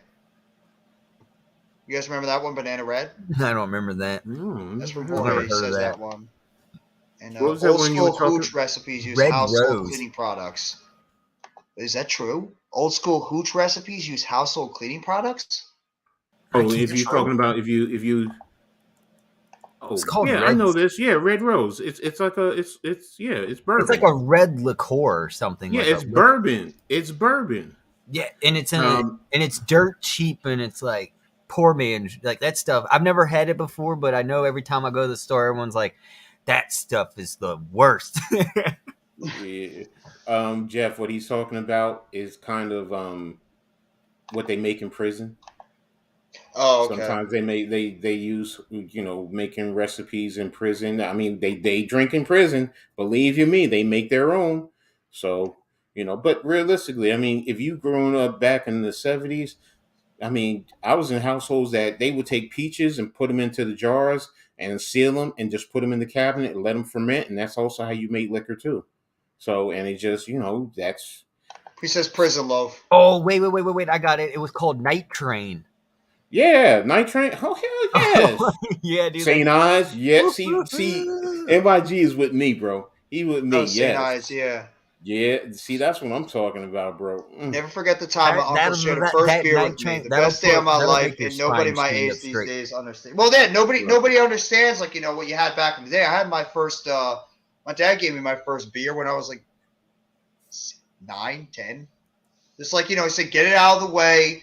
You want learn when you're younger, but it's gonna make you not want it a lot more when you get older. I've been drinking 54 years. See. So when I was in Germany, my pop showed me the pictures. I used to go around picking up the bottles and drinking the residual of the beers that was left. Alcohol? Yeah. See, this is all foreign news to me. No, I've never gone that far. Bro, I mean, there's things that it's just like people who smell glue to get high. I mean, there's different ways to get high. Oh, that doesn't surprise me that's happened. I'm just for a personal preference, I've never done that. Yeah. I know it happens. Yeah, so drinking rubbing alcohol, there's certain things you do to let it sit. But yeah, people drink bleach, so that's not going to surprise me anymore. Exactly. Stuff. So bro, trust me, it's just. Oh I'm not denying it. I'm not denying that that's true. I believe you guys. I'm an alcoholic. I admit it. I'm a foodaholic. I admit it. I can talk about food. I can eat any food. I can go out and buy a whole lot of food. I love food. And I'm not fat boy, but I can eat a whole lot of food. Fat boys. Who sang that song? Because that was on Jackass. The Fat Boys. The Fat Boys. Was it called The Fat Boys? Yes. I don't remember the name of the song. I just remember go to YouTube. Jackass. Go to YouTube. Used to pull it sneak up. me a beer every time we'd see Chavez fight. Mm-hmm. There you go. There you go. See, y'all talking about sneaking. I ain't had to sneak. I never had to sneak. But no, he was just offered. No, I'm a 60s baby. So different time, different era. I get it. So y'all ain't like me. I'm an 80s baby, so y'all ain't had a dad like mine. And I was in the military, so I'm around military people, so I'm a fat There you ass go, see? Yeah, there you go. See, you talking about don't call I ain't fat. Yo, there's nothing wrong with being fat. No. There's fat F-A-T and there's fat P-H-A-T. I'm both. I'm super 1981. So he's an 80s baby too, like myself and Further. Yeah, man. Y'all with my oldest daughter. She's an 80s baby. I'm a mid-80s baby. How old are you, Jeff? I never asked how old you were. I'm going to be 38 next month. 38? Yep. You're 38? I'm an old geezer. Yep. You don't look like it at all. I thought you were in your 20s. A lot of people say that. When I shave, I look like I'm a kid. But I'm actually, I'm going to be 38. Wow, I'm 33. Scary. You're older than me. See? Wow. Yeah, but not that much. I mean, we're pretty much like 4 years separated. I thought you were like around my age. We are. I am around your age. You're a little bit older. I'm around your age. We're separated by 4 or 5 years. That's not that big of a separation. Nah, not much. No. Coach is over here, like, shut the hell up. Y'all are babies. I blow. Yeah, exactly. Babies. I am an old head. You're damn right I'm an old head, and I'm not afraid to say it. I ain't no damn old head. Oh yeah, Put it that like was this. Jeff's got a baby Like face. this. All right, I'm gonna put it like that. I'm gonna shut all y'all up. All right, I'm 55, going on 56. I live in an apartment building where I'm the baby in the building. I'm the baby in the building. So Really? I mean, yes. I mean, I got ladies and people 60, 70, 80, 100 years old. I got women of all ages hitting on me. Of all ages hitting Yeah, but on they me. want their youthfulness to carry things and move things around their Oh, apartment. I can't. They know I can't. Yo, bro, trust me. Oh, okay. Y'all can't see. I mean, I use a walker to get around. I can't move. I'm hurt right now. So that's not what they want. Trust me. That's not what they want. It cracks me up. I'm like, I'll give y'all a heart attack. Y'all don't want to mess with me. I'm gonna give y'all a heart attack. Every excuse. 100 that Betty White shit. Yeah, she almost made it. She almost made it. God rest her soul, but yeah, that still, sucks. seriously, she was that close. They were getting ready to throw a party for her on her 100th birthday, and then she goes like a month or so before it happens. That sucks. Y'all talking about old, man. Y'all are not even in the prime of your life. I'm in the prime of my life. I'm in the prime. Please, I'm loving it. Isn't the prime when you're in your 30s, 20s, 30s? Nope. It just goes. It's in your 50s, going into your 60s. Yeah, she had a stroke on Christmas Day. Wow. Betty White. Yeah, I didn't know it was Christmas Day though.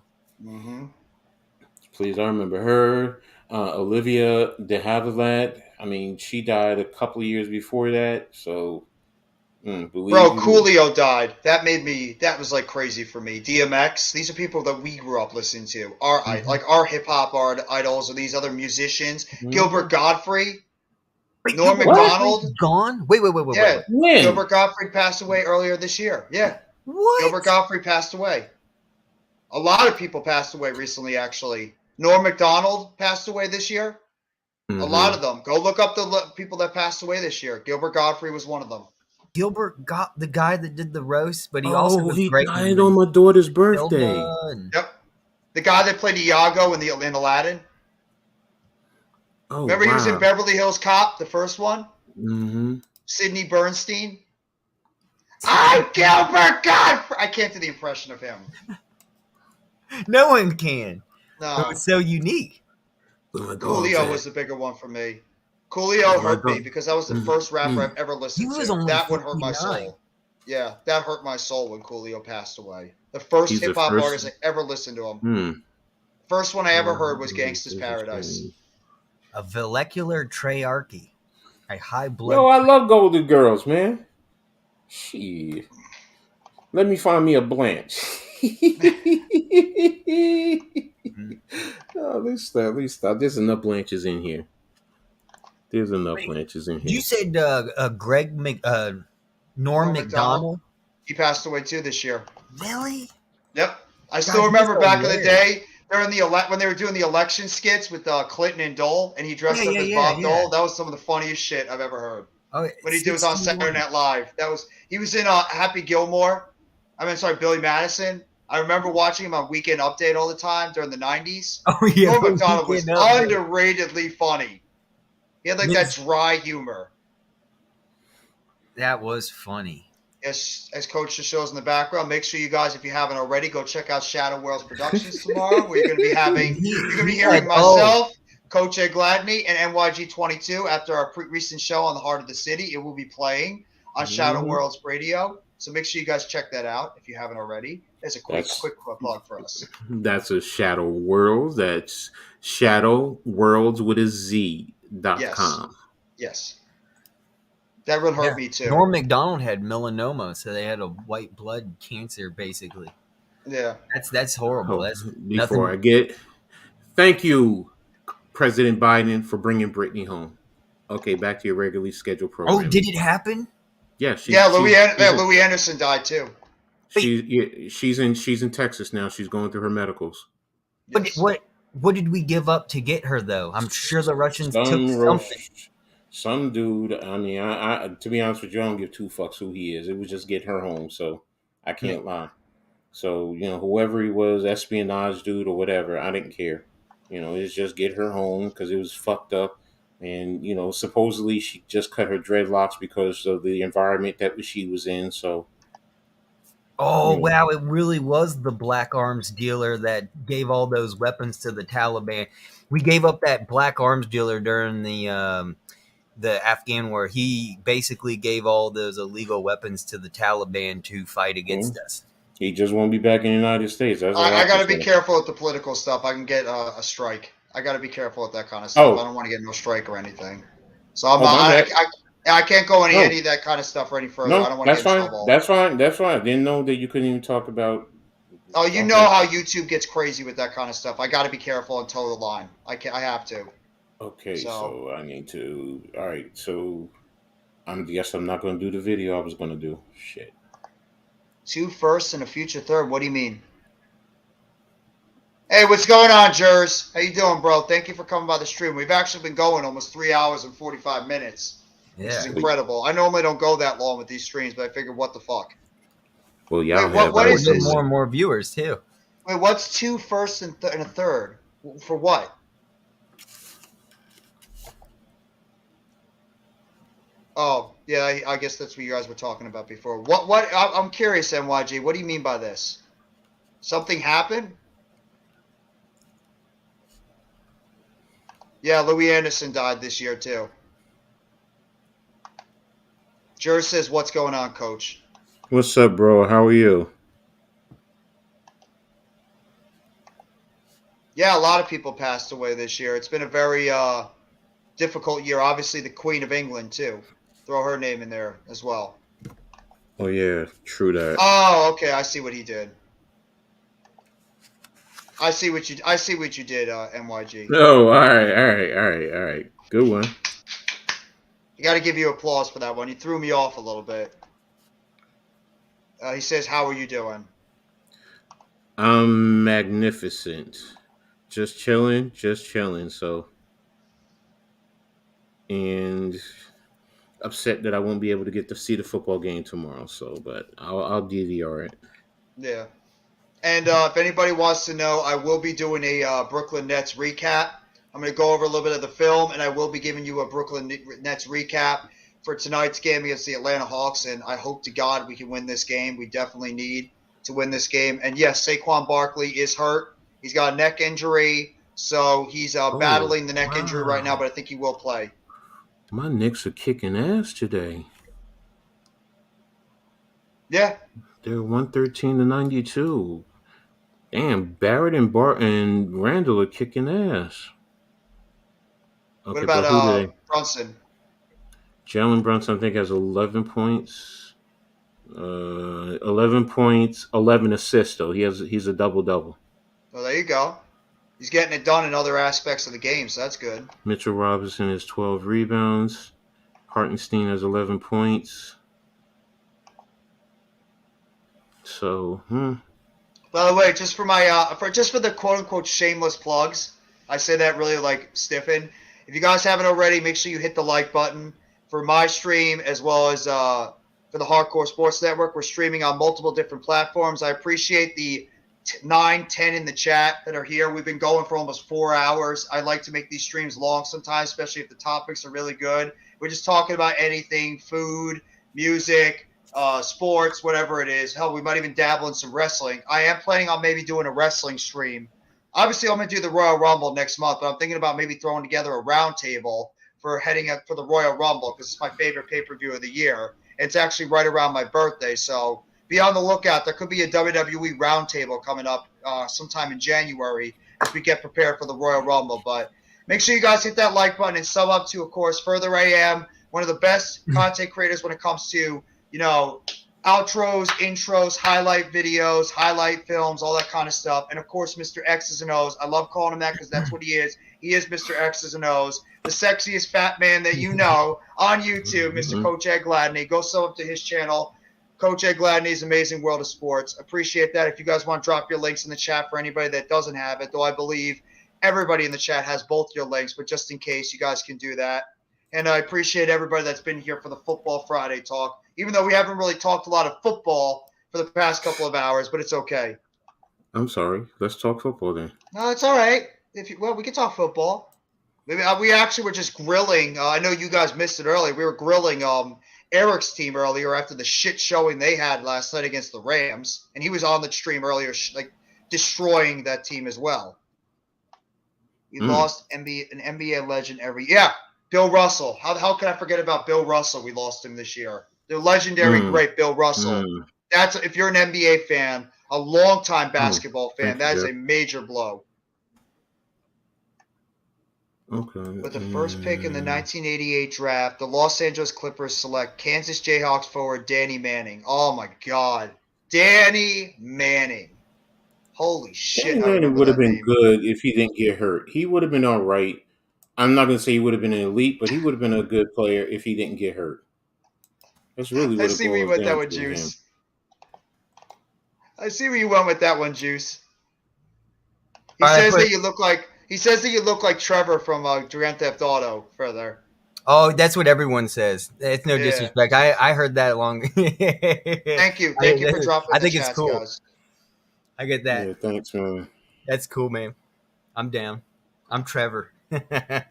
Ramsey Lewis. That's another name right there. It's been a really it's been a really sad day with the amount of legends we lost. Lucas, what's going on, man? Thank you so much for coming by the chat. And you damn right. Let's go New York Football Giants. If you haven't already, go sub up to my guys FurtherA.M and Coach Gladney's Amazing World of Sports. Appreciate you coming by. Thank you so much. And I hope you're enjoying your Football Friday. Yes, it is a great Friday. How's y'all's Friday doing? I'm having a great Friday. 13 strong in the chat. I fucking love this. Thank you all for coming by here. I appreciate it. Yeah, see? No Mets, no Nets, no Jets like that joke right there. You like the Trevor joke. Trevor was cool as shit. Baby. That game was still cool as shit. Oh, boy. Coach is getting happy. We got some small schools playing football right now. William & Mary's about to play in Montana. Are they really? Yeah. There's really? Game on right now, I can't unsee it now. Even Fiorani likes it. That's the running joke for today. Trevor. Trevor, yep. You know, Coach, you know that is, right? You ever play Grand Theft Auto 5? Nope. Go look up Grand Theft Auto 5. I haven't played a video game since 2006. Look. I'll bring it up right now. Here, look. Juice. You know what? I don't blame you as well. You had a brutal loss this past weekend. Are you? Tom Brady dropping down the field. This is Trevor from Grand Theft Auto 5. This is what everyone thinks I look like. You kind of do. This guy right here. You kind of do. Okay. Yeah, I'm losing the hair. I'm losing the hair up. See, NYG says the same thing. You do look like Trevor. I get that. I look like, also people say I look like Sheldon Cooper from Big Bang Theory. I've gotten the kid that kicks the soccer ball in Superbad that has that only one scene. I've had people say that I look like who's the guy, the main character in Pineapple Express? Not Joe Rogan, the other one. Juice, you weren't winning no Super Bowl this year. I don't even give a crap how good Jameis Winston was going to be. You're not winning the Super Bowl. No. I understand. Like, just put what's his name? Put down that excitement, James Franco. Who is James Franco's younger brother? Oh, Matt Franco? Yes, people think I look like James Franco's younger brother. I've had people say I look like Johnny Depp for some real reason. I think it was the Sunday Night Football game between the Tampa Bay Bucks and the New Orleans Saints. I believe that was one of those games where the Tom Brady drove down the field and won the game against the Saints. I am addicted to that game. I love all Ronnie. games. Yes, she knows. Yeah, no, you're right. Do you still do those streams at all? The man with 1,000 faces. What's going on, Random? That's right. The man with 1,000 faces. You're damn right. Faces. Yeah, he's not wrong. I'll grow it out. I can get a beard. I can be like double. You just look weird with a beard. I don't know why. You look very weird with a beard. I do. I don't like it. It would just be very odd. That's like if a coach was like, clean shaven on his face. It'd be really hard for me to recognize him. Yeah, I remember when I first met Joel. When I first met Joel, when he had like all the facial hair on his face, and I saw him for the first time when he was on screen clean shaven, I'm like, who the fuck is that? Like, who is that? And I'm like, oh my God, it's Joel. How is Joel? He's doing pretty well. Okay, good. Joel's been doing a lot better lately. Appreciate you asking that. Yeah, good. If I cleaned off my facial hair, I look exactly like my dad. Like if I had a picture of my father, you would be like, oh, okay, that's what he would look like. Except I have a fatter face. That's your trademark look, though. It'd be very hard to see you like shave off that goatee. It's just part of your trademark look. I've shaved off my head, all my dreadlocks before in the past 5 times. I've been completely bald. Yeah, well, I'm balding. Yeah, so am I, but I don't care. Oh yeah, at this point, you don't care when you get older. Never have. I mean, it's just like my daughter's like, Daddy, you need to. He's digging in on you now further. What's y'all favorite console and favorite game? Oh man, N64. Definitely N64 because when you went from playing Super Nintendo or a Game Boy or a Game Gear or Sega Genesis or whatever you had before, and you went to the N64 and you had that analog stick, with the first analog stick ever in the history of analog sticks, I couldn't figure out how to turn around. Like I was at Toys R Us and I was playing GoldenEye in Toy Store. GoldenEye was so good. Right, and I'm sitting there and everyone's watching me and I could not figure out how to turn around. I kept going sideways and forward, but I could not figure out how to literally turn myself around. I couldn't figure it out. It was like so different and new. Like I just couldn't. It was something about the N64 having that capability of being able to do 360s and it was like the first FPS shooter game. You can think of that. GoldenEye was really what we think of every game. All the Call of Duties and all the games we now know today is all the common shooters. It all started with GoldenEye 64. Kids don't know how good GoldenEye was as a video game. They don't. They really don't. They have no idea. I asked some of my Scotch friends. They're not much younger than me. I'm like, did you ever play GoldenEye 64? They're like, oh, I've never even had an N64. I'm like, wow. That was the last video game console I ever owned. Was an N64. And GoldenEye and Super Smash Brothers were the 2 games I always would play. Just get our friends together and we just like, you know what? Some nights we just like, fuck it, we're gonna have a GoldenEye tournament. Just like all our friends just going over there. The first 3 games I had GoldenEye, Diddy Kong Racing, and Super Mario 64. Okay. You want a Sega Genesis on You were on Nickelodeon? Is that true, Jers? Oh, that's badass. How did you do that? Fucking awesome. Was that on the Nickelodeon back in the day magazine? On Nickelodeon too? Was that through the Nickelodeon magazines? That was back in the day on Nickelodeon too. That's freaking badass. Back in the day. Yeah. Back in the day. You know it was really good too? Yes, Super Mario Sega World Genesis, awesome. NBA Jam. NBA Jam back in the day on Sega. That game was awesome. He's on fire! And then that just catches on fire. Random man. Did you, when you played on the multiplayer on N64, did you ever change up the settings and just have explosions only? So it'd just be rocket launchers and grenade launchers? Are you talking about Grand Theft Auto? No, we're talking about GoldenEye on multiplayer when we used to play each other. Oh, I play on lasers. Oh, the laser only mode? Oh, yeah, the lasers, yeah. Or the laser watch. You could do the GoldenEye mode. Oh, the golden gun? The golden gun? Golden gun, yeah, one shot. Coach is just sitting here laughing at us. It's like, these 2 fucking nerds. You do long shots with the golden gun, just one shot. Oh, Doom! Y'all will laugh at me. How about Duke Nukem? Yes. Remember Duke Nukem back in the day? I remember playing the old school Duke Nukem as well. Remember the DOS box? Or there was N64 had the DOS box. Exactly. What up, Irrelevant fan? Thank you for coming by the stream. I actually met him at he was on Big Blue in the Bronx's stream. Our good guy Alex, along with Sox Arizona, aka Andrew. If you guys haven't checked out their content, good stuff over there. I'm very boring. Pong on Atari. I like Pong. I love Pong. I just remember Madden Blitz used to be so fun on the N64. Look. I had to stop playing Madden because I couldn't lose, and guys hated playing against me because I didn't play like they would play. I played like a football coach. And then they would play 5 minutes. They would play 5-minute quarters. I remember double dribble. And I would literally take up the whole one quarter and half of the next quarter and then score a touchdown. And they're pissed off because they're like, you wasted all the time. And it's like, and I'm like, you're playing it like real NFL, man. You're playing Dude, Mortal Kombat was the game too. Yeah, I would just true. be like, I would be playing True. Sub-Zero the whole time. I just like freeze the floor, freeze the floor, freeze them, freeze them, freeze them the whole time. Just like freezing Mortal them the Kombat. entire time. They couldn't touch you at all. Dude, Mortal Kombat, the first couple of games were the shit. That game, Almighty, that was one of those games. I wish that we had. Wow. Almighty, I'm undefeated. And even in the money leagues that I played in, I'm undefeated. And I'm trash. So if I'm trash, and I guess the guys I played against are trash, and a lot of the guys they used to play, and a lot of the guys were Philly Eagles fans that I used to beat up on.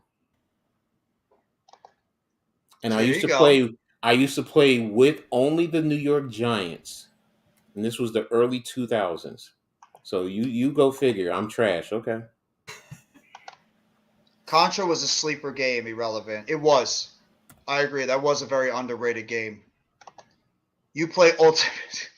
He's digging in on you now. What's Ultimate Team? I don't understand that.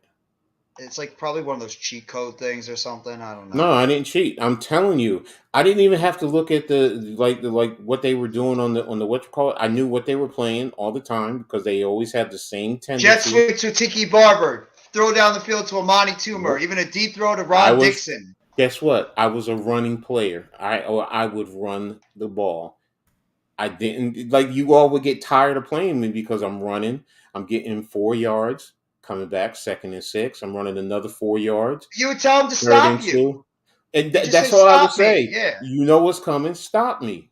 That's all I would say. You stop me and tell me or stop me from what I'm doing. It's like, oh, yeah, Tecmo Bowl. I remember that. See, he knows what it's all about. I remember Tecmo Bowl.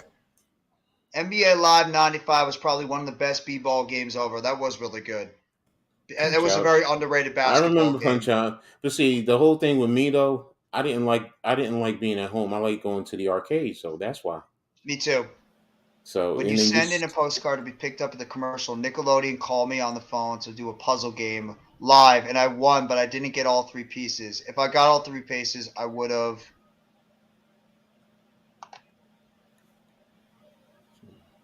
Do you even know who the hell they are? All those guys, Almighty. Champ Bailey, you remember Champ Bailey? Yeah, I can't play like that. I just can't. I need to play with who is there. I need to play with who is there. You beat me, and I'm going to figure out what you did, and I'm going to come back. Now, hold on, though. Are you all Madden? What, playing the top level? Yeah, I always play the very top. Man, that's hard to do. That's hard. No, it's not.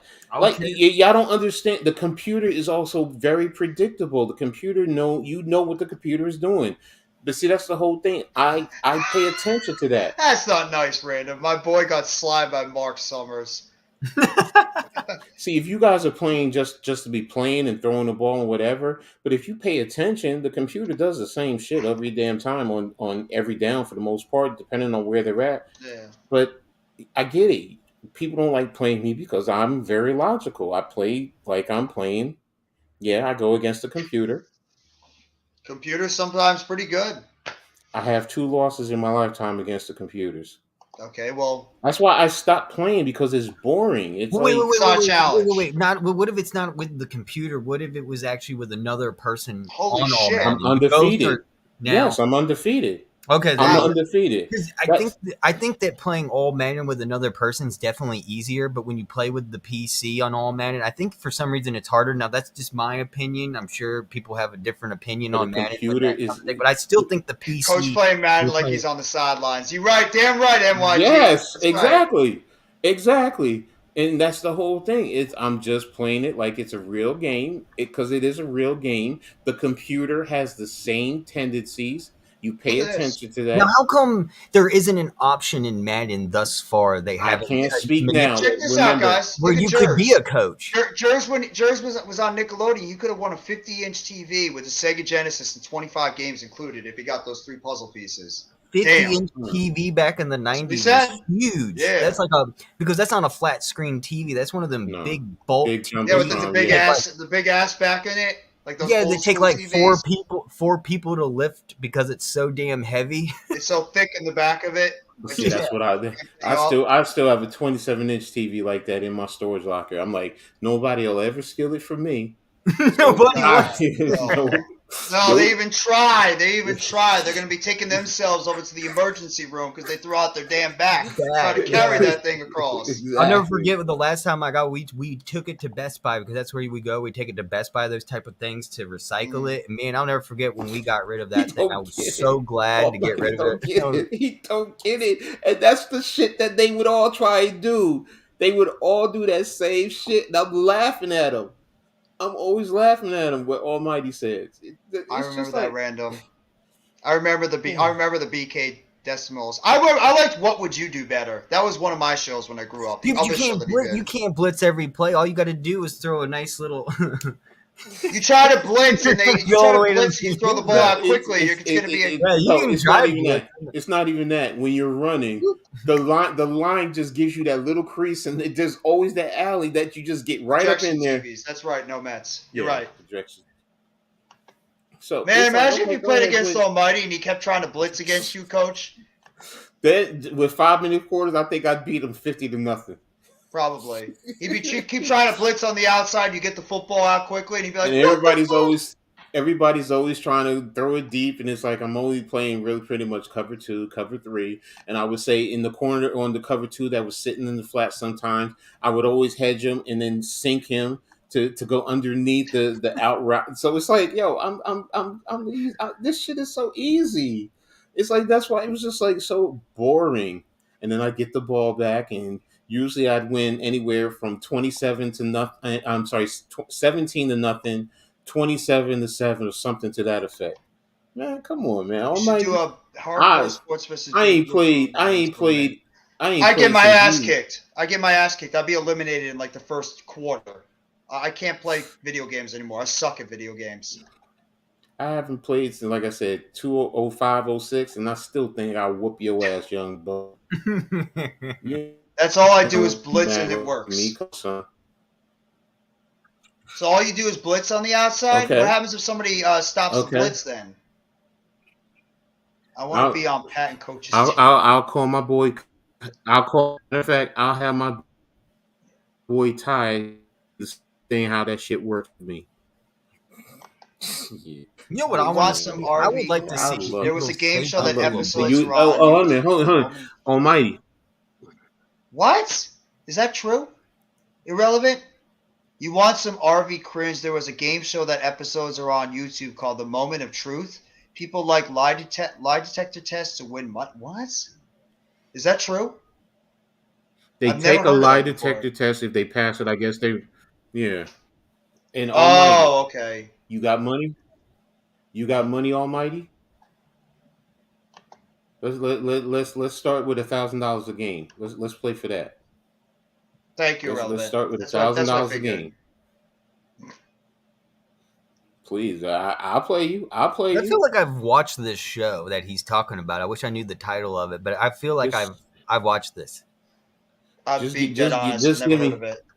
give me 2 hours to practice a little bit with the Westman. He says, "No, I'm broke."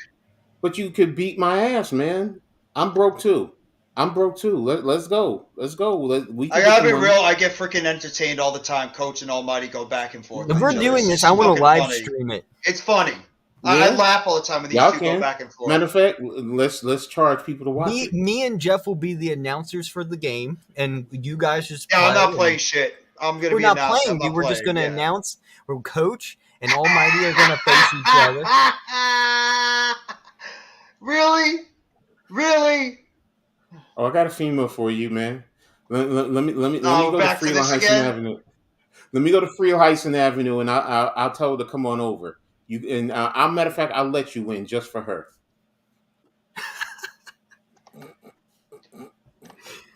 Anybody knows Freeland Heights in Newark knows what I'm talking about.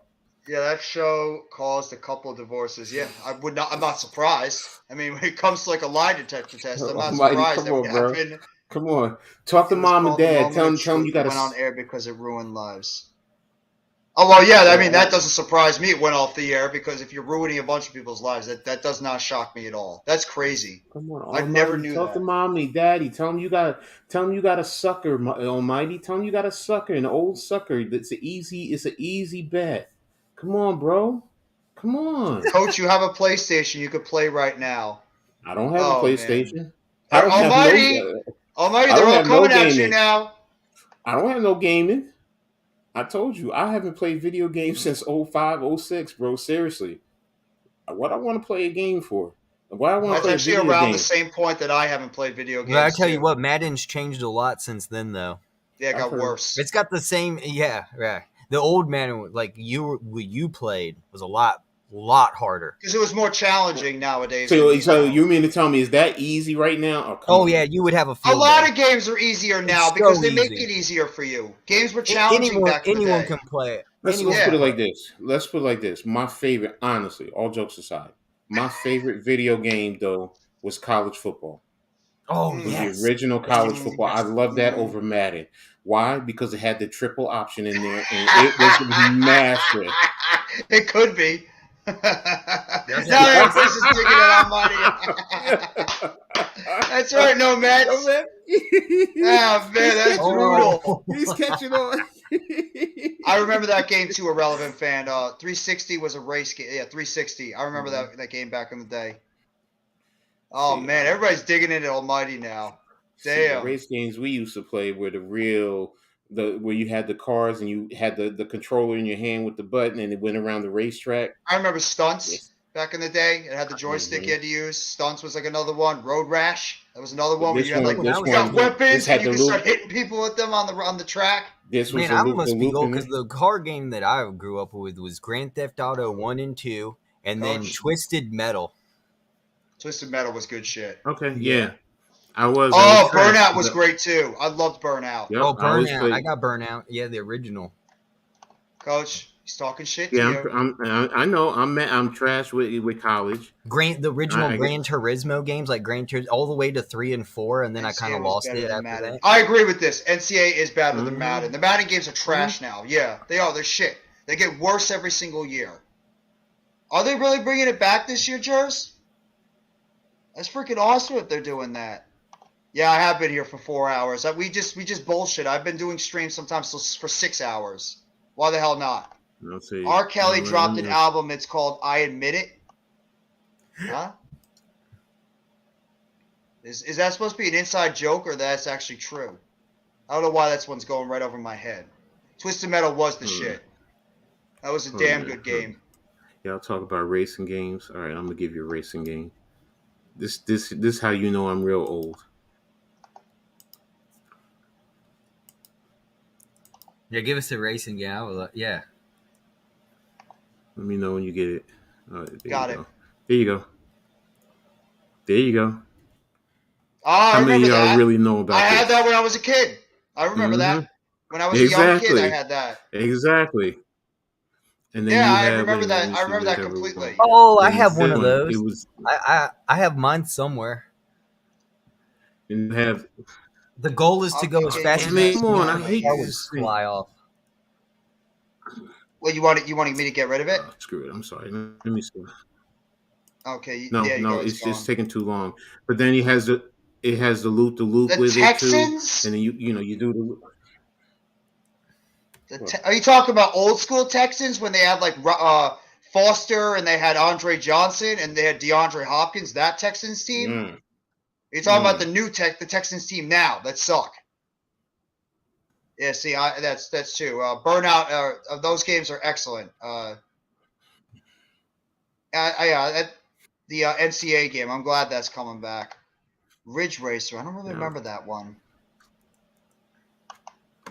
Who still plays that? That's for little kids. Hey, I was a little kid and I enjoyed that when I was a kid. Okay.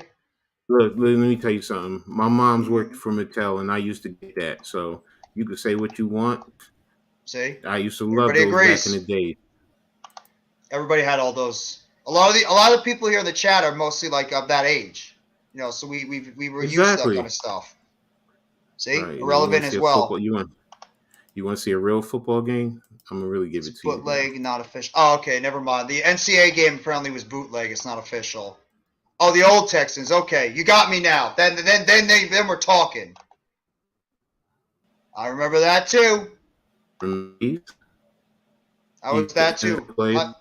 Hot Wheels and that. Oh, dude, isn't that the thing where the thing vibrates underneath and they all go randomly all over the place? Yep, it's still fun. Yep. I don't remember it being $90. Exactly. Oh, I know you're a Texans fan. I know you're a Texans fan. Irrelevant. I'm sorry that your team is garbage this year. I apologize. Yeah, we all had one. They were cheap back in the days. Now they're expensive. It's a classic. You know, yeah, of course, because they're obsolete and not everyone has them. So right, but the R. Kelly one. Okay. Oh God, here we go. Oh God, I think he's really just trying to Right. Yeah, I know. I just tell you, I'm enjoying it too. I know it's funny. I enjoy these little banters you guys have back and forth. It's funny. I had a original. It was about this big, a Sonic the Hedgehog pinball machine. I had one of those too, Jers. I had one of those things back in the day as well. Really? I remember them. Yes. That big? Maybe not. No, this one. No, not that big. No. Yeah, it was about this big, and it was about 6D batteries. Those big batteries, about this big, and it was a Sonic the Hedgehog. I still have it in the box. The console? Wow. The console, right? No. It's a real pinball machine. Here, I'll show you. I think I know what you're talking about because I've seen. It was a battery. Yep, they have it right here. Here's a picture. Yeah, I've seen one of those. I have this. Hold on, let me share the screen. Have a good rest of your day, Juice. Take it easy, bro. Thank you so much for coming by the stream. I appreciate it. Jersey. We're Jersey. This Jersey guys right here. I still have I remember that. Yeah, I remember that Sonic old school pinball machine. Look at that. You can buy one right now for $80. I used to play one of those back in the day at the old arcades. Yeah. Yeah, here it is. Here's another picture of it. Yep, just like that. Dude, those were fun, but the only thing is, dude, it only lasted like a day because you had to have 6D batteries, and it had no plug in the back. That thing 8 batteries, man. 8. Irrelevant. Myself and Coach were from the tri-state area. I believe Further's from like the Virginia area. I'm from Virginia.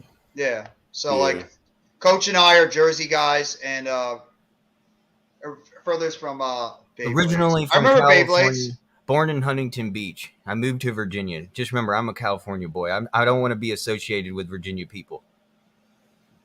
Are you thinking about ever moving back to California? No, it's too expensive. There would be no way in hell I could afford it. Not even like a certain part of California? Not like by the city. Dude, people escape California. That is true. You don't just You're leave. Right. You're right. You escape it. You're lucky to get the hell out of there. They'll probably tax you when you leave, too. It's called the escape. Maryland's not bad. They tax you when you're leaving. They do in New Jersey, too. If you leave New Jersey, they tax you. It's called an escape tax. No, they don't. Yeah, my mom had to deal with that. They sure do in New Jersey. Wait a minute. Are you talking about if you have a house or if you? If you have a house, if you own property, a house, you pay mortgage. Okay. You will have to pay tax on that if you leave the state. That makes a little bit of sense. No, I get the house. I get that part. If you have an apartment, you're fine. If you have an apartment, you pay landlord. You don't have to worry about it. Yeah. So, but hell, if I'm paying a mortgage and I'm done with the house, they can't do anything. I'll just pay my taxes and move. Yep, the escape tax is almost 90% of your profits gained on a yearly salary. So here we go. You will have to pay. If I have a house, I will rent out my house. And I can move out. There you go. And I'm not paying no tax there. I really hope you're joking on this. You know what you can do to get away from that and not many people realize that? You go buy a house in, say, Florida, and you can say that you live there half the year and say that that is your home, and then you don't have to pay New Jersey tax at all. Exactly. What the fuck is it? That's what Donald Trump does. Donald Trump has that real ritzy house down in Florida. You want to know why? Because he goes and lives in Florida for most of the year, so he doesn't have to pay New York City tax. And then guess what? Florida doesn't have income tax, so he doesn't have to pay New York City income tax, and he's in Florida, so now he doesn't have to pay state income tax. Yeah. What do you mean you talking exactly, buddy? So he's just getting richer and richer. So that's why all these rich people live in Florida and Texas for most of the year, so they don't have to pay income tax to the state. That's true. You I can get love away with Florida. that by going Florida to weather is nice. go to Delaware. There's no state tax in Delaware either. There you You're just go. going That's across true. the That's border. true. Yeah. No, you're right So on that one. Florida, man, So, but during the summer, dude, it's so fucking humid. I don't know how people go to Disney World in that heat and stand in lines. Like I would die. Dude, you would see my armpits just wet right here, just gob wet. If I had the money, That's a lovely image. I'd move to Disgusting. Alaska. I would move to Alaska if I had the money. Dude, they'll pay you to live in Alaska. Aren't people trying to get the hell out of Alaska I think it's like $500 a month. They pay you $500 a month because there's oil under your property. We do have Florida weather sometimes. It's like up and down in New York and New Jersey. It's erratic at times. Oh crap! I just got like Alaska is mad cold. Nah, screw that, Levance. No, they not. No, they not, Levance. No, they not. No, they not. Pound of nails, Rutgers. Pound of nails. Rutgers is the best defensive club in the country. You just set Coach off on that one, Levance. What are you doing, bro? Overrated, Levance, dude. I'm gonna have because UVA should not be number 2 in the country, and you will see that. Yeah, they are. They are nuts. I agree with that one. They're up to 2. They're number 2 in the country. Overrated. I thought. I know Purdue was number 1. No, it's Houston's number 1 in basketball right now. I'll be right back, guys. Carry on. Virginia's number 3. Are we talking about basketball? Yeah. Right. UVA's number 3. I thought they were number 2. It then goes Longhorns. Then Houston's number 1 right now. They're 9-0. Which rankings are you looking at? NCAA men's basketball. Are you talking about the? No. I mean, which ranking service are you using to look at? AP top 25. AP people. That's what I want to look at. Yeah, right here. So, I'll share the screen. No, I'm looking at CBS. They're bringing it up now. The UVA's right here. Okay. So Purdue is 4. Purdue 4. Yep. Purdue is 4. Okay. Connecticut's 10-0. This will all change. It's just the beginning of the season. Yeah. Yeah, I know. It's going to keep changing. And O State is now 25, and yep, they dropped Rutgers what really blows my mind is how Ohio State is somehow here because they're 7-2, and I know a lot of schools that are 7-1 right now that could take this spot. West Virginia is paying people to move there too, allegedly. Is that true? The problem with Ohio State shouldn't be there now because I didn't even know that. No Jets. Sorry, I'm just reading the comments. Carry on, guys. No, dude, did you watch the game? Did you watch the game? Yes. That ending shot? Yes. Unbelievable. Yes. I'm like, yo, how do you miss the guy out of bounds coming in bounds to get the shot? Oh yeah, you're talking about what you call, but Rutgers it's not even that. It's how does the referee standing right there, direct line, not see the guy standing out of bounds, come in the bounds, get the ball. He didn't declare. He was coming in bounds, got the ball, hit in bounds, then shoots the ball. Like he's out of bounds. You can't come from out of bounds to inbounds without declaring 2 feet on the ground. So, and that's where what's it called? Missed the free throw. He missed if he doesn't make the free throw, we go to extra time. So, in that regard, you know what, Rutgers, what a miracle shot with Ohio State, though. I guess you deserve the win when you make a shot like that at the end of the game. Last year, Ron Harper Jr. I'm just sitting and listening. I know nothing about college basketball, so I'm just listening to what. I know more about college basketball than the NBA. Yeah, I'm the opposite. I know more about the NBA than college basketball. I just fell out of love with college basketball. I love March Madness ever since I've been going like elementary school. I just love March Madness. Mm-hmm. Oh, of course. It's just so fun watching these kids not play for money and just make college for themselves. Yeah, that is true. Well, I mean, right now, money might start getting into play eventually. Right. Well, it's just how the NIL. With the NIL, but no disrespect, the kids deserve it. Mm-hmm. Kids, they're doing it, but they might do it with college football soon. Do what? Like, start paying their athletes. NIL. They're not going to do that because of the NIL. With the NIL, you now can boosters can now pay guys to do a job for them or commercials or whatever, and they can get money. So now kids don't have to go to work. So it take they're going to limit that, because right now college kids, they have like a certain cap and they can only work certain places. But with NIL now, you got kids making $1 million in sponsor. I mean, with NIL money. I mean, okay. Yes, we're You about to gotta. win. The Nets are only about 10 seconds away from winning. Let's go. We're about to beat the Atlanta Hawks. We're about to go 3 games over 500. What's the score? We're beating the Lakers. Oh, by the way, shout out to Mitch 118-112. Mitch Mitch is at the game. Is at the game right now, and we're winning. Maybe I need Mitch to go to Bro, more. if you can't beat the Lakers without LeBron and Anthony Davis, that's a problem. No, it is a problem, because that's how bad the Sixers suck right now. Yeah, but even with how bad you guys are, you should still be able to beat them. Damn, y'all beating them by 2 points. Who, us? Or the Sixers? No, the Nets. I'll take it. We just beat them ourselves, so. Here's a question from Levance. Cam George's, I thought, was in. Who's that question from Levance? Who you guys taking, Syracuse or Georgetown in that game tomorrow? Don't ask me that. Don't ask me that, Vance. I'm going to break your heart. Yes, there's a Captain George's still in Virginia Beach. There's one in Williamsburg. There's one in Kill Devil Hills and one in Myrtle Beach still. Okay, there you go. Captain George is still here. I'm taking Georgetown. But if I were you, I wouldn't care about Captain George. You need to go to Pierce's Pit Barbecue. That's the shit. That's the. Oh, we're getting back on food now? We're going food again? Okay. Let's go back to food talk. But you want the best barbecue in the country. Virginia-style barbecue. The tomato-based, saucy Virginia-style bar. You got to go to Pierce's Barbecue in Williamsburg, Virginia. Right next to Busch Gardens. Yeah, well. I mean, I'll take a win any way they can get it. I don't care if it's ugly or anything. A W is a W. Don't be worrying about that game. And by the way, there's a better seafood place than Captain George's. Go to Surfrider in Hampton. Sorry, Coach. Downtown Hampton, no Mets, no Nets, no Jets. Go to Surfrider. It's 10 times better than Captain George's. Sorry, Coach. I didn't mean to do that. It slows down the computer sometimes. So, what are you talking about with me?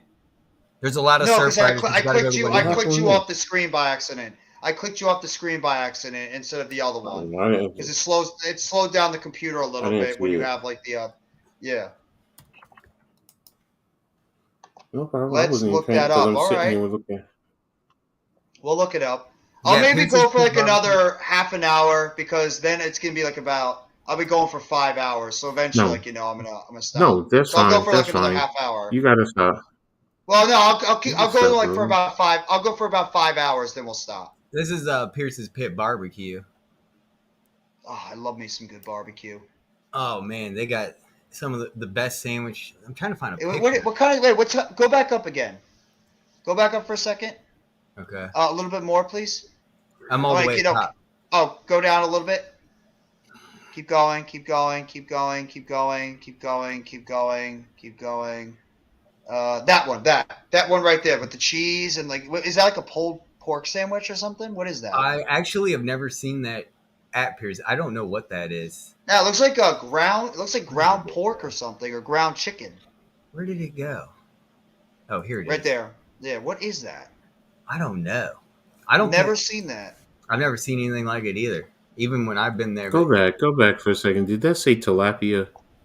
It might have. Is it ground tilapia? Where do you see that? Oh, no, it says TripAdvisor. I saw the TripAdvisor. I thought it said tilapia when you. Oh, okay. Yeah. Here's a good picture. Oh, it's so small. There's a good picture, I guess. Yeah, real good barbecue. The van says you're skinny, yo. No, I'm not. I'm the sexiest fat man in the world. And then this is Surfrider. It's huge. It's our number one seafood place, pretty much. They pack them in. Recommend you got to go on Sunday, half off on flounder. It's better than Long John Silver's. Oh God, I've never even been to Long John Silver's. Man, I live in the Chesapeake Bay. I don't go to Long John Silver's. I know. I'm just kidding with you. I know. You were not. You're gonna go. That's a joke around here. You're gonna go to You're gonna go to authentic one. Damn, Mitch is short. Mitch is real short. Mitch? He's like 5'5". Mitch Kofsky? Yeah, here, I'll show you. He is? 5'5", 5'6". I thought Mitch was pretty tall. Oh, you're back off break, Juice? Yeah, tilapia equals trash food. I agree. I'll see him. A lot of people don't like tilapia. There's Mitch. Oh, yeah. Holy shit, he's so short. Yeah. Wait, what is this, on Twitter? It's on Twitter in the chat. Damn, I didn't know he was so short. He's so teeny. Oh, Kurt Angle. That's what you meant when you said Kurt. Oh, man. He's like the mighty Rasta. Good jerk chicken. Yeah. And Jamaican patties, Give me some short people up there. Give me some cocoa bread and a beef patty with cheese. Oh yes! And look at that, Further. You just gave idea for him. Wait. Making me hungry. I'm definitely going to check out. Yes, Surf Rider. Yes, you got it. You will love it. Now, don't go to any Surf Rider. There's a lot of Surf Riders around you. You have to go to the one in downtown Hampton. I've never had it because I don't eat fish, but I heard that McDonald's filet of fish is actually not bad. I would never eat it, but I heard it's like very underrated. Jesus, on his taller. We're getting it, man. It's a complete mess. Alex, what up, bro? Tunnel. And this tunnel is being an absolute mess because they're widening the tunnel to get to Norfolk and Virginia Beach from Hampton, and it's just an absolute mess here right now. If you guys haven't already, make sure you go sub up our guys NYG22, aka Sports, as well as Big Blue in the Bronx, aka Alex. Make sure you guys go sub up to their channels. Alex, you can put your channel on the stream if you want, as well as you NYG22. Yeah, Rasta. I love beef patties. They're damn good. Like empanadas, and I love patties. I'm telling you, you never had cocoa bread with a beef patty in it, you don't know what you're missing. It's been a long time. And give me, I don't like ginger beer. My mother loves ginger beer, but give me a rest. Yeah. It's stronger than ginger ale. I'm telling you, it really is. It does. I've driven in that goddamn tunnel. It's a pain in the ass. It's true. Oh, it's even worse now. It's even worse now. By the way, congratulations. I was on his stream last night. Congratulations to our guy, Big Blue in the Bronx. He just got 800 plus subs on his stream last night with Sox, Arizona. So congratulations to one of the guys, Big Blue in the Bronx out there. He just hit 800 plus subs. Awesome for you. Congratulations to you, bro. All the hard work you throw out there, you deserve it, man. And congrats to Coach Ed, too, for getting 100 subs. Yes, congratulations to our guy, Coach Ed Gladney. He has achieved over the century mark, and it's just going to keep going up after that. Yep, first 100's the hardest, man. Thanks, man.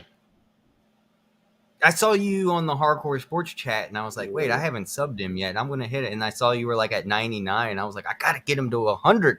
You were the 100th? There you go, Coach. Anytime you ever want to hear that question, what was your 100th sub? You got it right up there in the upper right corner. No, it wasn't me. It wasn't me. It was someone else. I was. Well, now, all right. No, well, now I'm just. No. It was Tommy Takes because he told me. Okay. It was Tommy. I was 99. I remember because you had 98 and I was 99. That's why I said 99. Yeah. That's why Coach, I said, we got to get him to 100. Coach, this one's for you from NYG. Yeah. Don't forget, brother, I'm West Indian. There ain't much West Indian food me not add. Empanadas with no raisins, no bueno. I've had them with and without. I've never had an empanada with raisins, really. I got to try this because I love empanadas. All right, Alex. Empanadas with raisins? I've never heard of In-N-Out Burgers in California, I never had it. I'm not a fan of In-N-Out Burger. If you want a West Coast burger, go to Tommy's Original and get a chili cheeseburger. That's what locals in LA know as going. Get our guy right here. Like In-N-Out Burger. Already, you got to go to Tommy's. Go sub up our guy MYG22, MYG. Unpopular Opinion Sports. He's 8 away, only 8 subs away from 100. All right. If you have not subbed up to him, he just put his channel in the chat. Go sub up to our guy Unpopular Opinion Sports. Man. Does 2 awesome live streams every single time. Whether it's the Heart of the City every Tuesday night with myself and Coach Ed, or he does Giants Conversations every Sunday before the Giants game. So make sure you guys go sub up on Popular Opinion Sports. Look at you. Get him to 100. 16 likes on your channel. That's badass. I appreciate that. I love the support. All right, that every single person Unpopular gives us. Opinion, you have only 7 now. There you go. You got another sub there, MYG, from FurtherA.M. No problem. I love Five Guys. Five Guys is very underrated for me. I agree with that one, Irrelevant. I love Five Guys. Already subbed to Unpopular. I love Call. Most definitely. Yeah, absolutely. Is Five Guys the place where you get those unlimited fries? You get the peanuts, too. Unlimited toppings, unlimited fries?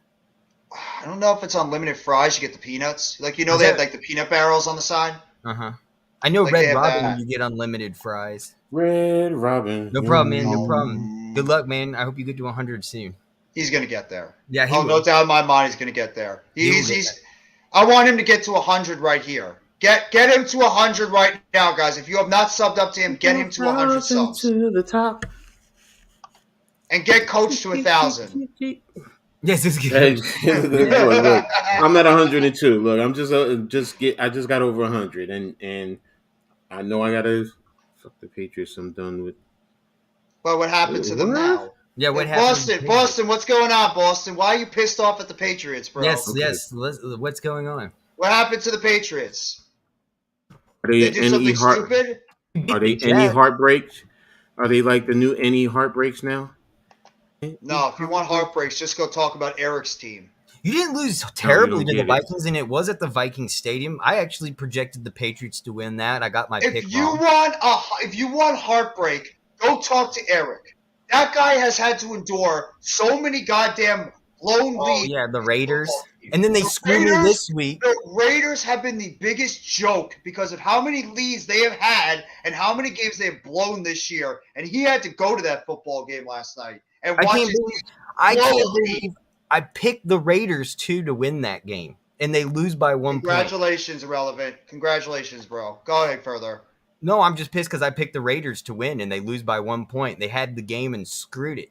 There you go. It says unlimited toppings, but they give a lot of fries. That's yeah. Limited. Yeah, they had unlimited. Like they overflow out of the. They got what was that? They got that huge board, and they have like 100 different toppings and stuff. I think so. Yeah, they have like all these different toppings. I wonder if anyone ever goes in there and they go, "Can I just have one of every topping?" Bro, you're not going to get blown out. You're not going to get blown out by the Cards. It's fucking Kyler Murray and Cliff Kingsbury. You're not going to get blown out by them. I feel bad for the Raiders because it's not the players. Well, that I agree with him. I'd be pissed if I was a Red Sox fan. That I agree with him. Your GM just let 2 of your best players, homegrown players, just go for no reason, including Xander Bogaerts. That was ridiculous. That I understand why you're pissed off. They are ass. I agree, NYG. Thank you, Levance. Appreciate it. Thank you. We just crossed the 4:30 mark. We're going to be going for at least another 24 minutes or so, and then I'll close down the stream. But thank you, guys. As a fan, about my misery between Texans, Orioles, Capitals, and Wizards. At least the Capitals won a championship not that long ago. The Wizards, I understand. They're mediocre. The Texans, I can't help you on that one. And the Orioles actually were a pretty decent team this past year. I can't help you with the Texans. I'm sorry. I tried, but I can't do it. They lost to us last year. That's true. Yeah, they lost. The Raiders lost to us last year, and that's pretty much as low as you can get with how bad our football team was. You can't get any lower than losing to the 2021 New York Football Giants. That's as low as you can get. It is true. Yeah. And you can't get any lower than the 2020 Philadelphia Eagles, where we literally were bringing players not even that weren't even on our practice squad. We were hiring people that were off, not even working, to join the practice squad, to join the team because we had so many injuries. We were on 4th and 5th string players in 2020. Did your head coach run a quarterback sneak 2 times in one game at their own side of the field? Did he? I think so. Yeah. No, they didn't. The Philadelphia Eagles do quarterback on your own sneak. side of the field. They do quarterback sneak. On your own side of the field. No way. No. It would surprise me. It's something the Eagles would have done. No, the Giants were a low that you could not reach. Last year was as bad as you can get. I don't know why we were in shotgun and we get a safety because I don't remember who it was against right off the top of my head. It was just this year. And we give the ball to, instead of Miles Sanders, we give it to Gainwell in the end zone. Damn right, Levance. With Jalen Hurts in shotgun. I don't understand the coaching decision on that play call. We were right there about to get a safety and we give the Redskins it was the Redskins. The first week at FedEx Field when we faced the Redskins, we are in our end zone on the 1 yard line, and Jalen Hurts is in shotgun. We hand it off to Gainwell. Gainwell gets tackled in the end zone. Why did we not use Miles Sanders? I will never know. And why is Jalen Hurts in a shotgun? Kelly Jansen, wow, Boston's really pissed. I don't blame him. He's really pissed. I agree. I don't know why you guys didn't sign. Why are you guys giving all that money to a player that's never appeared in a baseball game in the major leagues, and yet you're not signing your own guy? And then you trade away Mookie Betts a couple of years ago, who's thrived over there with the Dodgers, and you didn't get anybody back that's contributing with your team. That GM should be in serious trouble. I didn't know Joe Judge is now on the Patriots as a quarterback coach. Yep. Yes, he is. I wonder where. Yeah, you commented on my video on it, MYG. Remember, you commented on my video about re-signing Nimmo last night. Nobody has done that before. Yeah, that's true. Well, Joe Judge and Jason Garrett. Remember, it's a collective joint reason why that happened. Jason Garrett might be the next head coach at Stanford. He's in the running. Stanford. Wait. Stanford, California. Stanford University. You're joking, right? That can't be right. Are you kidding me? This has got to be some type of serious ruse. Wait a minute. What are they thinking? Yeah, it's true. You do. You do have the ex-Cowboys coach and wrestling, exactly. Mm-hmm. Oh boy, what a big mistake! What the hell are they thinking? Mm-hmm. You're going to go from that legendary coach you had to Jason fucking Garrett? Really? Are you stupid? Never mind. He backed out. He backed out. He says he's no longer in the. Yeah, he says he's no longer interested in the Stanford opening. Okay. But yeah, he was in the running, and they said he was the top candidate. Oh, my God. Can you imagine Jason Garrett? He's not even coaching right. So he's not doing anything right now. No, he does that job on NBC. Yeah, he's with that job on NBC, part of the pregame.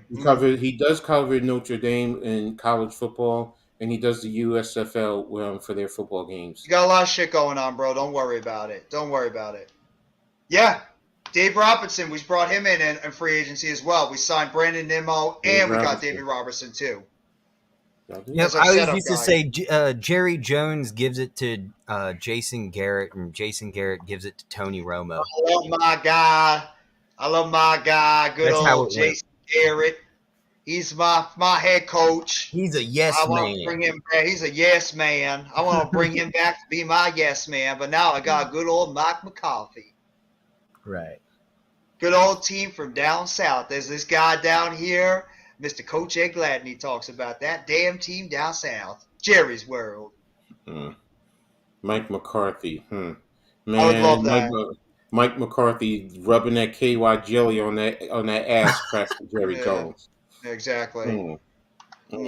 What? What's he? I don't even want to know. Never mind. Our pitching staff is older. Our pitching staff is older. NYG jelly is. I know what it is. I know what it is. I don't want to know what you're going to use it for. Yeah, he's talking about your little. I said Mike McCarthy uses it for Jerry Jones. Why are you putting that image in our heads? I don't want to. That's why I said I don't want to. I hate the Cowboys. We know you hate the Cowboys, but did you really have to go there? I thought he was serious when he was asking me what. I'm like, that's what I was saying. You don't think I got myself a real accent there, NYG? You don't like my accent? down here in Southern Dallas with my Dallas Cowboys. He what's has crazy? an arc. Do you think that after Jerry Jones is over, do you think he's not going to sell it to anyone? Oh, he's probably going to be alive until like he's about 130. He's going to his sons. Yeah, it's going right to his sons. It's going to his sons. It's going to be like the Raiders. Guys, let's just be real. He'll probably be alive until he gets about 130. Dude, you think his son's going to be better than himself? His son's not going to. It's going to just be like the Raiders. Jerry's World sounds like an adult. It sounds like an episode of an adult film. It does. It actually does a little bit, Boston. You're right. You do know that AT&T, and even before AT&T, the Cowboys Stadium is the only NFL stadium with a Victoria's Secrets. What? You didn't know that? No. At AT&T, they have a Victoria's Secrets, like underwear, lingerie, thongs. Don't forget about McNeil, the Vance. That's a shame. McNeil. No, on real talk, man, that's some bull. Because you got kids who are going into the stadium. Be real. You got high school kids you program that play football in there, and you're going to have something like that. I mean, I get it if you're only going to let adults in the stadium. Cool, no problem. I don't have a problem with that then. But when you have kids in there, now I would only hope that they have that secluded off. But I know for a fact. Hold on. There's kids that go to the shopping mall and their Victoria's Secret's in the mall. Yeah. Where Santa Claus is, where you go sit on Santa Claus lap at the mall. I haven't been to a mall in years. That's probably why that team has been competent, because Stephen Jones has been running the show a lot more. So do you know how every home game at AT&T, it shows the crowd running, all their Cowboy fans running in through the entrance to get to their seat? I made a joke on Twitter that went viral, got like 200 likes. I said, yeah, they're all rushing to get the new sale at Victoria's Secrets for Black Friday. That's ridiculous. That's why would you do that? I don't know. That's a shame. I don't know. I think it's kind of weird, though, that they're the only team in the only stadium that have a Victoria's Secrets in their stadium to cater to the women and their fan base. Yeah, baby. Yeah, good job. Oh, boy. The Chickers just choked. I had a feeling they would. Are you just kidding me? They actually choked that lead. They are. Oh, my God. They tied the game. It's 120 to 120. They're going into regular. They're going into overtime. Oh, yeah. He says that's true. I got Red Sox beanie 2 days before Xander left. Holy shit, bro. I'm sorry. Bro. Well, I don't know why. If it wasn't for the Washington Redskins, there would be no Dallas Cowboys. They were the ones that were literally against it, and they were the only ones that allowed a team south of the Washington, D.C. line, because there was a big controversy if the Cowboys should be in the NFC East. Can they actually come back and be called the Washington Redskins again? Can we stop with this crap? No, they won't. I know they won't. I'm just saying. It could. Same thing with the Guardians. The Guardians. It depends on Native American. Oh my gosh. No, I'm not going there. I'm just saying. It's just a preference. I think they just should have been called the Warthogs. That just got me sick. I gotta close that window. I mean, their fan base is called the Pigpens, aren't they? Bunch of the pigs. The Hogs. Yeah. You call them that or something. I don't know. They used to call themselves the Hogettes, I believe. Yeah. NYG says it. Coach, what did you do? Nothing, man. I'm not talking about it. Yeah, see, he's even Fridge says pause. I don't even know what he did, but he's saying pause. I do want to know what happened to that first row of diehard Redskins. I'm not going into this. I'm not going into it, Boston, but I understand. They had the pig noses. The Hogettes. Yeah, right. And they used to wear like suits and ties. They looked like they were like businessmen or whatever. Yeah. They would sometimes go there in business suits, and they go there in like dresses, and like they dress up in like. Yeah, sometimes they wear Sometimes they wear dresses. Yeah. Yeah, they do that all the time. Out of work. Washington Hogs, exactly. No mess, no nest, no Jeff says it. Washington Hogs. Call them the Deadskins. Yeah, well, the Deadskins tied us, and they beat him. So they're obviously not that dead, unfortunately. So we'll have revenge against them. Coach, are you okay? Mm-mm. Do you need a moment? No, it's you good. Talk, bro. Go ahead. Okay, I'm just making sure you're all right. You know? No, I'm not. Everybody's gonna be asking in the chat, what the hell is wrong with him? Look, it's just a picture somebody sent me, and I wasn't expecting to see what I saw. That's right, Fridge. That's what I was gonna say, Big Fridge. That's right, Fridge. You're right. Oh, don't say that name right now. Oh, Wrestling. shit. Maybe we can do that sometime, Boston. I'm thinking about maybe doing a wrestling show next month. Oh God, you know what? No. I think I know where he's going with. I'm not doing it. The Cleveland Guardians and former New York Mets shortstop Ahmad Rosario. Yeah, I miss Ahmad Rosario. He actually is rounded into a pretty solid player over there with Cleveland. They'll be dead in 2 weeks. They better. They better be dead in 2 weeks. We better finish them off in 2 weeks. That disgusting, decrepit, old piece of crap stadium known as FedEx Field. Well, yeah, now they're going to talk about moving to just south of Potomac in the Woodbridge area of Virginia. They're going to build this new indoor stadium for the Commanders. Mm-hmm. I'm also busy with my podcast. Hopefully it's doing really well, Boston X Official. Hopefully it is. I'm sure you have a lot to talk about since you're pretty much drilling the hell out of your team. Messy hair. Yeah, she's messing with me. She is. It is a trash stadium. They have poop coming out of the damn drains. Poop. Leaky pipes. Didn't Tymus was at the game or something last year and he had to deal with that? Or Rio Robinson or something? I don't think he was the one that got in the video. Was it Coles? Maybe, no. It was an Eagles versus Redskins game.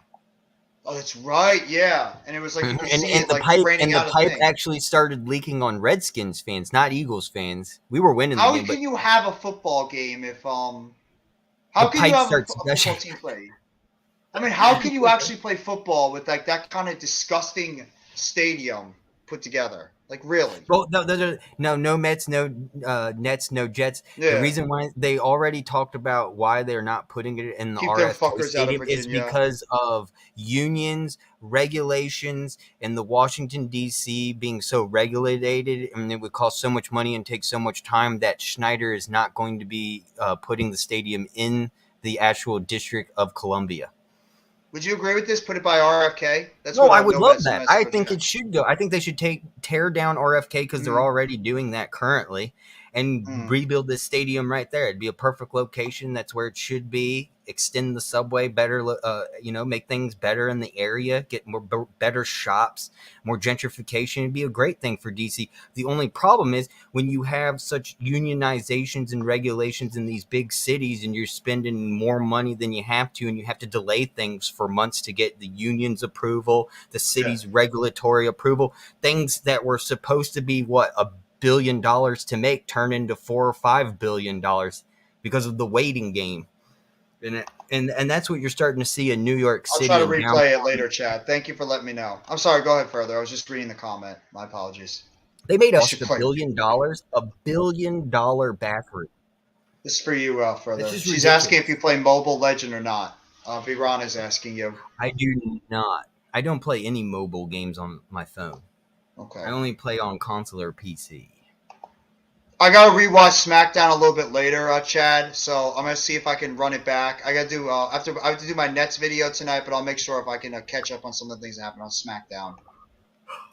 Yeah, they should play in Europe. You're absolutely right. They should play anywhere but in the East. Chad, I made you a moderator now. You're officially a moderator. I made you a moderator for Hardcore Sports, Chad. Did the Sixers lose?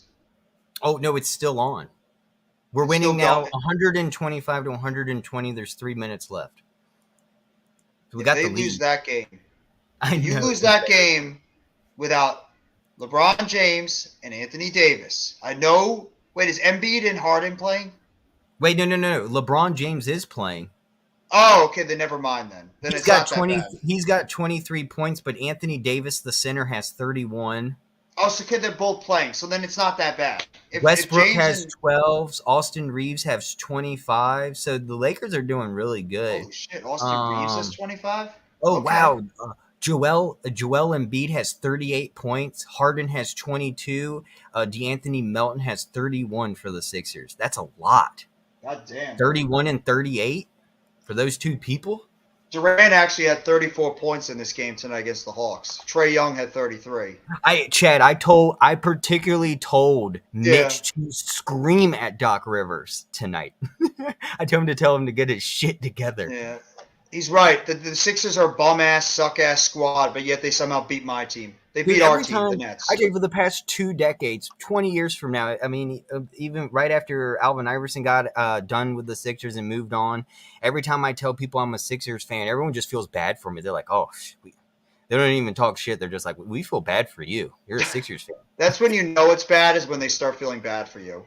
I'm just like, oh, shit. T.J. Warren, actually. The Nets had 5 players in double figures. T.J. Warren had 14 points. Let's go. I've been hyping up my guy T.J. Warren the entire time. He had 14 points. Joe Harris had 10. Durant had 34. Kyrie Irving had 33. So we had 2 guys with 30 points or more. Shocker, it's Kyrie Irving and Kevin Durant. Ben Simmons, 6 points, 7 rebounds, 6 assists, 4 steals. That's not bad. And the Hawks, that's right. They don't have Dejounte Murray. He's out. I forgot Dejounte Murray's out with a couple of injuries, so he's not playing. I'll take it. I'll take the win. It's a close game, but I'll take the win anytime. So I'm happy about that. They do shoot too many threes. Mm-hmm. That's true. They shoot way too many threes out there. That's the key for any game, though, is to take away the paint from any opposing team. And even if it isn't a 3-point shot and it's an outside 2, don't allow teams in the paint. And that's one way that Virginia Tech found a way to beat Duke and UNC in the ACC championship, to win Virginia Tech's first ACC tournament championship, was because we figured out that UNC and Duke, they can't sink threes. If we can get them out of the paint and making layups and force them to shoot long 2s or 3s, that's how we won the game. That's how you beat Duke, and that's how you beat UNC. It's no surprise. That's all you have to do. I got to try to do a Nets bid tomorrow. Yeah. Go for it. I want to hear more of your basketball stuff, NYG. Well, the same thing with the NBA. If you keep teams out, you got to play defense. The thing is, the NBA, there's a lack of defense, unlike college. That's why I like college basketball more. There's way more defense. I mean, there's defense, obviously, in the NBA, too, but it's just not as much as it was in the past. Not like college. College, you'll see a lot more, open hands, people real down focused and really playing their heart out for 2 halves, and then you got the NBA with 4 quarters, and it's got the defensive part, but I feel like it's really down to the last 2 minutes in NBA. You could have a team in the beginning of the first half be up by 20 points, and at the end of the game, in the last 2 minutes, that team that was down by 20 points is now down by 2? Mm-hmm. That's NBA basketball, to sum it up. The former Philadelphia Eagles head coach Buddy Ryan put a bounty out on Lawrence Taylor. Big mistake, Buddy Ryan. You're damn right it was. You don't put a bounty on fucking Lawrence Taylor. Sixers up by 9, so they're going to get that one. That's the thing. Hold on. How do you put a bounty on Lawrence Taylor being a defender? What is our offensive going to do to Lawrence I'll check Taylor? it out. Nothing. You can't stop Lawrence Taylor. You tried it. You can't stop him. This is an interesting question. Try to stop Lawrence Taylor. You're not going to That's the key word. Try. Try to stop him. Do you think the Nets is a must-win NBA championship this year? I mean, there's a lot of uncertainty with this basketball team going into the offseason. With Kevin Durant right now looking like a free. Kevin Durant might be on the way out. Kyrie Irving's a free agent. Who knows with Ben Simmons right now? You have some of these guys on 1-year deals. There's going to be a lot of decisions that the Nets have to make after the season. So this is really a big-time season for the Brooklyn Nets. This is your 4th year going in the Kyrie Irving and Kevin Durant duo, the era. So you have to be able to go out there, and they have to go out there and they have to perform a lot better. Maybe they're starting to round into groove, but either way, this is a big year for the Nets. And yes, I do think this is a championship year where the Nets could end up dismantling this basketball team, and they could end up just rebuilding from scratch. Need to bring hand checking back in the NBA. You goddamn right they do. They really do need to do that. I agree 100% with you, Jers. When you watch the replay of SmackDown, the end of the show was best. I'm guessing it has something to do with the bloodline, so I'm definitely got to go check that out. NYG agrees with you, Jers. for sure. Kyrie won't be back. From Coach, would you rather have $1 million today or $100 or $10,000 a month for the rest of your life? That's an interesting question. Answer that question, chat. I gotta think about it a little bit. What about you, Further? Now I could do with $10,000 a month for the rest of my life. Thank you. 1 million ain't gonna last. I'll take the 10 mil every month. You mean What if I 10,000? told you?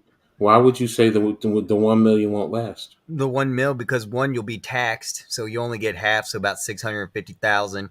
And you think you can retire nowadays with $1 million? You're out of your mind. I'm taking the 10K See, that's too. where this. Okay. I mean, think about it. If you retire at the age of 65 and you live to 100, I hope you can spread out that mil. I will take that. I will take that mil.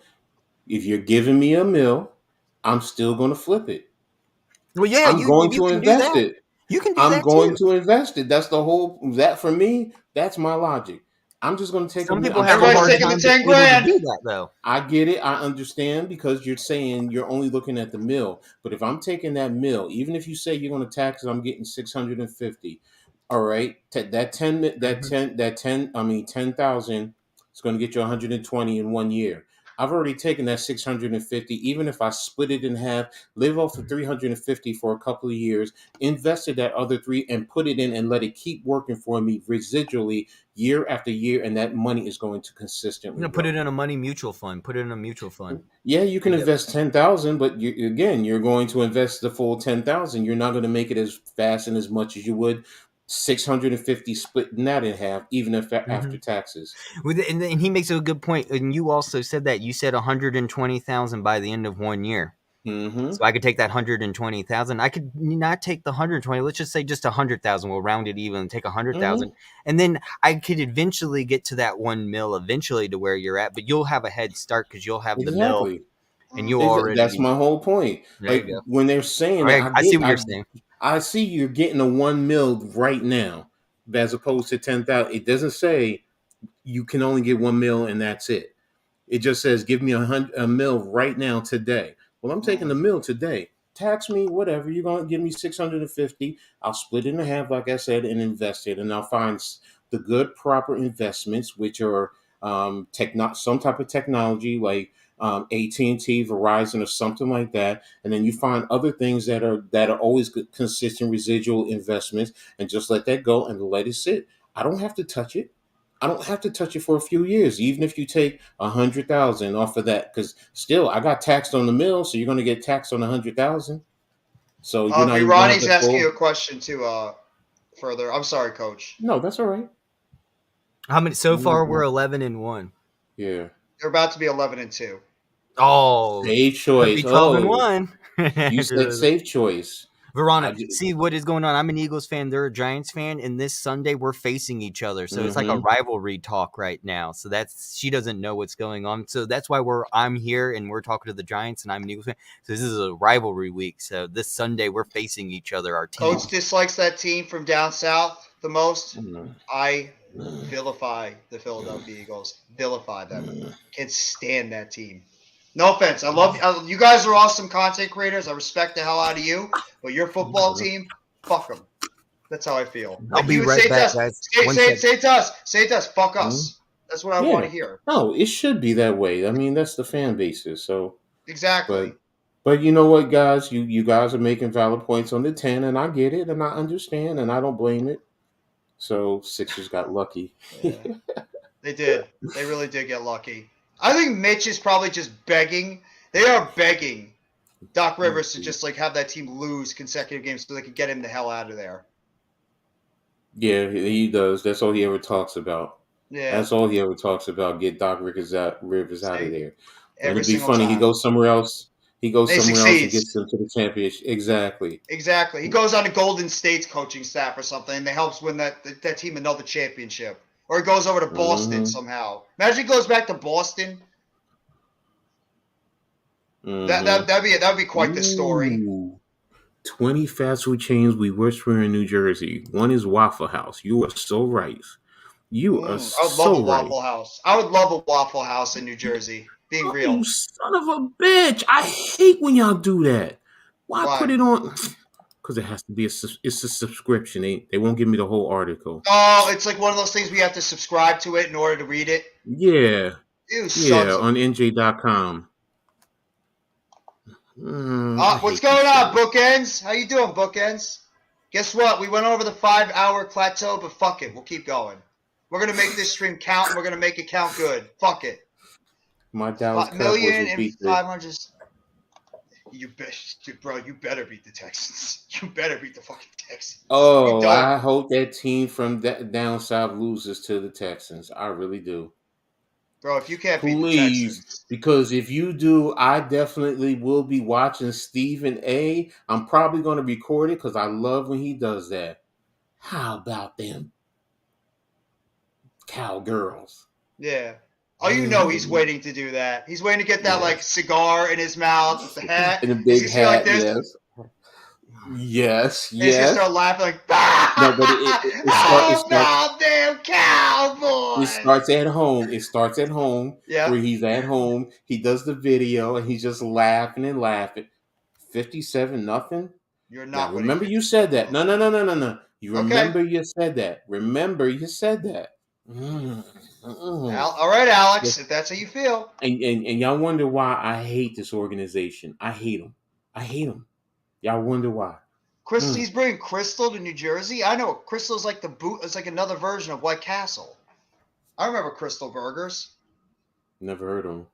It's like another White Castle, pretty much. You know, like same type of burgers. Another pretty fart much. burger. Another fart burger. Okay. Yeah, pretty much. Okay. Just wonder how much onions they put in it. No, okay, here we go.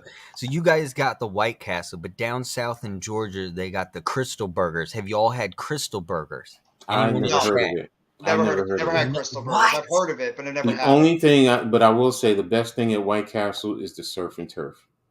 I'm sorry. I like the chicken rings. Chicken rings are good. Don't get me wrong. They're a close second.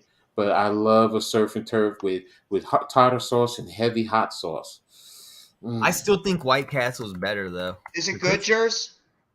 I've never had Crystal Burgers. Is it better? You go there, it's like a Krispy Kreme. You can get a box just like the Krispy Kreme box. Oh, Krispy Kreme! I fucking love. So same thing with White Castle. You can get that. You can get a 25 or. It comes in a box like a Dunkin', like a donut box, and you open it up. Same thing with White Castle, crave case. Mm-hmm. Yeah. I just never been to a White Castle because it's an up north thing. Is there a White Castle in Philly? There has to be. I don't know. I know it's in South Jersey though. There's a lot. Yeah, there's a lot of White Castles in South Jersey, and Chick-fil-A's. If like you want to talk about two restaurants that have like sprouted all over the place in South Jersey, it's White Castle and it's Chick-fil-A. They were never around years ago. There's no White Castle near Philadelphia. That's a joke. There's a White Castle by the shore. You have to go all the way to Tom's River or something like that. They're all over the place. There's a White Castle not that far from where I live. They're in Camden. There's a White Castle in Camden.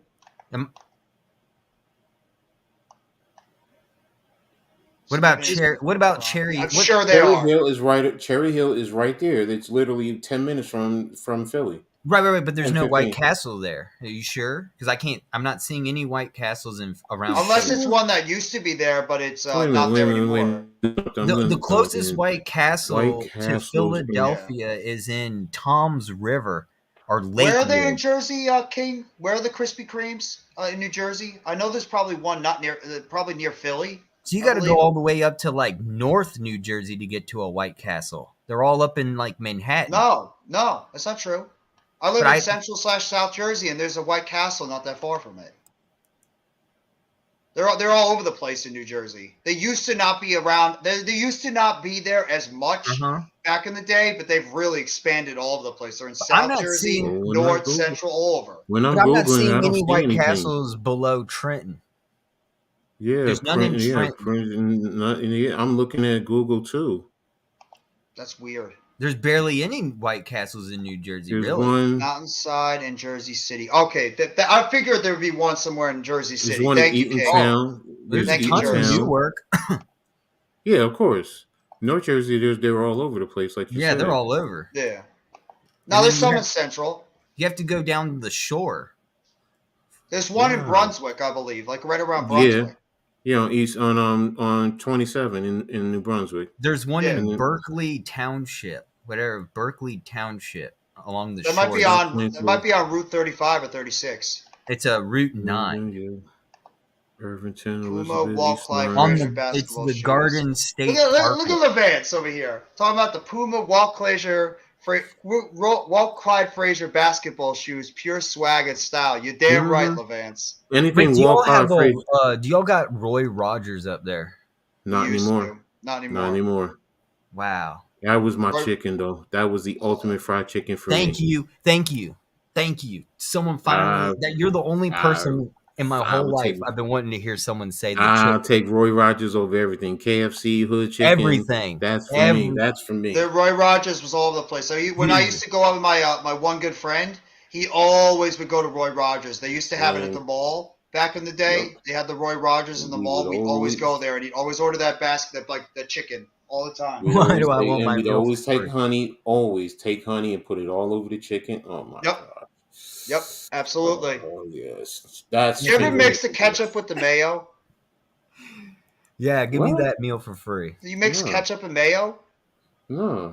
Ketchup? No, I don't like mayo. That's what my buddy used to do. He used to mix ketchup. I don't eat mayo in certain salads, like a little bit in tuna salad or potato salad, but a little bit. I don't like it globs of mayo. It's no, mayo is disgusting. Yeah, it's disgusting. Church's chicken's underrated. I will say that. Church's chicken's pretty good. That was all right. I've never had Raising Cane's, though. That's one I've always wanted to try. You know it's actually very underrated? Culver's. If you ever had Culver's, I'm telling you, Culver's is good shit. I had it in the Midwest when I was in Missouri. I went to the Culver's. Goddamn, the burgers are amazing. It's got like those butter buns. Jersey. That's so good. Yeah, there was a Roy Rogers in New Jersey. There's one in Brick. No, there's one in Brick on Brick Boulevard and one in Pine Beach on Atlantic City Boulevard in Pine Beach. Church's chicken is lab fried chicken. Is that lab fried chicken? Oh man, well we can tell that Jers is not a big fan of Church's chicken. I don't mind Chick-fil-A. I think Chick-fil-A is pretty good. I haven't had Chick-fil-A. Jeff's watch hours higher than Afro Man? No, I doubt it. My watch hours are not that high, bro, but I appreciate it. Wait, what were you about to say, Coach? No, just gonna say Afro Man is like Blank Man or something. Oh, Blank Man. I remember Blank Man with Damon Wayans. And I never heard his name by David Allen Greer. Yeah, the other guy. He just said other guy. That was his name. Oh, that's his name. The other guy. That's right. Yeah. And that was Robin Givens. Every time she kissed her. Do you remember the movie Blank Man back in the day? Further. What? Do you remember the movie Blank Man back in the day? Blank or Blake Man? Blank Man. Like with Damon Wayans and David Allen Greer. Oh yeah. Dude, wait, that actor. What's his name? David Wayans? Yeah, what movie? Dude, he was in my favorite movie, Colors. He was the guy who would dance Colors? Around. Yeah. Remember Colors? He was the one with the rabbit. He was in the diaper. Don't forget that the other movie was in Major Pain. Yeah, Major Pain. Major Pain. And they put the rabbit in front of him, and he's trying to. He's talking to the rabbit. Yeah, dude, that's him. That's the dude on Blank Man. Yes, you're right. I love Colors. Colors was my Meteor Man. Yeah. Dude, I grew up around. Meteor Man is what's his name? Who was on what is it? Not the Family Trap. Damon Wayans was so fucking funny. That whole family was funny as hell. All the Wayans. Even Kim Wayans was hilarious too. Dude, that's right. All of them were so funny. He was on Major Pain. He goes, I take care of that monster in your closet. Remember he beat the shit out of the guy's father the whole time? The two? Robert Townsend. I take care of that monster for you. Nick Kelly. That was my favorite movie from David Wayans. I loved Major Payne. That actor, That man. shit was funny. I was watching Colors and I was like, what happened to that actor? He was such a good actor. He was. He's been made a lot of movies. I mean, he did the one with Bruce Willis too, right? Yeah, Boy Scout. The Last Boy Scout. Yeah, that was pretty good too. Did you ever watch The Last Action Hero with Arnold Schwarzenegger? He was in it. Yep. He was also that one.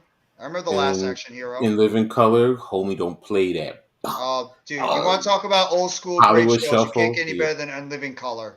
Yes. Holy shit, that was funny. More money. More money. And then Hollywood Shuffle. Yo, if you haven't seen the Great White Hype with Samuel L. Jackson. Yeah. When they kidnapped him because he was, you're right. Yeah, I remember that. But that's where I'm getting at. He just fell off the That's face right, of Bam Bam Bigelow. That's right. Bam Bam Bigelow was the father that he beat up. I remember that. Good. Thank you, Chad. I remember that. Bam Bam fucking Bigelow. Major Payne beat the crap out of him. Thank you for saying that, Chad. Thank you. And Living Color was the shit. True Lies was good. I haven't seen that movie in forever.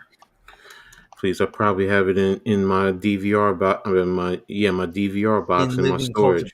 It's actually a Living Color, the band name for Cult of Personality. I like the song from San Andreas. Cult of Personality. That's Living Color. Love that song. CM Punk, one of the wrestlers, came out to that song for his entrance. Hey, Coach, have you ever seen a movie called Nothing But Trouble with Dan Aykroyd and Chevy Chase and John King? Yeah, sounds. Yes. You ever seen Three Amigos? The Three Amigos? Yes, of course we all know seen the Three Amigos. And there's probably some people that have never heard of Three Amigos. I remember Nothing But Trouble. Man, because he didn't shoot the gun in the air. Don't forget about the Naked Gun. Yes. Remember the Naked Gun with Leslie Nielsen?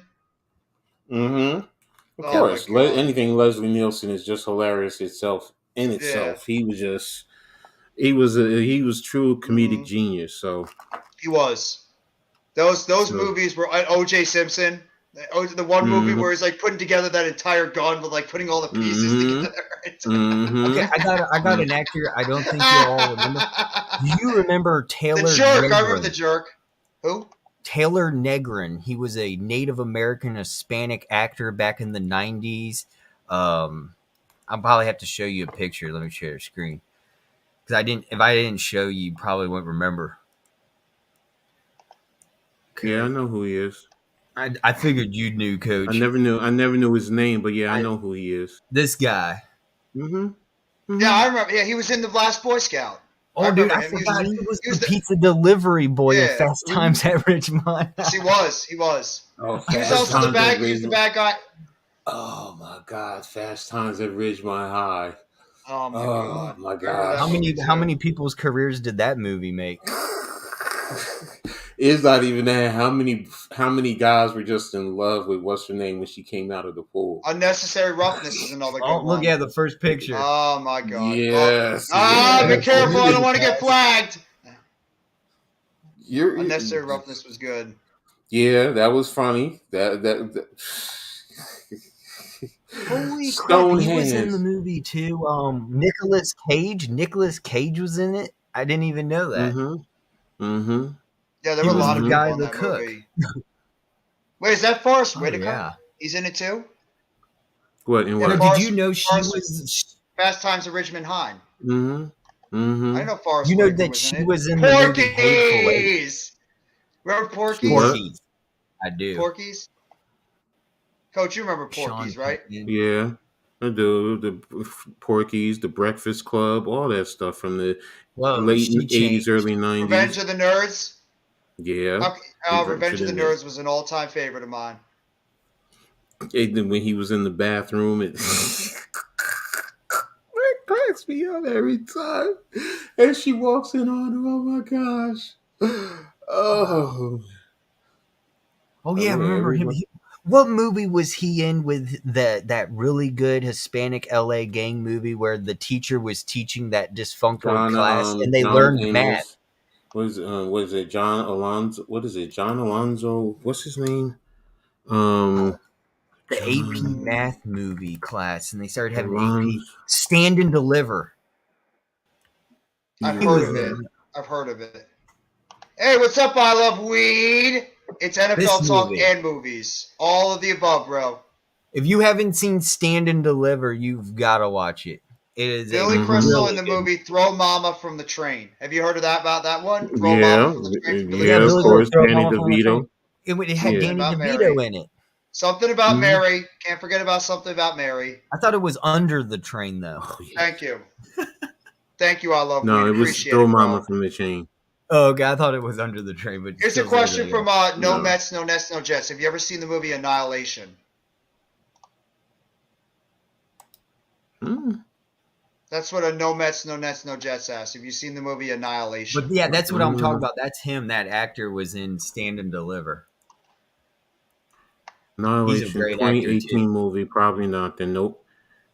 It's a 2018 movie. I probably haven't No. because I would have remembered that by now. The only movies I've seen recently have been pretty much like James Bond movies or Marvel movies, DC movies, that kind of stuff. I really don't watch any other movies. I don't think I've seen Stop or My Mom Will Shoot. I've never heard of that. What the hell is? I've never heard of that. Stop or my mom. Mom Will Shoot. Stop or my mama should. It's a Yeah, 19 I've never seen it. I gotta be honest. Sorry, go ahead. Oh, this looks like one of those like one time watch wonder movies. One of the most underrated cult movies he classic. ever did, Demolition Man.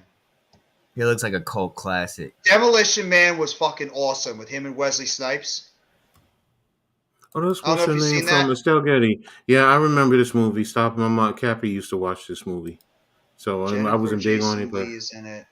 That's right. I have seen Demolition. I didn't even know it was called Demolition. Rock. You Yeah, ever it was watched called the- Demolition Man. Yeah, I didn't even. It was Wow. called Demolition. I was just one of those movies you watch on AMC back in the '90s, just to watch an That action shit movie was like a on great USA. movie. It was a great movie. Dude, Everybody there's always so talks many about movies I watched. I don't even know the Stallone. title. Stallone always gets talked about just Rambo and Rocky. He had some pretty good other movies too that were really good in the '90s.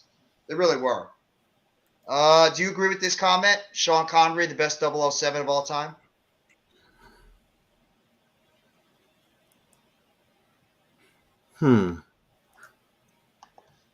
Yeah, because he's like one of the originators. It's right. Taco Bell was the big restaurant in Demolition Man. He's right. I forget that they were talking about Taco Bell as like a fancy ass restaurant. I love Pierce Brosnan. I was a Pierce Brosnan guy. Bell. My favorite all-time 007 movie was probably GoldenEye. I don't know how you guys feel, but it was GoldenEye. I love GoldenEye. Just shit.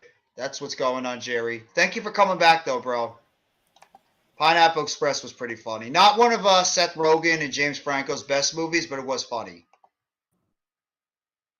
Oh yeah, Pineapple Express. Yeah, I watched that, dude. For some reason, everyone wanted to go to the movie to watch that with me. I think I went 7 times to the theater to watch Pineapple Express. By the way, one of the best '90s movies too, Con Air. Oh yeah, Con Air. I watched that on TV. They used to play John that on TV all the time. Malkovich. I loved it. All the time. John Wait. Malkovich is a bad guy. Have you ever seen Being John Malkovich? Yes, I have. I love Yes, I that have. movie. That movie's funny. Shooting it about movies all day, bro. All day we could talk movies. Dude, we've been Scotty going on Boys is pretty good too. food. We've been going on. We've been going Check on out some rain. Stallone's. Have you guys seen Tulsa King? That's the new show he's on. Jerry says that. Has anybody seen Tulsa King? I have The to new look it Stallone up. series? I have not. Absolutely. Is it Absolutely good? no Mets. I don't know. I've never seen it. I couldn't tell you. It's rated pretty good. It's got a 76 on Rotten Tomato. 89% people like it. Yeah, well, he said. I mean, Jerry says it's badass. Like, maybe I'll check it out I'll give it- sometime. yeah. See how Stallone does. Yeah. Even the Rocky movies that he did, or Creed. Creed were actually pretty solid movies overall too. It's about a New York City mafia capo, Dwight the General Manfredi, is released from prison after 25 years in exile by his boss. He set up a shop in Tulsa, Oklahoma, realized that the mob family may not have the best interests in mind. Dwight slowly builds a crew, I guess in Oklahoma. Half-Baked was fucking That sounds funny. pretty interesting. Half-Baked was fucking funny. Oh my god, that movie was great. That movie was just like drop dead funny. Half-Baked. Hold on. What happened to Dave Chappelle? That was another one. Do you remember Harlan Williams, the elementary school teacher? Oh, the guy who got arrested for killing the horse. No. On Half-Baked. No, I don't remember that for some reason. You don't remember Half-Baked, the plot then? No, it's been a long time since I watched Half-Baked, so I don't fully remember it. This guy. Oh yeah, I remember Harlan Williams. There you go. I forgot about him. He was in a lot of good movies. Buttercup. Yeah, dude, this is another actor I wanted to bring up that just disappeared. He still makes movies, but nothing you've ever heard of recently. No, he does like underground movies, like Under the Radar one. Right, but he used to be such a great actor. He used to be in such great movies, and now he's gone. The Breakfast Club, that's another great one. Yeah. Cocktail Fruit. This Is the End? Have you seen This Is the End? This Is the End is pretty damn funny. I have seen it. That movie. I think Danny McBride makes that movie so much better. Was that? Remember Rihanna just recently popped in it for out of nowhere? Yeah. Like out of nowhere. Who was it? Like that was God. Who the hell was it that was like messing with her? Oh my god. Yeah, she was the actor. He was in Superbad. Cast. Not Jonah Hill, the other one. Him, yeah. Him. Michael Cera, that's right. That's it, Michael Cera. Yeah, he played like a badass. The shit out of her ass. And then she smacks him down the thing. Yeah. Smacks him into the hole. Yeah.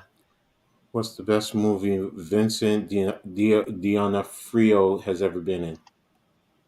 Okay, for Danny McBride, since y'all like Danny McBride, have you seen what's that? Eastbound and Down TV show? No.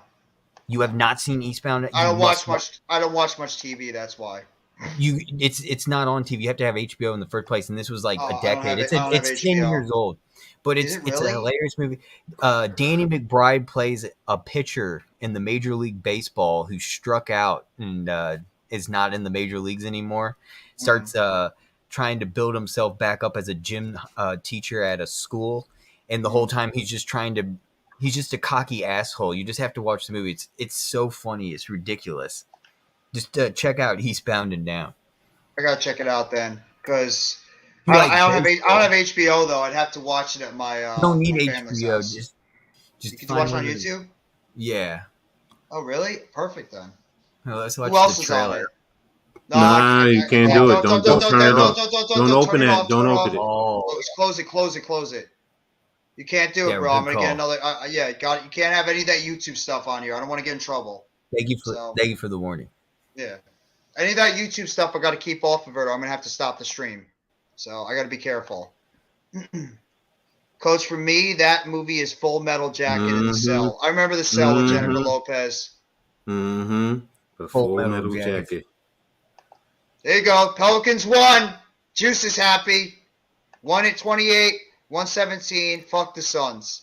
You guys are like, what, a half a game behind them now? Or you're in first place in the conference? Okay, the Sixers won 133 to 122. They only allowed the Lakers. That's crazy. They only allowed the Lakers 2 points in overtime. The Knicks won too, right, Coach? Look that up. Hey, look who he is! There's Mitch! Knicks won. See, we're all happy now. Fire Doc Rivers, yeah. Did you yell at him tonight, Mitch? Everyone's been in the chat, been waiting for you to hear what you had to say to Doc tonight. My time. Mitch, let us know. He's like, fuck off, Mitch. This is my time, Juice. I find that funny. I don't find it insulting. It's funny. It's just good. So we're all happy then. Everybody won. Yeah. Those three guys, all of them studs. McCollum, Ingram, Williamson. All three of them are phenomenal.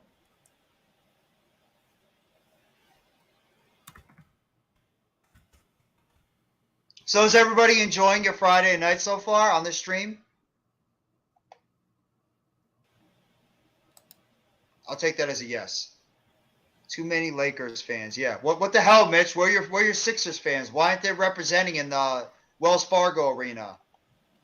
Everybody won. Good, dude, Lakers is a household name like the Boston Celtics. Hi, Mitch. You a nice little picture. I really like your little picture. You a good little boy. You a good little boy, Mitch.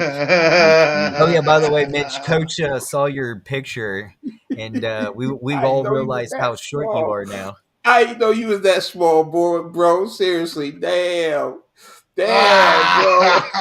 Damn. Calling Mitch out, man. Yo, man. I didn't know he was short. I thought Mitch was tall. No mess, no nets, no jets. Thank you, Levance. Mitch, Coach, you killed me tonight. I didn't even know. Coach is on a roll tonight. He's killing it. Mitch, you just made Coach very happy. He just made us cracking up on the stream.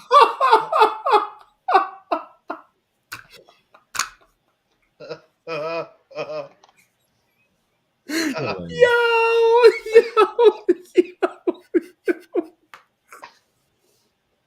I hope Mitch is watching right now. Mitch is like, what the hell, Coach? I know he probably doesn't know what's going on. But it's just the picture though. Oh, there we go. Almighty taking a shot at Coach like always. Who? Almighty, Who? like usual. Who's that? I don't know. Some, your favorite person. He ain't my favorite person. Trust me, believe me, he ain't. Oh man, Machine brownies. Yeah, he's trying to really get a rise out of that. That was a good comment. He's definitely trying to get a rise. Yeah. Oh man, I'm sorry. I know that was wrong of me, but then it's just the picture, the way the two of them were standing, and it's just like you really see. Wow. I mean, I thought I'm not exactly tall or anything. I'm only 5'9", but. Mm-hmm. I'm taller than you. I thought you were tall, Jeff. No, I'm short. I'm taller than than one of my family. I'm 5'9". Except for AK. I didn't know AK's like 6 foot. Yeah. AK is smaller than me too. Coach is taller than us. How tall are you, Coach? 6'2". Oh, nice. That's tall. Hey, Miz is back. What's up? Miz, we're almost going for 6 hours, Miz. We've been on stream for almost 6 hours. Might as well go for 30 more. Yeah, there's no way that's going to be able to happen. I'll pass out if I have to go for 30 more. Oh, thank you, Coach, for helping me out as a new head coach. Bro, I told you. I got you. I'm tall so I can bang your mama good, okay? Oh, no. Yeah. Yeah, you want to go at me? You want to go at me? All right, fine. I'm telling you, I'll be your daddy soon, boy. I'll really be your daddy. Fucking nuts. Keep messing with me.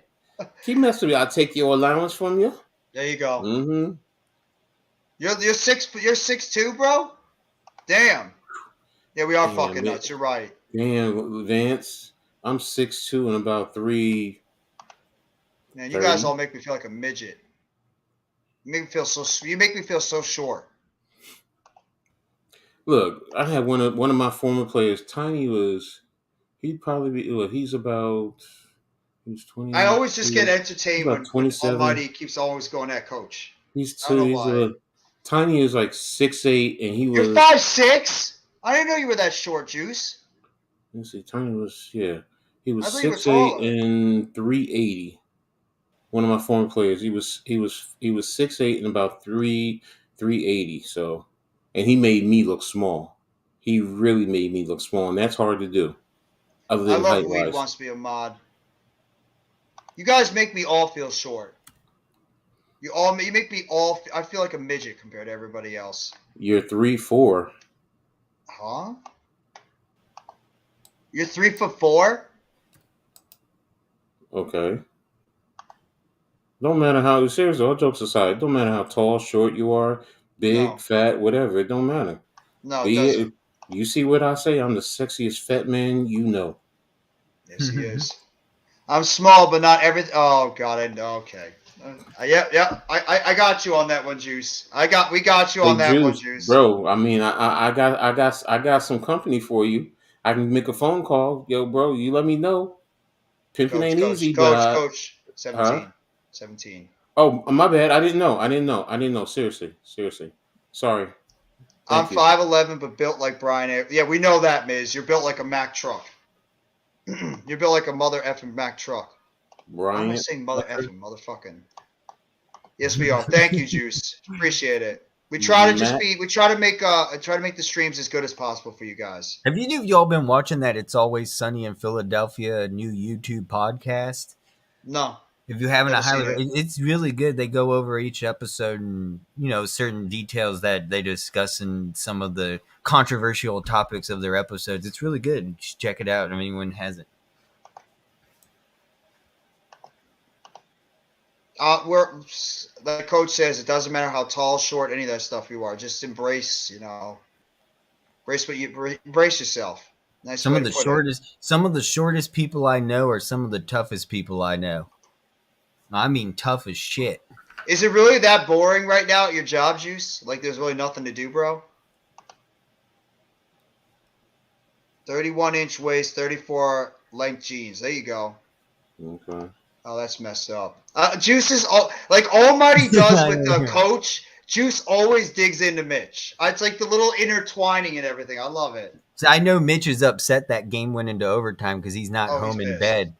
Yeah, he's probably pissed right now. He's probably like, I want to be in sleep. No. This is a question for you, Coach, from Miz.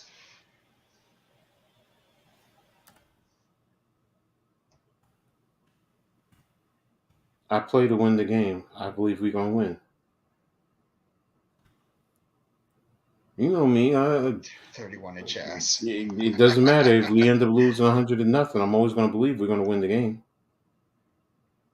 I get what you're saying, all that other stuff. All right, fine, that's fine. But yeah, do I think we're going to win the game? Yes, I believe that we're going to win the game. No, I hear you, Juice. A lot of people that I've talked to that work at a hotel at night, it's like boring as hell. I get it, and as I said earlier, it's going to be won and lost in the trenches, Miz.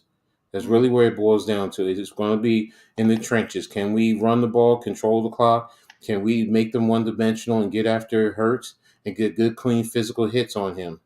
So, that's really what it boils down to. So, congratulations to you, Juice. But can the Eagles win? Yeah, they can win. Honestly, yeah. But do I think we can win? Yeah. So, damn right, everyone can win. It's a rivalry game. Look, all the Giants fans are getting pumped up right now. Look at that. The Giants fans are getting pumped up now. Bookends, Miz, myself, Coach, Fridge. Yeah, it hurts. It hurts. Everyone. Almighty. It doesn't mean that we're going to lose. It does not mean it's 100% accurate we're going to lose. Mm-hmm. Can you tell me, Miz, we're 100% going to lose the game? Nope. In all honesty, 100%, can you sit here and say we're going to lose 100% guaranteed? As Giants fans, I can't say it either myself. Now if you want to say your percentages may be low, okay, I can respect that. But you know me, it's just a coach of me. Maybe it's coach talk, whatever. Max said it on his stream on Wednesday. He said the same thing. So it's not. Yeah, well, it's not just that. I love weed. It's also we got to create turnovers and we got to, play fundamental turnover-free time possession. Yeah, it's more than just Daniel Jones. It's not just about Daniel Jones. It's the coaching staff using Saquon Barkley correctly. We understand that he's banged up, whatever. It'll understand, Almighty. You'll find that when you come. See, there you go, man. So like you're saying. Eagles losing on the first to the Saints, though. That's for sure. Okay. Mm-hmm.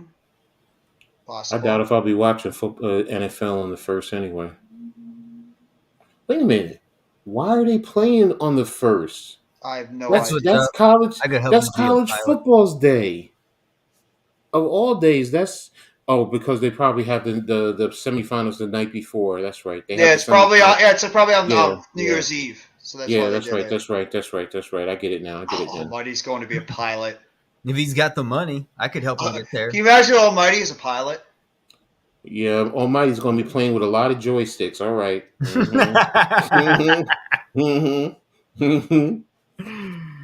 Oh, he's going to be doing the Eddie Murphy. He's going to be doing the Eddie Murphy routine. Pull over.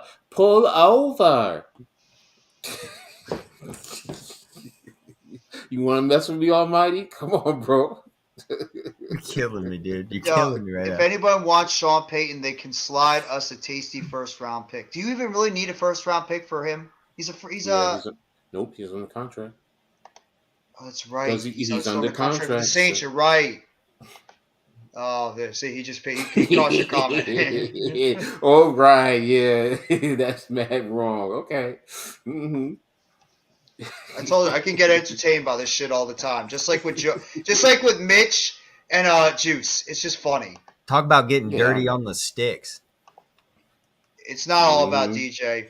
It's like with you guys. Is it all about Dak? If Dak doesn't play well, does that mean that the Cowboys are going down? No. It's about the rest of the team too. It's the quarterback and the team and the coaching and everything else involved with the team. Baby. Yeah, I saw that. Brazil's out of the World Cup.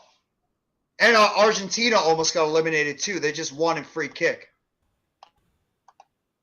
Shit, I'll toss in Andy. Yeah, Andy Dalton. Hello. Andy fucking Dalton. Oh, wait a minute. I got to see this. Oh, no.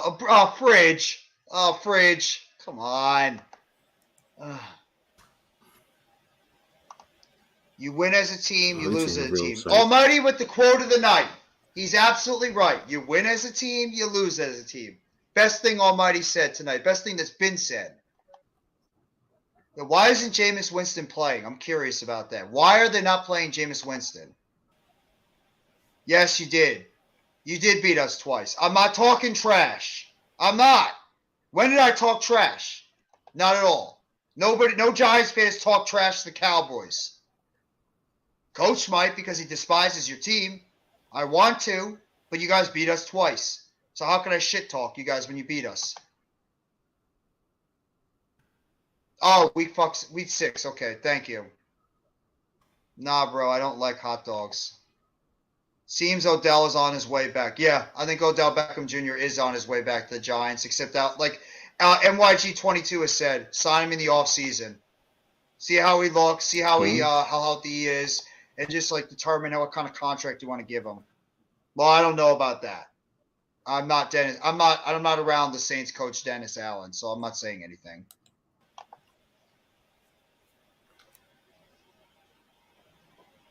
I want to say thank you guys. I've been on the stream for almost 6 hours, and it's still 9, 10, 11, 12 strong in the stream. Thank you guys for coming by. I appreciate it.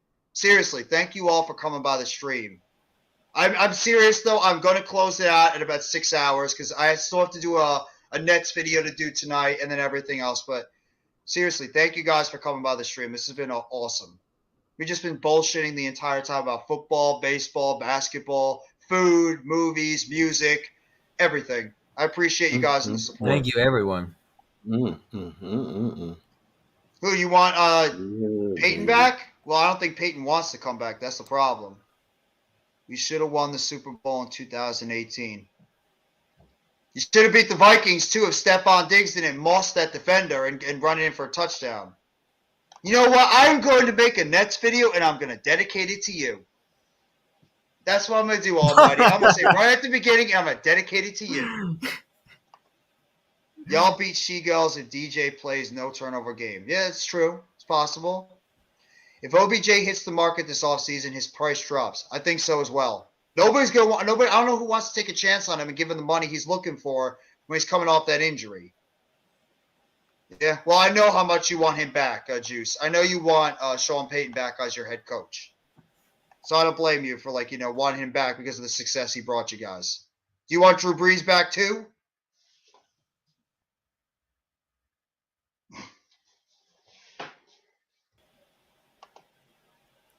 Almighty. Oh, Jesus. Oh, God, Juice. Oh, boy.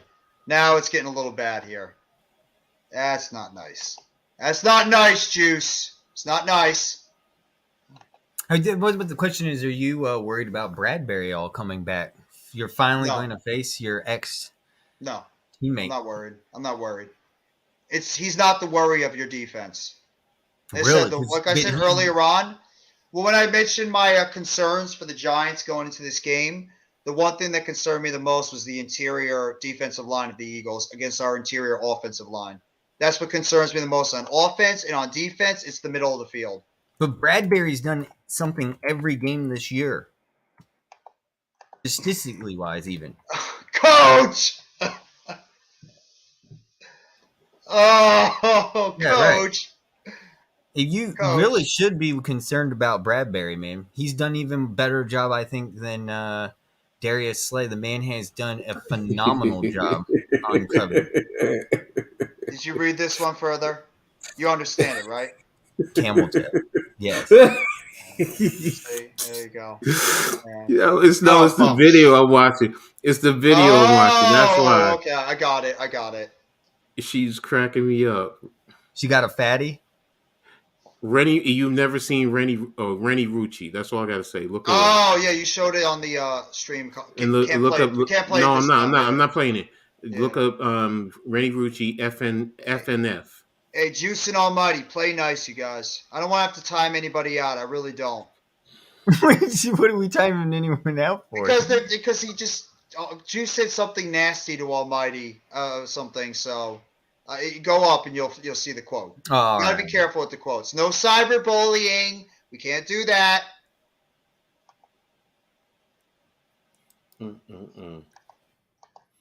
Yeah, she got a fatty fat. She got a fatty fat.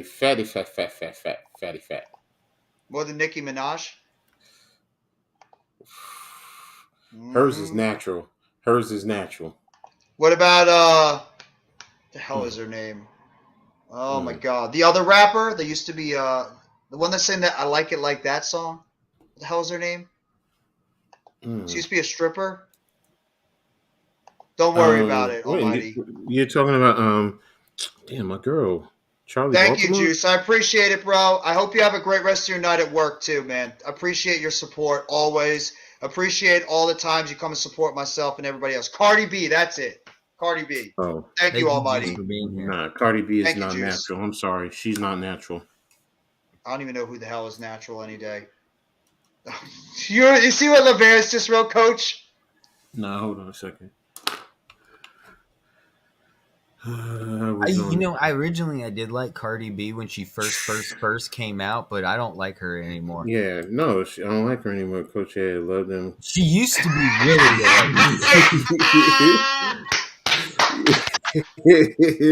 I love Trina. I like Trina back in the day. Yeah. Trina was good.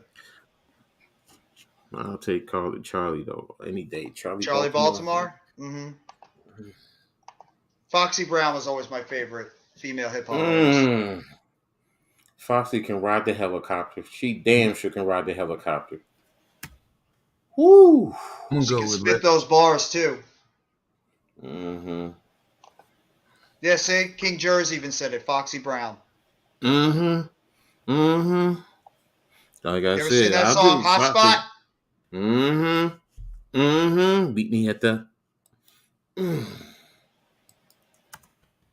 How about the rapper? That's what I mean. The rapper, Foxy Brown. Not the movie. No, that's what I mean. The rapper, Foxy Brown. Whoa, don't mess with no Pam Grier now. No. Don't mess with no Pam Grier. I'm not talking about that either. I'm not dissing it. Now, Pam Grier's some good. For sure. Salt and pepper. Yeah, you know. They cool. Don't get me wrong, Jerry. You know, you taking it back to my time. Pam Mother Grier. DJ Spinderella. MJ. Oh. Damn, he got with wow, you just said Coach in a tizzy. Woo. Denzel Washington. Yes. Oh, she was in Coffee. Jane Kennedy. Yes, MJ Acosta. Oh, yes. Jane Kennedy was a fine one from the 70s. Movie Foxy Brown better than all these chicks that were mentioned. See, now you're going blaxploitation. Yes, sir. Mm-hmm. I love me some blaxploitation. What was the one quote with Samuel L. Jackson put the guy in the back of the trunk and he went around the corner, opens the trunk and shoots him? Oh yeah. Damn. That was it was in Foxy Brown or what was it called? Not Foxy. What was it? Jackie Brown. Yeah, Jackie Brown. Jackie Brown. I love that movie. Samuel L. Jackson with that ponytail. Yeah, see, they said it. Cleopatra Jones. I still got the CD on that, or the DVD. CD, yeah, DVD. Sorry, DVD. Sorry, that's what it is. Jackie Brown. Cleopatra Jones. So you take me to blaxploitation movies, man, I'm in heaven. I ain't gonna lie. Sorry, I just. Shit. I mean, even the scary ones like Blackula, Scream, Blackula, Scream. I remember Blackula. My kids love scary movies. They won't watch either of those because they're like, that's too scary for them. I'm like, you just don't know. That's exactly. Right. There you go. Our good buddy, the heavyweight champ. Woo! Doing well with the ladies, yo. All day. Whoa. God rest her soul. Irene Cara. Yeah. Sad that she's gone now. She passed away recently or was a while ago? Yeah, I think it was last week. Oh. Yeah. And yo, she lived in Franklin Park when I was living in Franklin Park. My sister told me. Did she really? Yeah, my sister was like, yeah, she lived around the quad that we were in. I was like, yo, I never knew that. And she was like, yeah. I didn't know that either. Yeah, I was just like, damn, if I had known, man, I'd have been over there. Can you sign my chest, please? But Almighty says you don't know how to handle females. Who? Who says that? You know who. No, I don't know. Who is that? Who? You know who. No. Do I have to pull up the quote? I don't know who you're talking about. I don't know who that is, so I ain't paying no mind. I know. It's just I'm just trying to start something because it's funny. Yeah, I know. I'm sorry. It's just entertaining. I can't handle no females. You're right. I can't handle no females. It's like an older brother, just like a younger brother, just annoying their older brother. That's what it's like. It's a younger brother upset that the older brother gets all the play and he getting left behind with nothing to do but.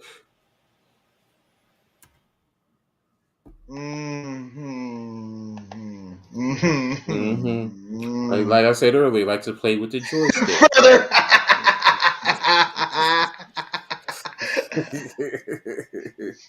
We're going to go for like another 10 minutes, guys. So any of your last comments you want to throw in there, I'm going to close it out at 6 hours. So any of your last comments you want to throw in there? Hell yes. Hell yes, Levis. There you go. Yep. There you go. Angela Wishbone. Yeah. Angela Winbush. Yeah, Winbush, yeah. I vaguely remember her. She's a singer. Oh my gosh. I'm trying to remember some of her songs. I'm still stuck on that. It's my duty to release that booty. How can you not love Samuel L. Jackson? Samuel is just a funny. Dude, he made a movie about snakes on a plane. Come on. Yeah, true. I know most people didn't like it, but it was. Have a great night, Bookends. Thank you so much for coming by the stream. We appreciate it. Angela Winbush was also a singer. I remember Ronald Isley's ex-wife. Ron Isley. No, wait a minute. I swear she was a. What does it say she is? An actress? No, he said Ron Isley. And I'm trying to. Wait a minute. She was also a singer. Yeah, she's a singer. I thought so. You don't have to cry. Yup. You don't have to cry alone. Yeah, okay. I knew I was going crazy. Yeah, she's a fine. She's a fine. Shut your mouth. Because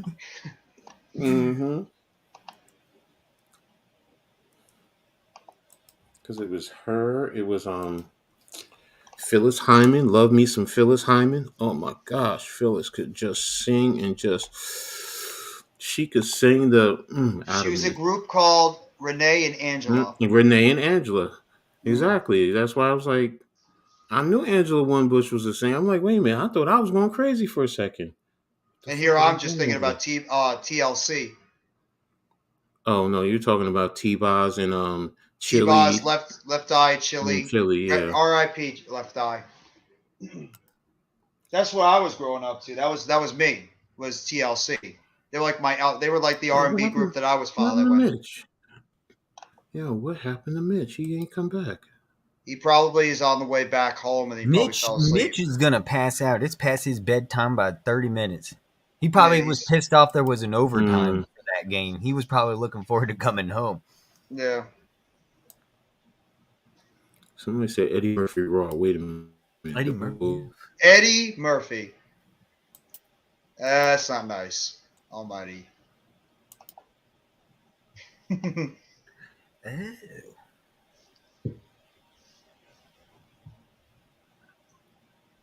He's doing the Andrew Dice Clay. Hey, what am I, an asshole? Eddie Murphy was hilarious and Raw. So hilarious.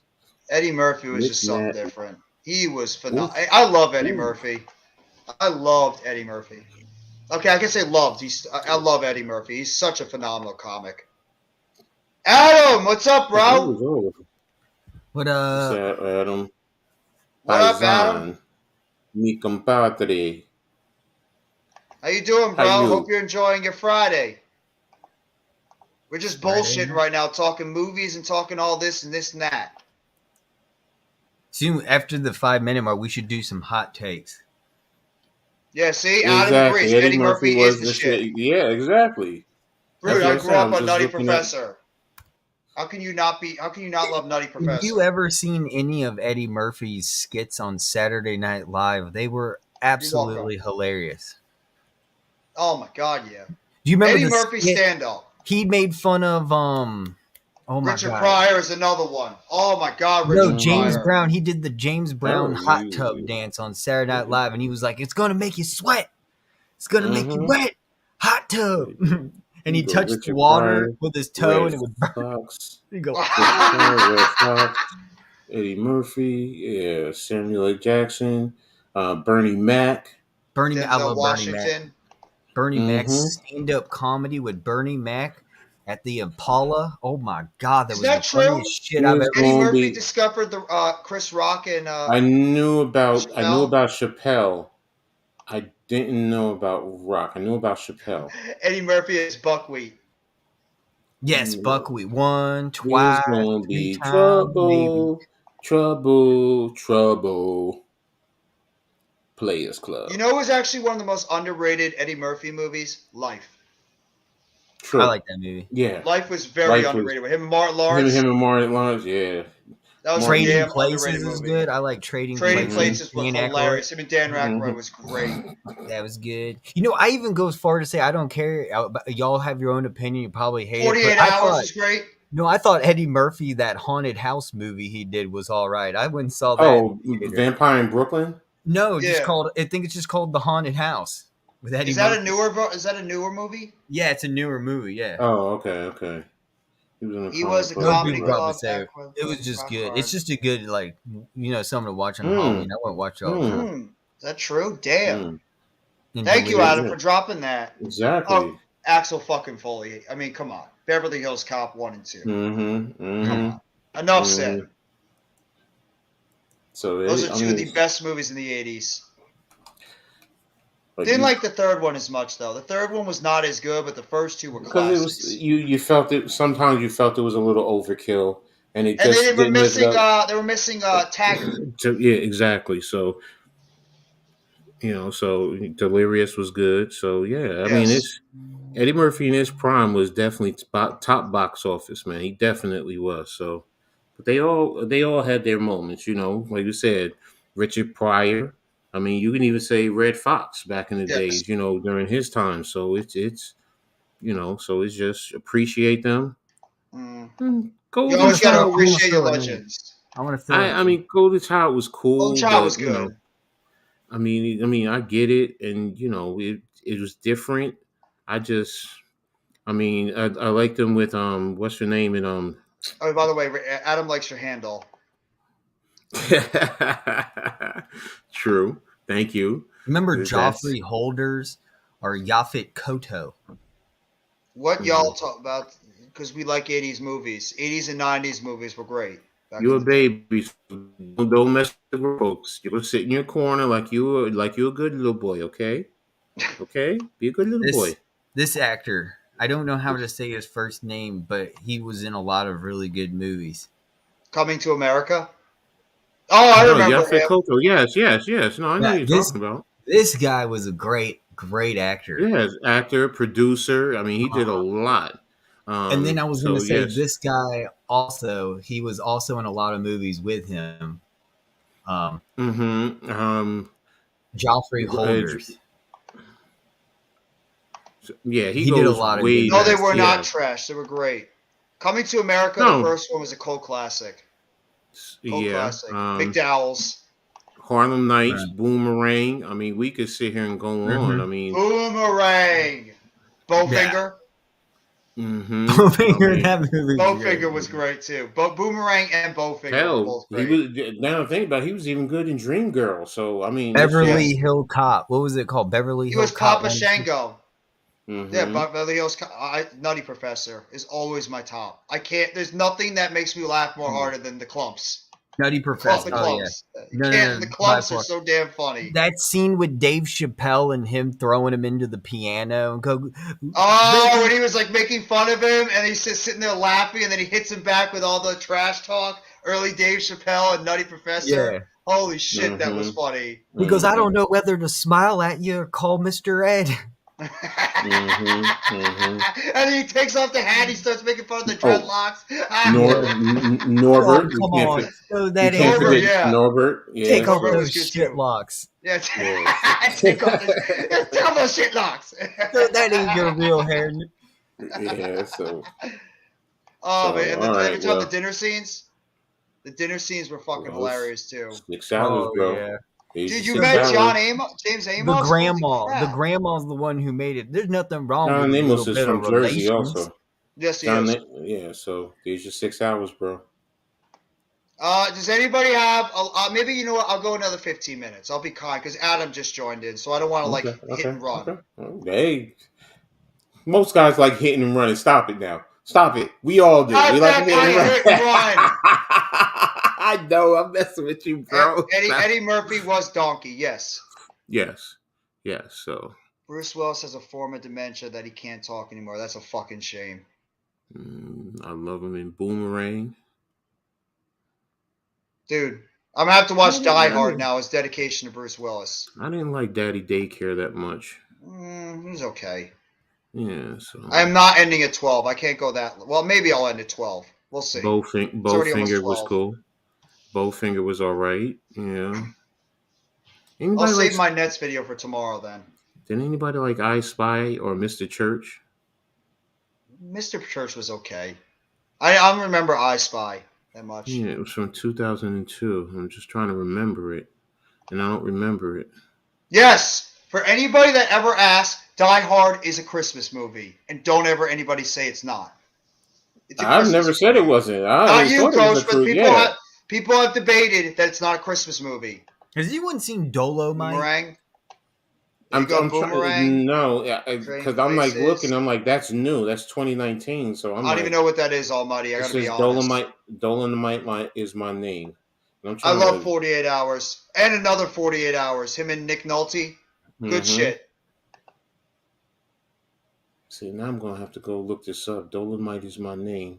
Groundhog Day was so damn funny. Dolomite and Dolomite is my name. It's Good a cult Times, classic. Willona. Yep, that's another one. Petty Wheatstraw. Do you guys remember that one? Martin Lawrence used to have some good stand-up comedy too. He did. Golden Child was another one. He was a great actor, but his stand-up comedy was just. I don't watch movies nowadays. You know who had a great stand-up comedy still makes me laugh is Paul Mooney. You know who had really good comedy that still makes me laugh? George Carlin. He died? Oh, that's right. Paul Mooney. George Mooney. George Carlin. Go watch George Carlin, and Mhm. you'll be cracking your ass up. Even harder than it's already cracked. That's how funny George Carlin is. Yeah, Sharp Boy and Live Girl was. Bad Boys, all of them. I thought the last one actually wasn't that bad, but the first two, the second one was probably the best one. Exactly. That's why I like George Carlin, because he's not shy about speaking the truth, and he's fucking funny as hell. George Carlin was amazing as a stand-up comedian. Eddie Murphy did play Dolomite in biography movie. I didn't even know that. Thank you for dropping that, King George. It's great. I have the same birthday as Dave Chappelle. Def Jam comedy. Yep, that's another one. See, I mean, so many got their start there too, or performed there. Yeah. Second Bad Boys was good because it was a better movie. Yeah, I agree with you 100%. I like the first one, but I thought the second one was actually a better movie overall. The second Bad Boys. You disagree, Coach? It's tough. I thought the first one was the second was a little better. I mean, I could understand. I understand the point. I mean, I guess I was just stuck on the first. That's all. You know, and again, it's just the whole story, everything. It's just I don't know. I know why. No, because me and my first wife, we just watched it so many times together, and it's special. That's what it is. It's just I hear you. I guess that's oh my God, yes. Aries Spears. Why are we not talking about Aries Spears? Dude. He was on Mad TV. He also I remember Aries Spears. Yeah, he made fun of what was it, like Jay-Z. Mm-hmm. He made fun of like all those rappers. He made fun of Shaq. You ever seen a Shaq impression? Yeah. How funny that is? His impersonations. I mean, he's the what's that one who does the sports for the NFL? Who did John Madden so well? Frank Caliendo. Yeah, he's just a Frank Caliendo of attacking rap artists and mimicking them and Shaq. And Shaq and just his Shaq impression was on point. Yeah, it's just it was so funny. It was like the eyes all cross-eyed all the time when he did it. To see, if you just close your eyes and listen, you would swear you're listening to him. So I know Mike Tyson. Mike Tyson, but Mike Tyson is easy. Most people do Mike Tyson. I was just trying to take the ball away from Kobe. Kobe, all he did was just throw the ball out, and Kobe's just got to know it's my team, it's not his team. Like all the time, I'd just be dying laughing whenever he did the Shaq impression. It was so damn funny. Oh my gosh! New Jack City. The intro is just when they're just in the beginning on the bridge when they're hanging over and they got the dude just sitting there, and then what's her name is always rockabye baby. So it's just man, it's just too much with. And it's hell. Even Martin when he tried to do the scene from New Jack City in the apartment when they stole his CDs and he's walking around with the dog and and then you go back to that it's like yeah man, Wesley Snipes was the shit in that, man. Wesley Snipes is the shit. So it's just when he took that sword and stabbed Pretty Boy in the hand, I was just like, yo. That's somebody I ain't messing with him, bro. I ain't messing with him. To literally take a sword and put it through another dude's hand. I mean, if I cut my hand off, screw that. Just cut my hand off. Put it. Whoa, like you knew that Nino Brown was no. Yeah, Blade was. What up, Brandy? Welcome back. Blade was awesome. The first one was a cult classic. Yes. And the action fighting, like Wesley that's Snipes. when I learned he really understood martial art and he trained in it because it was just like he was so proficient with it. It's just like you see some actors and they just go through the motions. You're like they doing it. Then they cut to a dummy. I'm sorry, a double. But you knew Wesley was doing that. It was just like. It just gave me the black version of almost a Bruce Lee back in the days when he would perform, it was just like, wow. Stephen Dorff was one of the most underrated villains in that movie too. He played the role of Deacon Frost so well. He was, and then Chris Christopherson as a Whistler. I mean, come on. Chris Christopherson as Whistler was fucking awesome too. The first Blade movie was a classic. Exactly. So. Yeah, that's true. The opening scene with the rave scene and Blade, and he shoots the guy with the silver while he's like talking in Dracula, whatever the hell it is. That was Wesley Snipes in Money Train with Woody Harrelson. I love that movie. Yep. Money Train was the shit. 1995. One of his most underrated movies. I don't know if you've ever seen it. Oh, that's right. He always played with Woody Harrelson. He did the White Man Can't Jump. Yeah. I'll tell you another underrated movie if you guys ever seen it. Drop Zone.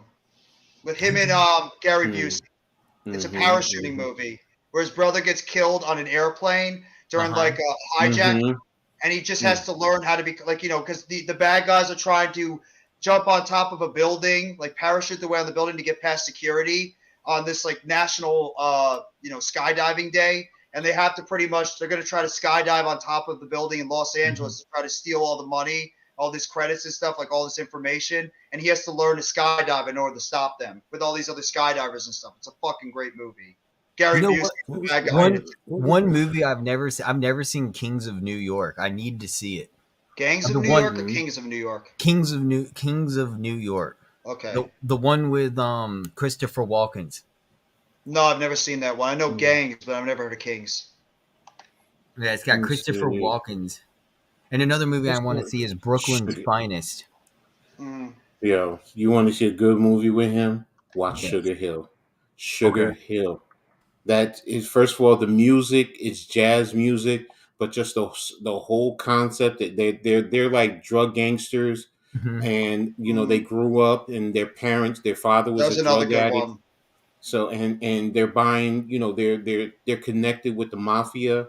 And it's just, the way, and Wesley, has his little brother, and his little brother wants to take over and just go all out, be gangster. And Wesley's trying to get out of the game because he's fallen in love. And his little brother's, that is just classic. And oh shit, I forgot about Tu Wong Fu. That shit had me freaked out.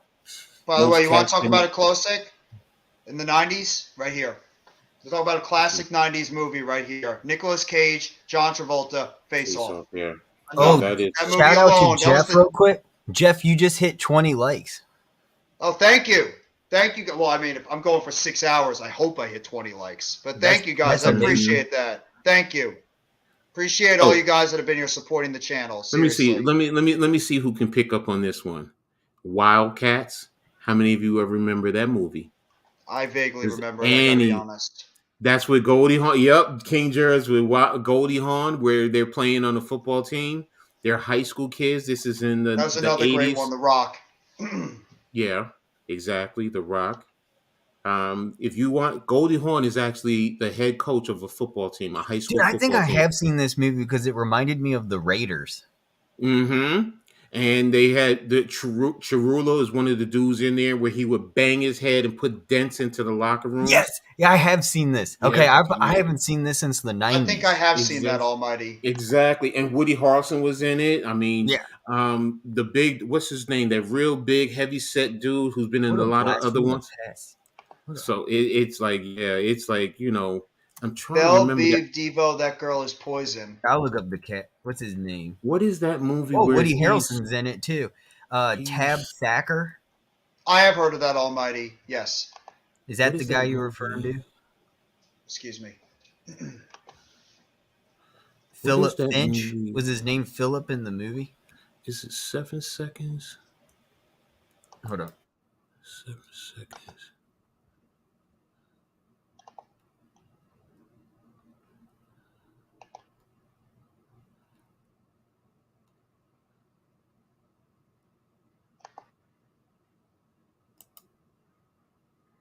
I'm trying to, Jungle Fever. Disappearing Acts. I remember Disappearing Acts. That's with Sanaa Lathan. What's that one where, is it him? where he's playing an assassin. Is it The Contractor? No, that one I don't know. I don't know that one. Yeah, it is The Contractor. Contractor. No, it's not that. No, that's a different one. Okay, but oh my gosh, now y'all gonna get me to. Now I have to go to my storage locker and pull out all my damn movies. I'm telling you, I could just. So many damn good movies. Art of War, yeah. That girl is poison. Yup. That girl is poison. That was a good old school song. Wesley Snipes was such a great actor. Because Cappy was alive when this shit was on. So it was not a Passenger 57. I remember that. Is it Boiling Point? I'm back. Welcome back. Rising Sun was another one. Oh, yeah, I remember that with Robert De Niro. Yeah. The Fan. I remember The Fan with Jack De Niro. Murder at 1600. Yeah. Remember the movie Heat? Who's in that? Robert De Niro, Al Pacino, Val Kilmer. Yeah. Okay. Yeah, I know what you're talking about. I know what you're talking about now. I think it was the only one of the few movies that Pacino and De Niro actually worked together in. Besides, like The Godfather and stuff. Yeah, and also weren't they in were they in A Bronx Tale together? Weren't they in the movie The Island of Dr. Moreau with Marlon Brando? I never knew they did a movie with Marlon Brando. Yeah, I think they were. I forget if they were in the movie The Island of Dr. Moreau or Monroe. I believe they might have. I could have sworn they did The Godfather with Marlon Brando. Yeah, Marlon Brando. He's the it was Brando. It was Brandfather. It was Brando, De Niro, and Pacino, right? Yeah, you're right. You're right. But no, he was talking about the other show, the TV show. But there was the movie also. The movie Heat, yeah, just the movie Heat. It's Robert De Niro and Al Pacino and Val Kilmer was in it. Very, very underrated movie. What is this? What are we talking about? Heat? Just Heat. But I think I've seen that movie too.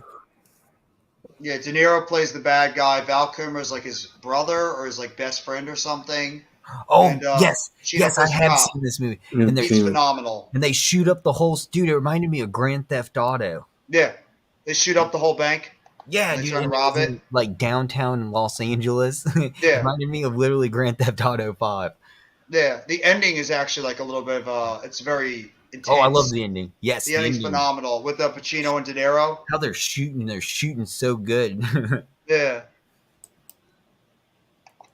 You know what also is a very good movie? The Departed. The Departed with Leonardo DiCaprio, Matt Damon, what the hell is his name? Oh my God, Mark Wahlberg, Marky Mark and the Funky Bunch, Martin Sheen, who's the other guy in the movie? Who's the other guy in the movie, The Departed? The one that played like the chief officer or something? I'm going to have to look it up. It's going to bother me. One of the Baldwin. Alec Baldwin. That's it. Alec Baldwin. That movie was... And Jack Nicholson. That movie was fucking awesome. The Departed. That was easily one of the best movies of the 2010s. Such a great movie.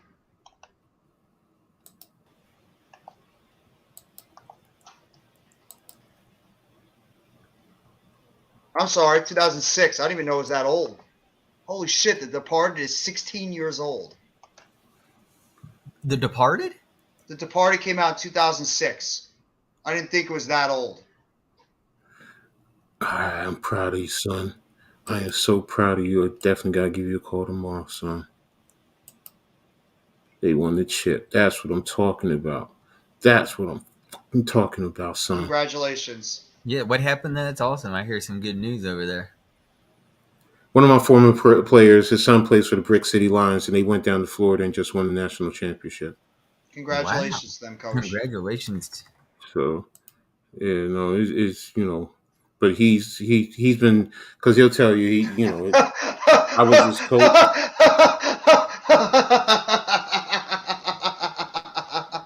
So, like I was saying, when he played for me with the Lions, I helped him become a better linebacker when he was playing with me. I'm sorry. And it was, even one game he always talks about it. He was like, Pops, you got me those 2 interceptions. He was like, I remember in practice you kept telling me how to read and what to do, and it was right there.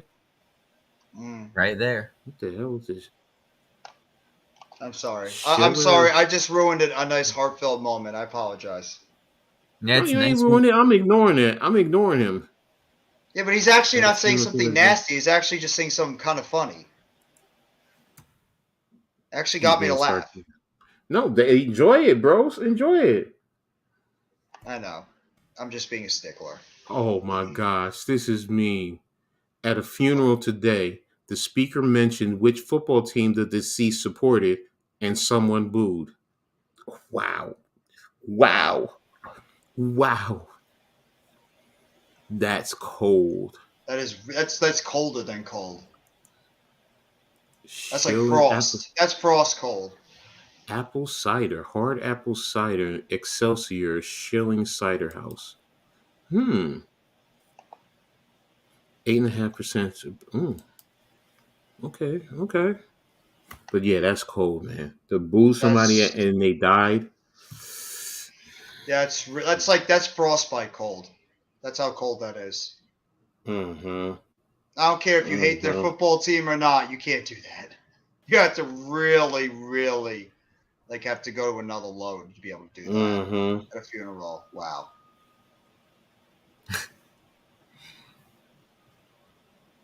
Wow. Per Pat Leonard, okay, woohoo. Brian Dable just said it's possible Saquon Barkley's status for Saturday is in doubt. Yeah, they report. Is that just now that he dropped it? Oh, never mind. It's just 12 hours ago. It just popped up on me, though. That's why. Yeah, he mentioned that earlier, but I think he's going to play.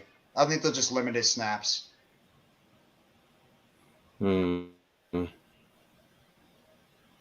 mean, then again, Leo has the same injury as him, and he's not playing. So, how the hell do we have so many neck injuries on our team? I mean, I try not to act like some of the other people who start to say, "Oh, it's the training staff," but the way we get injuries is just it's crazy. This is ridiculous. I mean, it's really at a point. Every player has got a neck injury. This has got to be some type of coincidence going on here. All these guys have neck injuries. I mean, what's going on here? I mean, it's just insane how all these guys have neck injuries. I've never seen this. No, he's not a top quarterback. He's a top 30 quarterback, Dak Prescott. Yeah. Dak Prescott is a top blank quarterback. He's a top 30 quarterback. Yeah, he did a great job last year in the playoffs when he decided to, run the football and then fall down.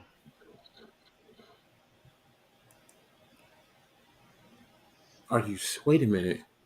Go camp out in the quarterback.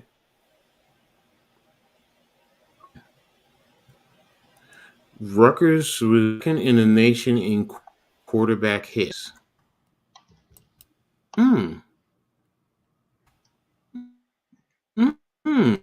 Thank you. Have any of y'all seen Point Break? Yeah, the original with Patrick and Keanu Reeves. Yep. Yeah, I love that. That's one of my favorite surfing movies. That's one of the most underrated movies. Point Break. Love it. Yeah. I love the ending too. It's very like Don't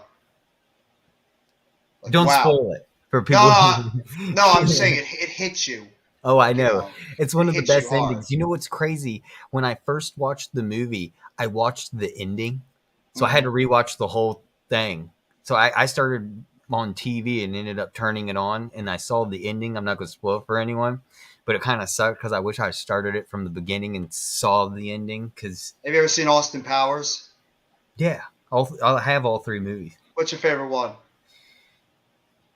Oh, always going to be the first one. The first one made me laugh The so hard. International Man of Mystery? Oh yeah, from the very beginning when he just starts pushing buttons, people die. You know, when Mr. Bigglesworth gets upset, I get upset.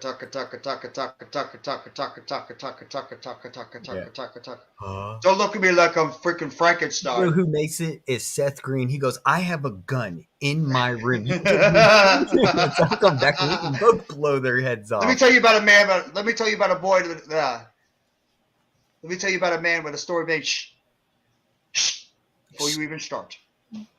Scott, you just don't get it, do you?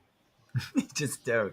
I remember like when he burns the guy Will Ferrell underneath and he keeps talking the entire time while he's like burning like, it's so really hot. I have burns all over my body. I don't know what to do. He opens the door. Oh, thank you for letting me out. He goes, I'm very badly burnt. He goes, you shot me. Why did you shoot me? He's burnt. Yes. Yeah.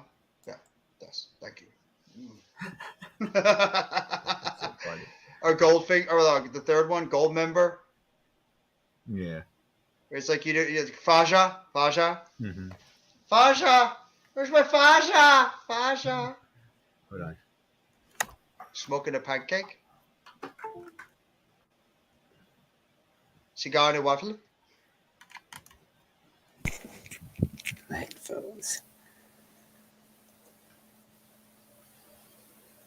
I'm going to go for about another 6 minutes, and I am going to close it out at 6:30. I think we've gone a long while for everybody, but I want to appreciate, we've literally consistently had about 7 to like 12 people in the chat at one point for hours.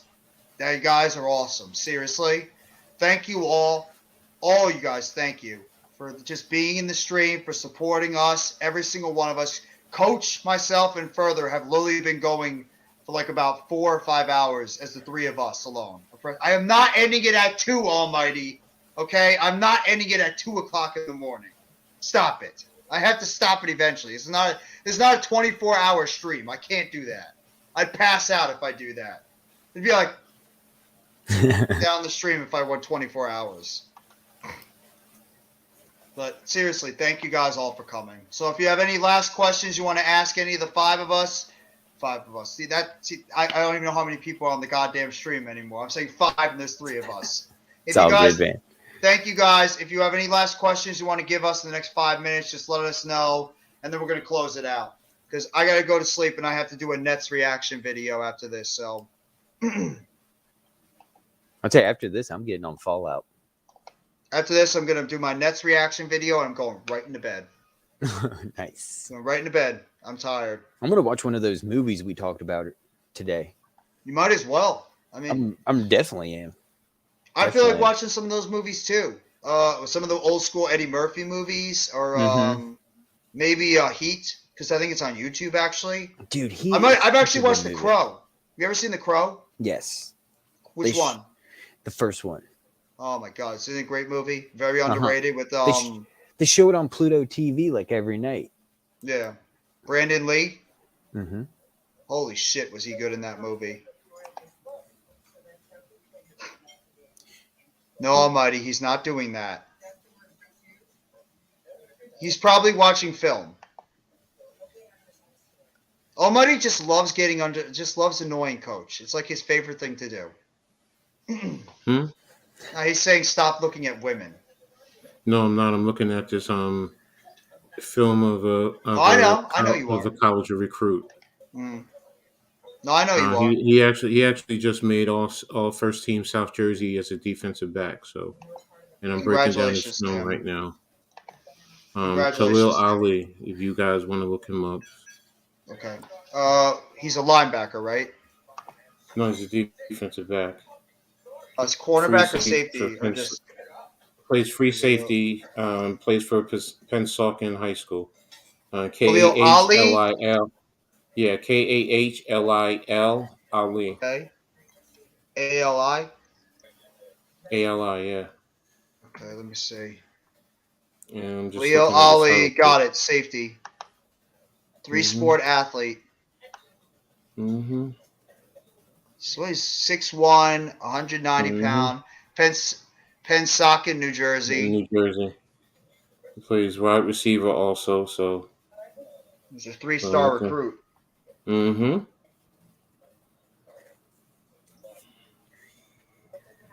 Okay, so they're playing cover 0. Last recruit That's visit he easy. actually had was November, where he went to Wisconsin. Mm-hmm. He's actually going to be playing in the All-American Bowl. Did you say like where he might be leaning towards? Let me check out 247.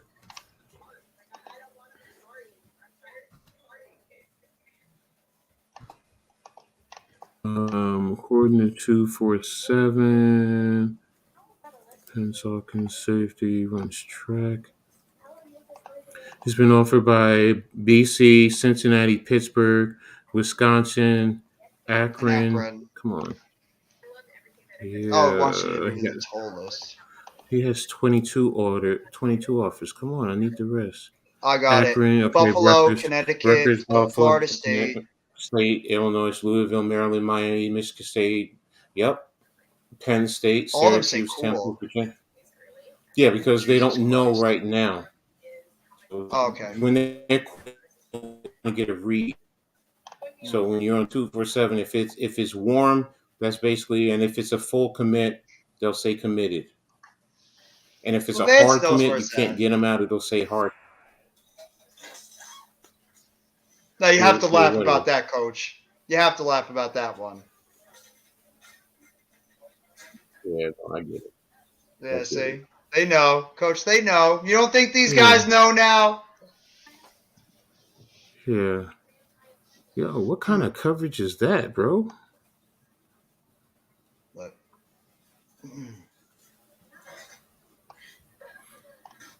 They use them, multi-use them. Okay. See, that's my goal next year to go to high school games and see some of these recruits full in person. I'm going to be watching a lot more tape. I'm going to do some college tape after the season's over. I don't want to do it right now. I'm going to save like my college stuff when the season starts, when it ends. But guys, I'm actually going to close out the stream now. We've been going for 6 hours. Hot takes. Giants, Eagles, hot take. One each. Okay. My hot take is Daniel Jones passes for about 300 yards passing, and he has 2 touchdowns in the game. Why not? That sounds pretty good. Jalen Hurts turns the ball over in a combination of fumbles and interceptions 3 times, causing the Eagles to lose. I'm going to say a combination of Giants and Eagles have a combined 300 yards rushing or more. That's actually a pretty realistic hot take. That could happen. With Saquon Barkley and Miles Sanders, I'm going to predict that it's going to be a huge running day. I can see that. Oh, wait. Does anyone know what the weather's like at MetLife on Sunday? It's supposed to rain on Sunday. Is it? Wow, it is. It's going to be a run game. And it's at 1 o'clock, 60, 70, 80%, 85%. Mm-hmm. Ooh, that's a big game-changing factor. You saw what the Eagles did against the Jaguars. We barely beat them. Exactly. But I want to thank everybody that came by this incredibly long and awesome stream with myself, Mr. Coach Ed Gladney, the sexiest fat man you know, FurtherA.M.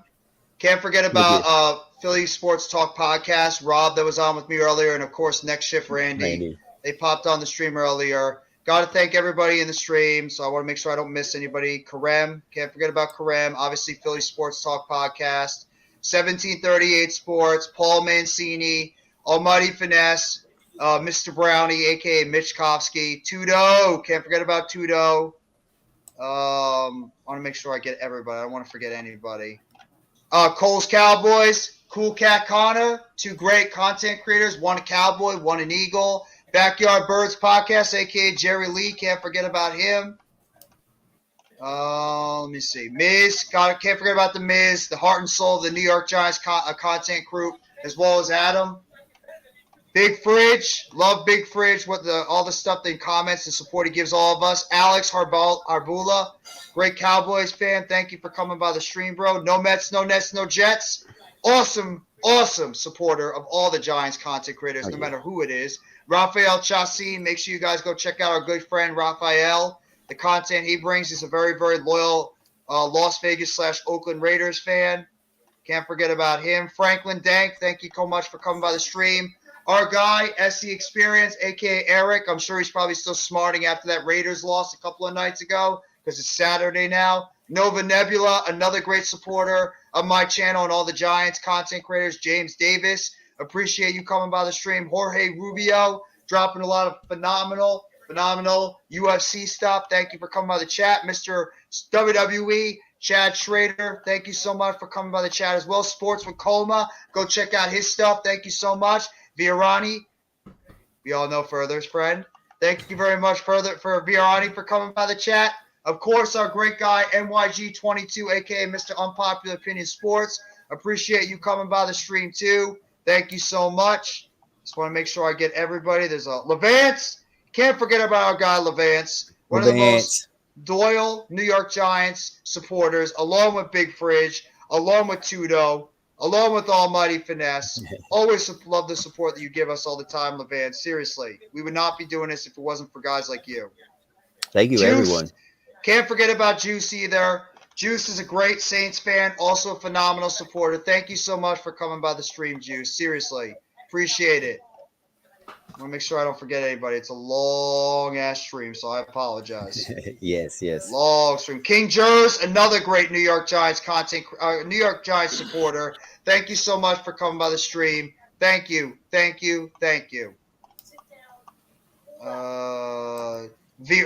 got Ronnie already. My fault. Random Aiton, talking a lot of sport, a lot of movie stuff. Thank you for coming by, Random. Appreciate it. Backyard Birds Podcast. The Irrelevant fan, a loyal Texans fan. Think about that. Backyard Bird, aka Jerry Lee. Almighty Finesse, got him earlier. Just want to make sure I get everybody. I think it's just a lot of the same people now. Did you say Alexander Harbula? Yeah, I got Alex a little bit earlier. He's always there. Alex is a great supporter all the time. Obviously, NYG22, all the great No Mets, no Jets. What is it? No Mets, no Nets, no Jets. Yeah, he's a phenomenal supporter of mine and everybody else. Everybody loves his name. No Mets, no Nets, no Jets. I do too. Boston X Official. Can't forget about Boston X Official. Yep. Loyal Boston fan all over, as well as a big wrestling fan. Appreciate you coming by. The Irrelevant fan. The Fridge. Big Fridge. Irrelevant Big Blue fan. in the Bronx. Oh, Alex. I can't forget about Alex, a.k.a. Big Blue in the Bronx. Congratulations on hitting 800 subs. Adam Costas. Can't forget about him. Adam Costas, one of the heart and soul of the New York Giants content creator. Thank you. Big Bookends. Can't forget about Bookends, the support that he gives us all the time. King Jers. Random Aiton. Random Aiton, King Jers. I love weed. Cowboys fan. Always love the support he gives us on the Hardcore Sports Network, on the Big Blue Podcast, every one of them. Can't forget about him. Shout out to Mitch Kofsky. Yes, Mr. Brownie, a.k.a. Mitch Kofsky. Shout out to you, bro. And thank you guys. Thank you guys for coming here for the stream. We went over 6 hours and 35 minutes. Love all Sports the support with a you gave comma. us. Sports with a comma. Shout out to you. Can't forget about Sports with a comma, too. Thank you guys all so much for coming by the live stream. Sincerely, thank you. I would not have gone this long, but appreciate all the love, appreciate all the support. We had 7 strong, even on 6 hours and 36 minutes. Thank you all for coming by the live stream. Seriously, appreciate it. All the love. So much all fun. Blessings, all Everybody have a phenomenal rest of your. Well, now it's a Saturday morning. I love Have a going great rest live of your with Saturday morning. with you guys. By the way, I just wanted to give a shout out that I just do. I love three. going live It's with you guys. I love going live with the something. Big Blue Crew. Everybody. just It's talk. just fun to do this. Oh, we I just love it. bullshit. Yeah. I know Just it's great. bullshit. So much fun. I love it. But thank you guys for coming by the live stream. Thank you. I'm going to give my Brooklyn Nets recap right after this. So if you're going to be looking out for the Nets recap, I will make sure to drop that. Just got to watch the highlights first, and I'm going to be dropping that video wee late in the morning. So everybody have a great rest of your morning. Take it easy, and as always, let's go New York Football Giants. Together blue, everyone. Have a great night.